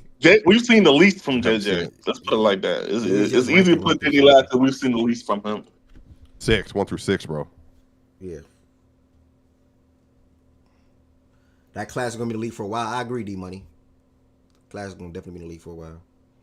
That's definitely a good quarterback class, 1,000%. Because niggas like Drake May is coming this year. Like Drake May didn't even start all of last year, and he's a Chill, special bro. You talent. don't, bro. Chill, He's a but don't special start talent as a trying to jazz quarterback. up Drake now, So, bro. Stop, bro. You don't he, stay on that so side, bro. what side, bro? I'm not Stay on on that nobody's. side, What bro. side are you talking about, bro? I Bro, don't know stay what on side that, you bro. talking about. Everybody in Facts and Stats know you hate the Patriots, bro. Stay on that side, bro. I do not hate the Patriots. The Patriots is not worth hating. I hate the Steelers. That's Bro, only you've one been team hating I the hate. Patriots for 3 years, bro. Bro, What you all I did talking was about? tell y'all the real about the Patriots. When Misha and you was being Oh, delusional, now it's for when you and real, Misha being bro. delusional about Mac Jones as a quarterback, I told y'all the real about Everybody Mac in Facts and Jones. Stats know how you feel about No, the Patriots, I but just told stay on. y'all That's the all I'm real asking you. Stay about on that Mac. side. I told you about Look, the real about Mac Jones, if you bro. want rocking That's with me it. when I was rocking with Mac Jones, don't rock with me when I'm rocking with Drake, bro. You feel me? You were wrong Don't. about Mac If you Jones, ain't and rocking that's with the okay. Mac, don't pull up on my I side don't once I have pull to the Drake fake out. praise Mac Jones, bro. You were wrong, and that's okay, bro. Like I gotta fake praise Hey, Mac I'll Jones, be gang. wrong. I don't care. I've been I'm told you I sorry, don't but care about being wrong, I've bro. been thought Drake Mac May was a Jones had good on a Patriots jersey. I was gonna support him regardless. pre Patriots. I've been thought Drake May was a good quarterback, so I don't need to go. He go draft to the Patriots, and I lie and say he's not a good quarterback. No, I think he's a Yeah, he good got quarterback. y'all. Yeah, he got y'all a wide receiver. No, see my chest. I Oh, mean, y'all don't. What y'all cut him already? nah, he's still on the roster. He making plays in training camp. The other day he making Okay, plays. okay. Well, don't try to pencil me as some guy that hate Drake May because he got drafted to the Patriots. No, that man's a good quarterback. He's a franchise quarterback.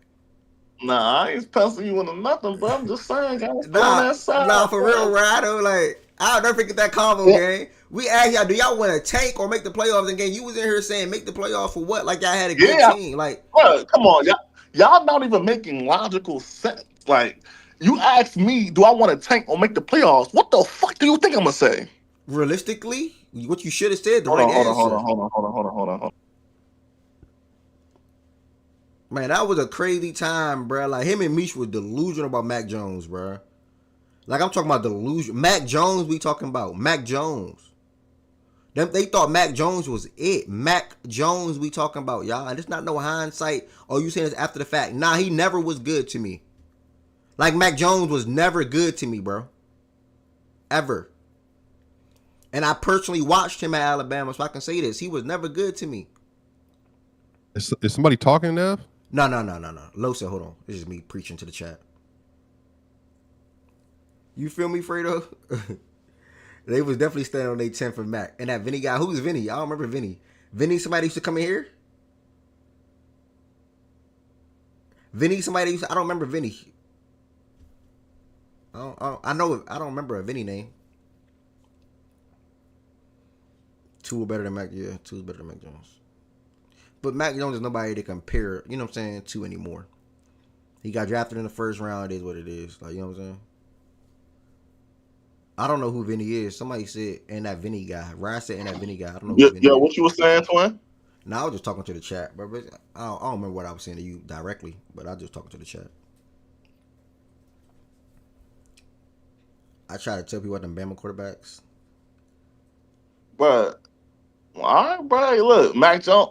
Y'all love BTJ though, but y'all ain't gonna say nothing about the quarterback that was getting him the ball the most out of all them guys. But I'm gonna say less.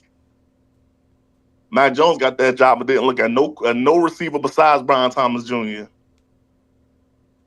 you comedy, bro. Bryce got I'm potential. chilling, bro. Them other ones I just don't Wow. believe in. Unless you got quarterback you. Unless you was quarterback you now. Okay. Well, Burrow, Jaden. You got Nussmeier coming up. However people think about Nussmeier. Nussmeier, he's good. Last time I checked, Chain, he was the backup for the Jaguars. Who, Mac Jones? Yeah, Mac Jones. Mac Jones played for the Jaguars. Yeah. Or Jaguars. Nigga Ev keeps saying Jaguars. You fake throwing me off. I ain't gonna hold you. It's Jaguars. Unless you was transfer you.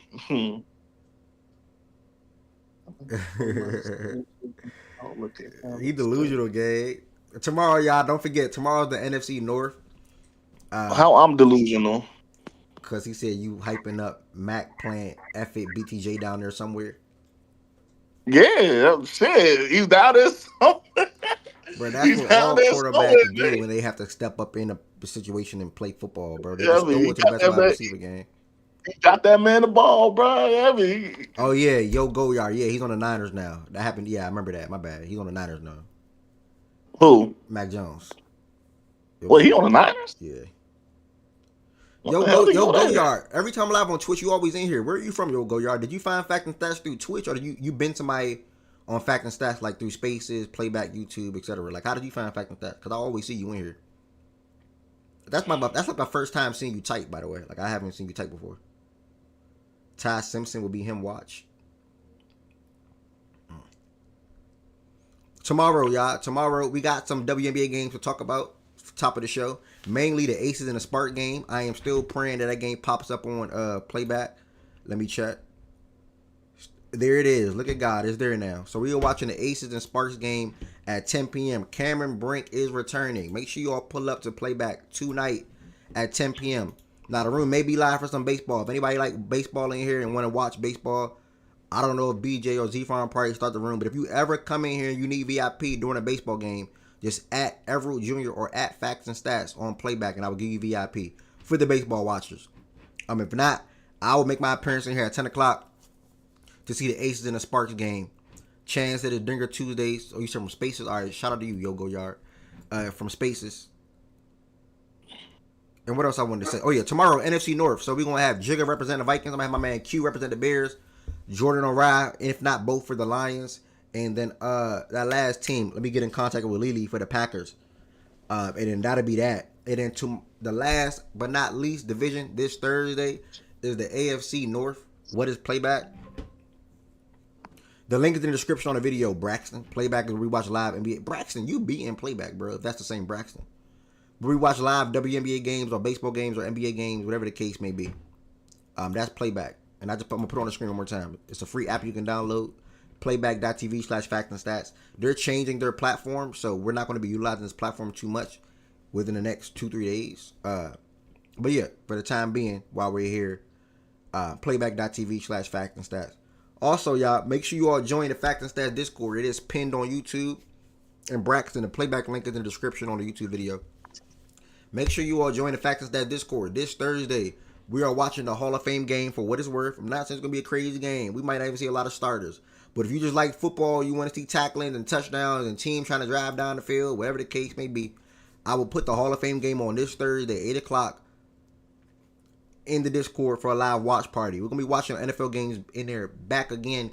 We used to do it 2 years ago. I'm bringing it back this year. So make sure y'all join the Facts and Stats Discord for that.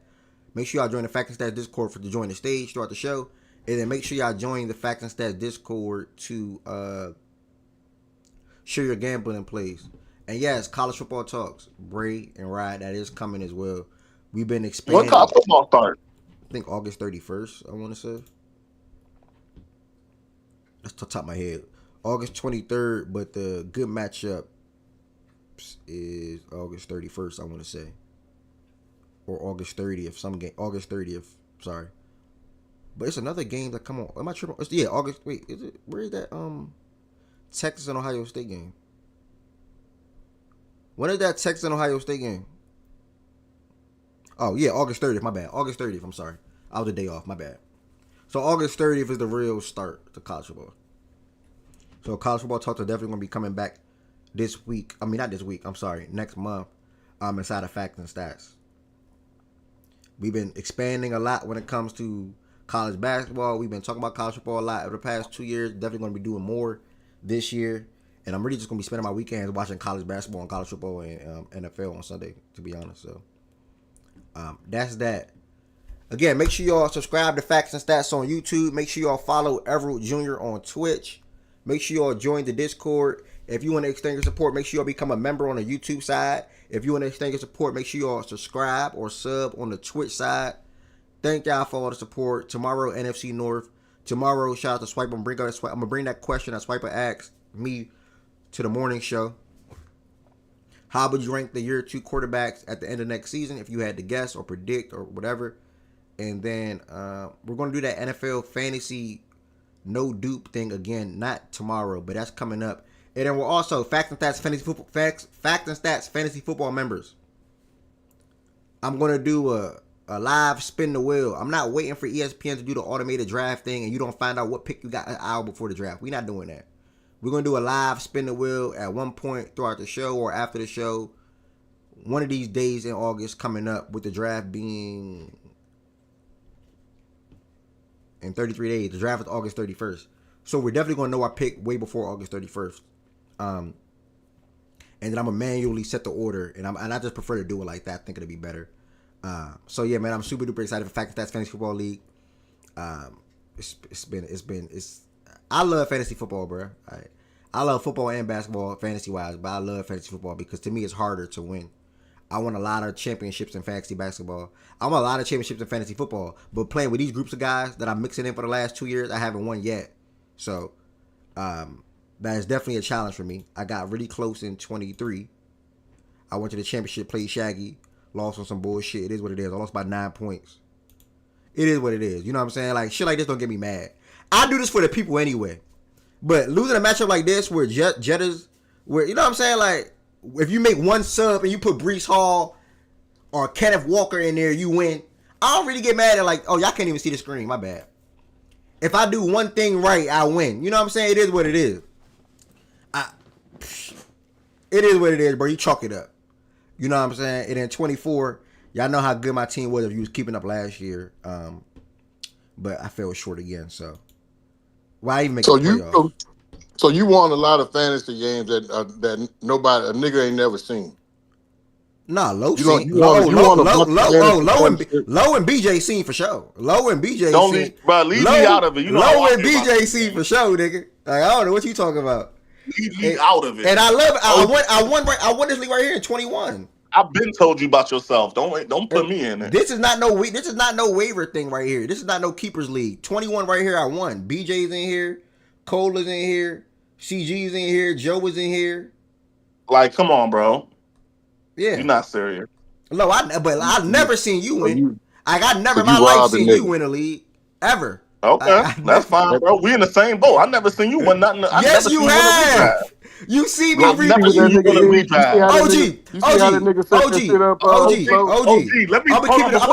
Tell you exactly. This is exactly what happened, OG. Word for word.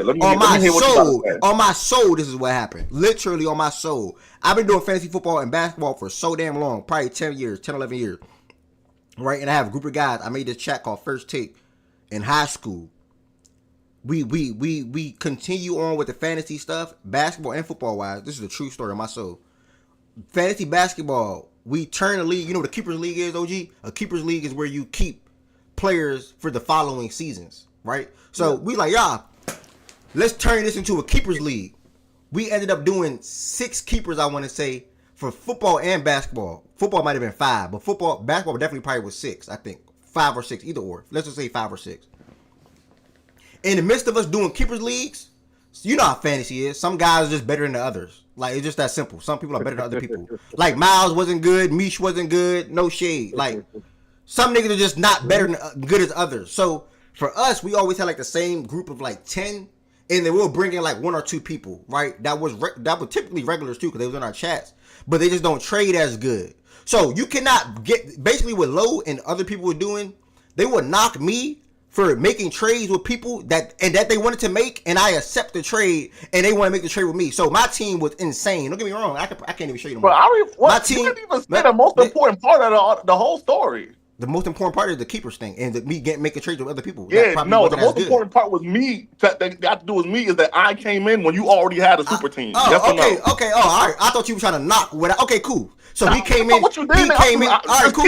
You right. Make sure when you say Lowe was there, Lowe witness, just make sure you include that. Lowe came in when you already had a super team. Okay. So none of these rings mean nothing to me. Point, Lowe. Okay, no. But OG, I did say we had a solid 10, and we swapped in 1 or 2 guys. He just happened to be one of the 2 guys that we swapped in. But every trade I made was valid. So he came in with me already having like Luka. I can't even. I don't even know. I had Luka, Booker, etc. Like he had crazy mob. AD, but other niggas had crazy. Another nigga had a crazy mob too. The top 10 players in basketball, he had 6 of them. That's not true. Shit. But I did have a good team. But another nigga had like Jokic, Kawhi. He had an insane too. Shout out to John. John had a crazy team too. But yeah, so that's how my fantasy basketball OG true story. I won 6 straight years, and this is like within the last 10 years. I won 6 straight years, won 6 straight seasons. Fantasy football, I was struggling to win because I kept making bad trades. Like I kept. This is when am I running starting fantasy football? What's that running back that got hurt? Y'all, he hurt his ankle. He played for wrist. Gurley? He played for the Cardinals. Gurley got hurt on my team too. But what's the other nigga? The running back for the Cardinals, he hurt his wrist, y'all. I know the name. I just can't. Bro, what's that? Is it David Johnson? You said who? Is it David Johnson? I think Chan just said it. David Johnson. I made a trade for David Johnson at the start of fantasy football league because he was going crazy. He hurt his wrist. Gang, that fucked my whole season up.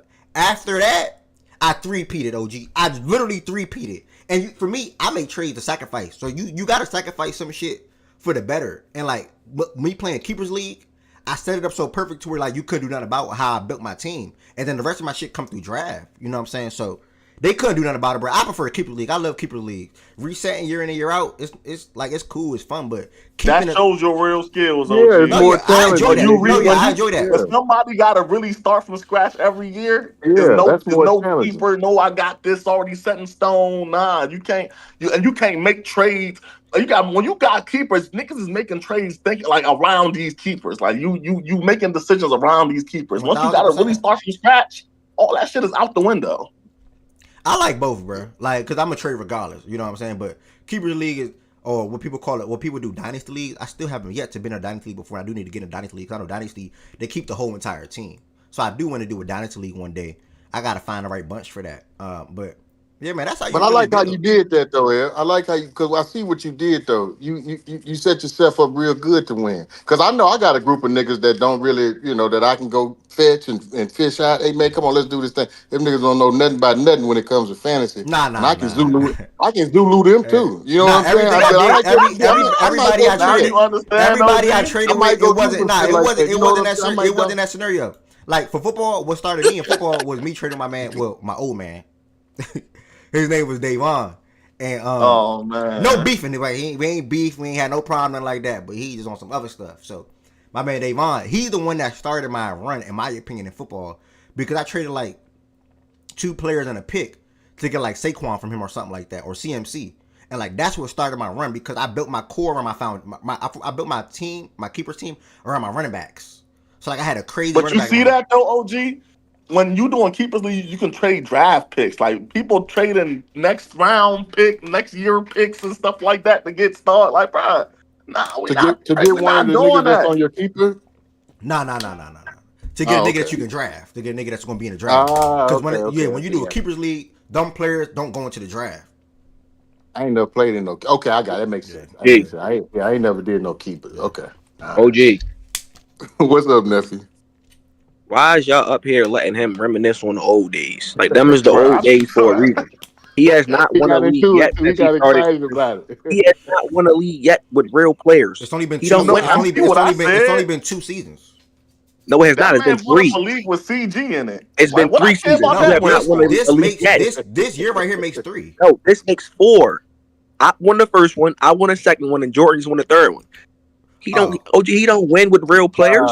So when the competition stepped up around him, Yeah, he don't win. When he Okay, can't, when he can't build off a super team he already had, Shaggy, he that's not not like true. that This for is real. this is the third. This okay. is the third. I'm looking at it right here. This is 3. Bro, Op won. This Op is won the 3, very Did bro. win first one. Shaggy, Op look. won one. Shaggy won one. Bro, Op won the And very Jordan first won league. one. I did not win the very first league. Your very Yeah, first. So Op won the first league that you was Shaggy, in. bro. Yes, he was in that league. Okay, so I look. think the final. If you see on I the think the screen, final was like him or J Dub or some shit. Him and J Dub or some shit. Did you make? He might have made a new league though. I Yes, never what made I'm it. saying. I don't. Nah, this league go back to 2021. And this is when I left y'all. Oh, This is I when go I to left the first 22. tape. Go to 22. So 22 is CG. When y'all weren't even in this when I got cheated. Yeah, that's not it. That's Yeah, I got it. Was CG and but Maine. Bro, Op I did know win for one a though. fact. I know for a CG and fact. Maine I cheated won this one. league. I know for a fact I did not win the very first league. Yeah, he did. Bro, your Man, first league that you was in, you won. This was the first one that you was in. No, I did not, bro. I No, he won that didn't, league, bro. bro. Op won the first one. I That's won what the I'm league, saying. You bro. might have made a You can different hit up league or Op right now. something. He'll tell you he I won the never league, made a that new. Op I was never in. made a new league though. bro. Is Op in this league right here? Look at it. Look at Yes, the league. this is Op first year in here, 2023. Him and J Four Dub. and 10. Nah, this can't be that. Cause Op was good as hell. Bro, I don't know what happened. I know for a fact I won a league before. Yeah, I know for a No, I fact. never Look paid at Op for a 24. league, bro. I never Bro, said he won Op the paid league. for a I did league. not win my very first league. The very first league I was in, I Bro, am I remember I winning that tweaking? bitch. Nah, cause I don't Shaggy know. I just remember know this for a shit fact too. I ain't win Yeah, that. The one you did with the I Twitter know for circle, a fact. the one you did with the Op facts and stats definitely won the circle, first I league. won that league, bro. What? Cause I think he beat who did he beat? I think he beat me in the playoff. He beat me in the playoffs that year.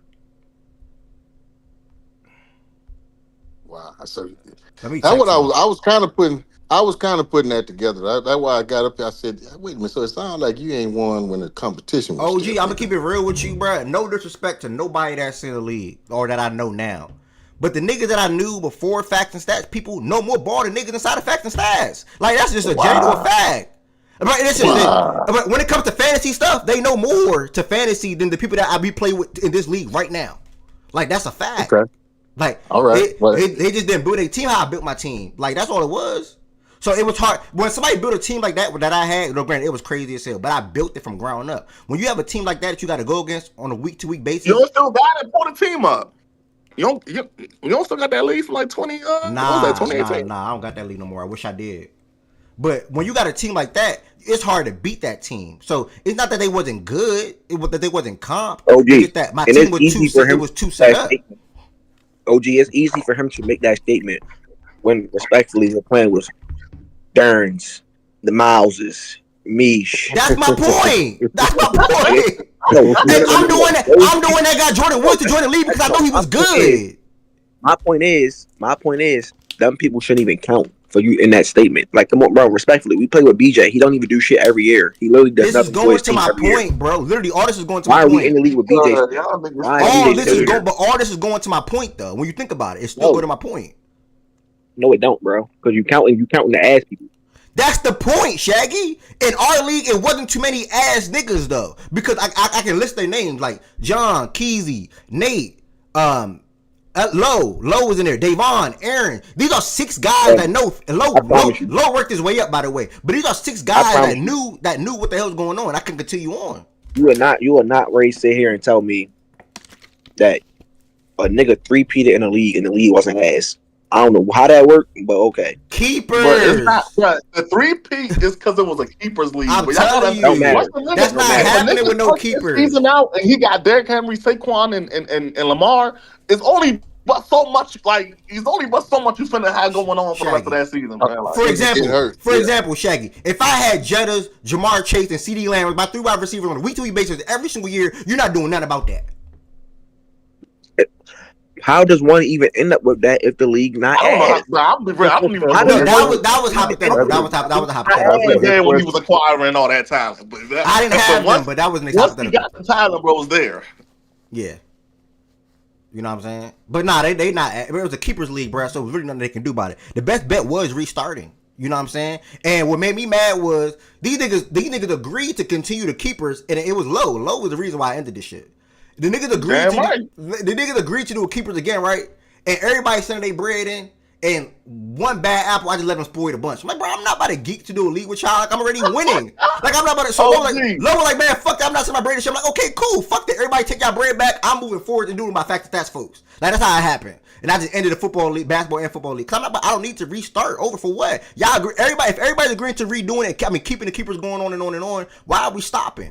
Because one person want to stop. So I just let Low end it, like, to be honest. Like, I just like, fuck it. Instead of replacing, don't say you let Low end it. Say Low was talking sense to niggas. And if I had anything against Low, I wouldn't have brought him over to Fact and Stats League. I have nothing against Low. You know what I'm saying? Like, I like to have fun, bro. All this shit is fun for me, bro. I knew Jordan Woods was good. That's why I brought him over here, and he come up and he win his first year in. So, you know, I like shit like that. I know D-Mac is good. I brought D-Mac over here, and it's just more competition. I don't want to win every year. Oh, gee, what you just heard from him, that should let you know what kind of guy I am. I don't go for no shenanigans. That's what I'm trying to say. Give my money out to somebody just to keep winning. It took Low to come in and smell a rat. Not literally, but yeah. And I know you didn't have a fix in, but it took Low to come in and say, hey, man, hold on, man. Y'all you gotta understand, but look at it from winning, Low perspective, OG. Low came in on the back end when niggas built their teams already. So you hearing me preach on what I had, other niggas had good shit too. A nigga had like Jokic, Kawhi, Curry, all on one team. It wasn't just me having stacked teams. I had my favorite players. I had Luka, Booker, AD, etc. But niggas had shit too. Other niggas had shit too. But Low coming in on the back end, he didn't have no top notch guys. He probably had a guy, but he have guys. And that's what Low was like, man, there's no point for me to continue this shit because I'm never going to catch up, basically. Unless I look up and get, in hindsight now, a Wnba, who I can build my team around now. Anthony I'm trying to figure out why nobody else. So if Low wouldn't have said nothing, you niggas would still be in that. Niggas would have just right. We had that shit going on. We had that shit going on for life, OG. Like that was never going to stop. Yeah, we was locked in for life. But you got to think, nigga, that shit was for life. I think we was making one change though. We was cutting it from 5 or 6 keepers to 3 though, so that was definitely going to affect me big time. The 6 keepers was ridiculous. That's your whole start unit. I ain't never played no keeper, but when I heard them say that earlier, 5 or 6, I'm like, well, damn, nigga, I should have just said, fuck it, keep the whole team, nigga, shit. Just roll that motherfucker out. That's a whole bunch of niggas, man. Nah, I agree. I agree. That shit fun though. I swear, keep the leagues fun. I ain't gonna lie, it's fun, 1000%. But yeah, man, we drafting like a month, so yes, sir. I can't wait. You know, and I like redrafting every single year. We're gonna see what happens. I like redrafting every year. I know what I played with Ev one year. That nigga there likes to try to trade every motherfucker. Yeah, I love it. I played to trade. I only played to trade, bro. I literally only play to trade. Like if I end up with a good team and I get far, I get far. But I play to trade, bro. I like negotiating. I like talking. And I'm a nigga that you gotta watch who in the league with him because the thing about Ed, bro, if you not strong, I literally watched somebody Ed made a trade with go back and be like, bro, I don't even know why I did that. But he just kept calling me like, if you not strong, bro, and Ed was blowing you, like, what you gonna do when Ed call you at 7 a.m. say what's up, trade buddy, and then you hang up and he call you back at 8 a.m. That nigga won't stop. Low, I'm telling you, I know what type of nigga. That nigga is very persistent. I'm like, nigga, and my mindset around trading is, nigga, a trade got to be real good for me. Because if it ain't good for me, I'm just making you better, getting you. I'm helping you fill a hole, nigga. I would stay in that hole, nigga. We playing against each other. I'm not finna make you better. I can't do it. So I don't think I made one trade with him, not one, and it was on purpose too. BJ the same way, Low the same way. It is what it is, bro. Them niggas just don't trade with me. I don't even care. Like this season coming up, I know I'm not trading with BJ. I know I'm not trading with Low, so they automatically canceled out. And then we can trade. You just be trying to finesse, bro. You told me some insane shit last year to trade with me. Like that shit was insane. You right. I probably did tell you something. But for me to trade with Low, he got to get over on me. Like, why does it have to be like that? Like that shit is insane to me. Like that shit is insane. So why y'all can't meet in the middle somewhere? But he don't even want to do that. OG, he done did too much finesse. Ain't no more meeting in the middle, bro. He want to trade. I just finesse some. Obviously, he did win a league. It must have been 2 different leagues. I must have did 2 years. I'm telling you, I know for a fact he won it. You must have did 2 different ones. 2022. That's ass then, because I don't even like 2 leagues, bro. I don't even like being a Swiper League. They don't trade in Swiper League. I strongly dislike Swiper League. They don't trade in Swiper League. And OG in there. They don't trade in Swiper League, bro. Nobody in there trade. I do like trade talk, but I ain't gonna. The thing I say about AFOG, I'm gonna call you at 8 in the morning too. I'm trying to get a trade done, but I ain't gonna hound your phone Nah, though. see, But I'm definitely it's gonna bro. call Y'all at see 8 what a.m. niggas don't know. This nigga think he's so slick and sneaky, bruh. His trades come out the woodworks because the same shit that I do, he doing the same thing. But what he do is he put the narrative on me when in reality it's him too. So niggas don't. Oh, it's Ev. Oh, I'm not trading with Ev. But when Low come on the back end, oh, Low more chill, he more quiet. You know, that's literally what he do. I promise you, bro. I promise you, it's the bruh. same shit. But It's he the just same mind shit, trick but when a niggas, bro. nigga see it coming from Low, they like, okay, Yeah, Low, at least you it's sensible. At respectable least you now. You make know a what I'm fair saying? trade. Nigga, it's the same Nick, kind of trade that nigga was trying to Yeah, make. I'm telling you, OG, bro. if I'm you see telling the you, trades I get, you see the trades he get, you wouldn't even be saying that. He be bro. getting the craziest trades in the world. Mish I already know, Low. used to I text me know. last year and saying Low was trying to finesse the shit out of her. Jordan was trying to finesse her. Like Bro, niggas was Team running had to 4 Mish. wins. Gian was trying to finesse her. What the You see what's going on? Like that shit crazy, bro. That hell? shit Team had crazy, 4 dog. wins, bro. I'm trying to save her. I'm trying to save her players off that mob, bro. You ain't gonna do No shit with him. problem. You No might as well bullshit trade though. him out. No bullshit though. She had the worst draft I ever seen. Like Nah, yeah, she did. She was terrible. She had to give her then, credit. Her then she mob kept was holding on to terrible, Tyreek Hill. bro. Tyreek Hill was ass last year. She kept holding on to him. Yeah, Like You niggas were talking trying about to trade last for him. year? She kept yeah, holding on to last that year. nigga. Yeah. Yeah. But matter of But fact, that's Ev the knew reason she was she was bad. complaining to Ed, bro. I was trying to get Tyreek Hill off of her, bro. I forgot what I was trying to give her, but she was trying to spank me for Hill. I'm like, bro, he Not don't even have a quarterback. me and her traded OG, but like I said, when I trade, bro, it's the narrative on me, and that's okay, cool, because my past, I understand. That's like a nigga having 5 girlfriends, and he's trying to say he not a hoe no more now. You know what I'm saying? Hypothetically. So, like, I get it, but when me traded, it was just good business. Like, I gave her weapons, like Lad McConkey, I can't remember the trade. What was me and me's trade? Did somebody get laughed on her? I swear she ain't have laughed on her Let team me the let whole me year. find a trade. Hold on. Let me see if I can find a trade. My trade with her was good business. I traded. Oh yeah, so this was sort of kind of like a perfect timing type of trade. I traded. And looking back at this, I regretted this trade. This trade was dumb, but I had to do it. 2-for-1. I traded Lad and Kareem Hunt. And this one, Kareem Hunt was about to start booming for the Chiefs, and then he ended up booming for DeAndre Swift. So I traded Lad and Hunt for DeAndre Swift. Then I traded DeAndre. I don't know what the hell I did with Swift, but then Swift started to boom for Jordan Woods, and then Jordan Woods took Swift and traded him, I think, to Miles to get Kelsey, and I think that's just set up Jordan Woods to win the league, bro. To be honest, Bruh. Some of Miles' trades was insane. Miles is Was just another trying to get idiot. the Miles is Cardinals another player. idiot, bro. Miles don't be knowing what he doing, bro. Miles is an idiot, Miles was gang. trying to get anybody that played on the Cardinals, bro. That shit was crazy. So now I know Miles not gonna trade this year. You know what I'm saying? So it is what it is. We gonna see. We gonna see. Everybody out. My dog is right here in my face. I'm not gonna say his name because he probably jump on me. My dog is right here in my face. We were at 4 hours plus again today. Thank y'all for all the support. Don't forget tomorrow's NFC North. We're gonna start the show off with recapping the 3 WNBA games from tonight.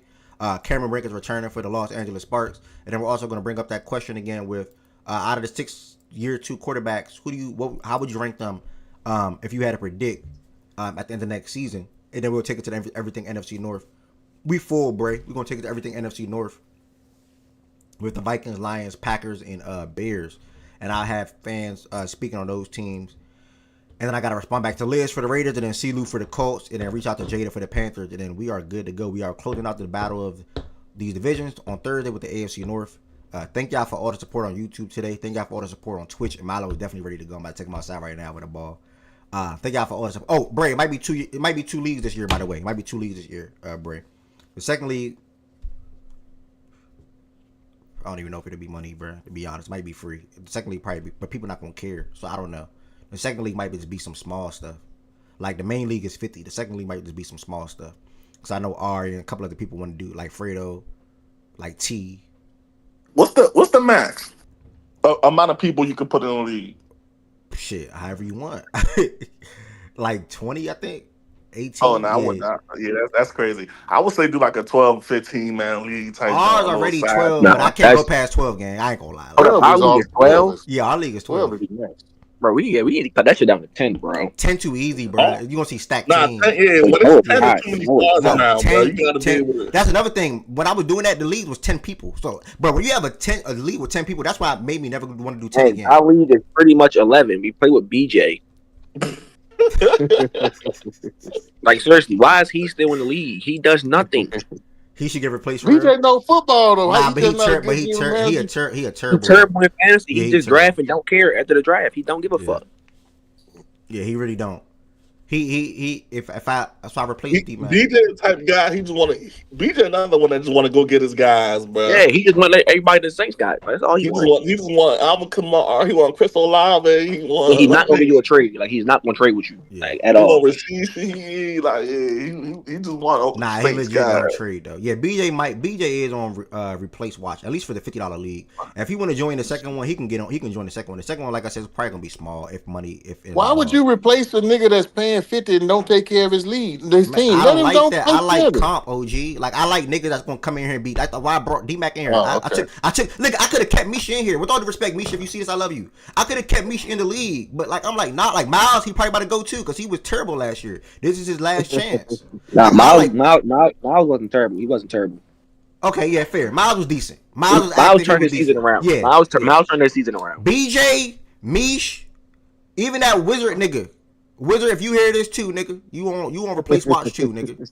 Like you don't do nothing. Mish, he don't talk. Yeah, he don't talk either. And like. Wizard not even active, so I think Wizard's gonna get replaced. Yeah, we need people that's gonna talk, bro. And I need people that's in the show every day. Like you gotta be in here. I couldn't even get in contact with Wizard for trade talks, bro. I'm like, damn, hit me back. I'm like, what's up, bro? I think I'm gonna replace Wizard with Fredo, but I just did fantasy basketball with Fredo, and Fredo's ridiculous. Y'all think Mish crazy? Nigga, Fredo crazy. Fredo was insane when it come to trades. Maybe he different in football, but Fredo was insane. So I think he gonna replace. What that mean? That's a good thing or a bad thing? Like he did good trade. This nigga wanted me to trade. Bruh, he wanted me to trade. Bruh, simple put, Giannis and another good player for Luka.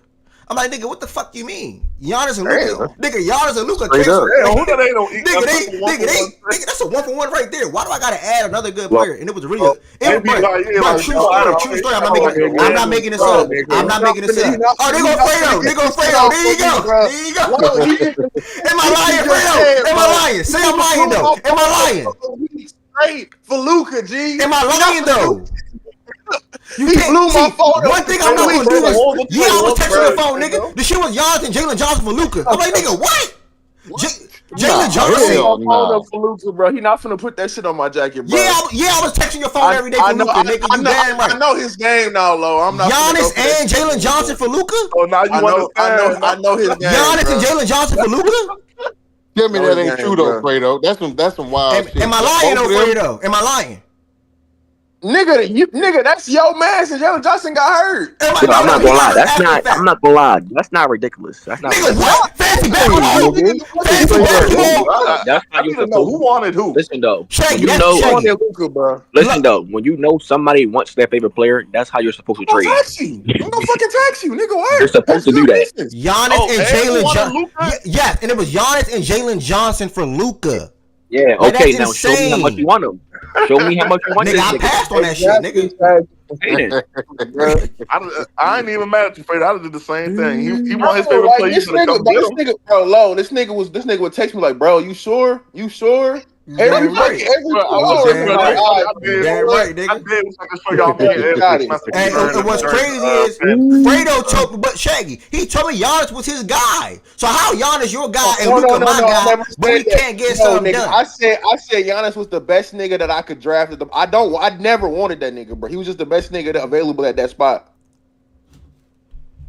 He was the best nigga you had. My fault. He was the best nigga you had. I'm like, bro, that's the only nigga that was worth Luka. When you think about it, I'm like, nigga, why would I? You never even want Giannis. Okay, that makes more sense. Yeah, I don't even want the nigga. He didn't even want Luka. I'm like, no, I was fine with Luka. You wanted Luka bad. I'm like, nigga, you want Luka? I need Giannis to say something else to sweeten the deal. Yeah, Jalen Johnson was not that sweetener though. Like that's ridiculous. Like, that's a crazy. If he would have done the trade, nigga, Jalen Johnson would have got hurt probably a couple weeks later, bro. Like, he would have been sick anyway. I can't predict that though. But this is a guy that averaged 29 the previous season. That's why I wanted Jalen Johnson. He was balling. Jalen Johnson. That's another nigga I'm targeting this year. Jalen Johnson's a dog in fantasy basketball. He can't stay healthy, bro. He got to stay healthy. Yeah. But no, I'll be down for football this year. Yeah, I just swapped D-Mac in late, probably a week ago, and I think I'm probably gonna swap Wizard. It's not even that Wizard's bad, Granted, I don't think he's good, Yeah, but Wizard just isn't he that just don't active. be here. Yeah, he just don't be in the fact. Like, this is a fact and stats league. Like, he was here at Spaces days. Don't get me wrong, but he didn't follow suit over like to playback or to YouTube or whatever. So that's where it's probably gonna come down to him getting replaced. To be honest, and then BJ, my dog, bro. But I mean, he don't bring nothing to the table. And I've been felt like this about BJ when we was doing our own leagues years ago. Like, BJ just sucked. Like, he always sucked. And and think about BJ, he's in 10 leagues at a time. Oh, And see, that's the problem. yeah, and he's sucking all of them probably, bro. I'm being real. I'm not even trolling. He probably sucking all the leagues he in. But yeah, BJ's in like 5 different leagues. I don't know how the fuck he do it, but he do it. I ain't doing that 3 leagues. I be last year I was in like 3 leagues, I think 3 or 4. Yeah, I ain't doing I that. normally shit. do a couple different leagues. Now, one year I was in like 7 leagues, but that was the last time I did some shit like that. I ain't gonna hold you. I had to cut that shit down. I just don't like being. My only thing is, and this is why I might. It's not that. This is the only reason why I might leave Swiper League. I don't like being in multiple leagues with the same people because when you work the wire in one league, nigga be like, oh damn, Ev just signed him. Let me go do this in the other league. That shit, I hate that shit. Like, I want to be the one that signed a sneaky in one league and do it in the other league too. But like sometimes it slips your mind to do it in both leagues, bro. That's the only reason why I don't like being in leagues with the same people, bro. Multiple leagues and same people. Only reason why I don't. Cause Jordan Woods, bro, Jordan Woods be on it, bro. Like, he literally be on it. I'm not gonna lie to you. Nah, Jordan Woods definitely be on it. And then West be on it. West in there too. West be on it. So it's shit like that that be affecting me a little bit. So I might. Yeah, I love that fantasy, but I can't. I keep telling myself the same shit every year. You know what? I ain't playing in no fantasy league. I'm just gonna watch football for football. And every year I can't do it, nigga. I can't do it. I try so hard, but I got to be in at least one. Yeah, I can't live without fantasy. I gotta do fantasy football. Like, I gotta do fantasy football. If I'm not in a fantasy football league, it'll probably break me, to be honest. Like, I'll be pissed. I gotta be in a fantasy football league. But all right, y'all. I'll see y'all in 7 hours, bruh. Right. 8. What you about to say something? Friend, Mike, about to say something? Oh no, I just said all right, y'all. Oh, all right, Birdie. I'll see y'all in 7 hours. H Sparks, playback.tv/facts and stats. Thank y'all for all the support today, man. It was a fun show. Tomorrow is the NFC North, and just wishing everybody peace, blessings, and love. Keep rocking with me. I'm gonna continue to be consistent. I'm gonna continue to do the show, YouTube and Twitch, and just hope everybody have a great day for a great rest of y'all day, y'all. Have a great one. Have a great one. Have a great one.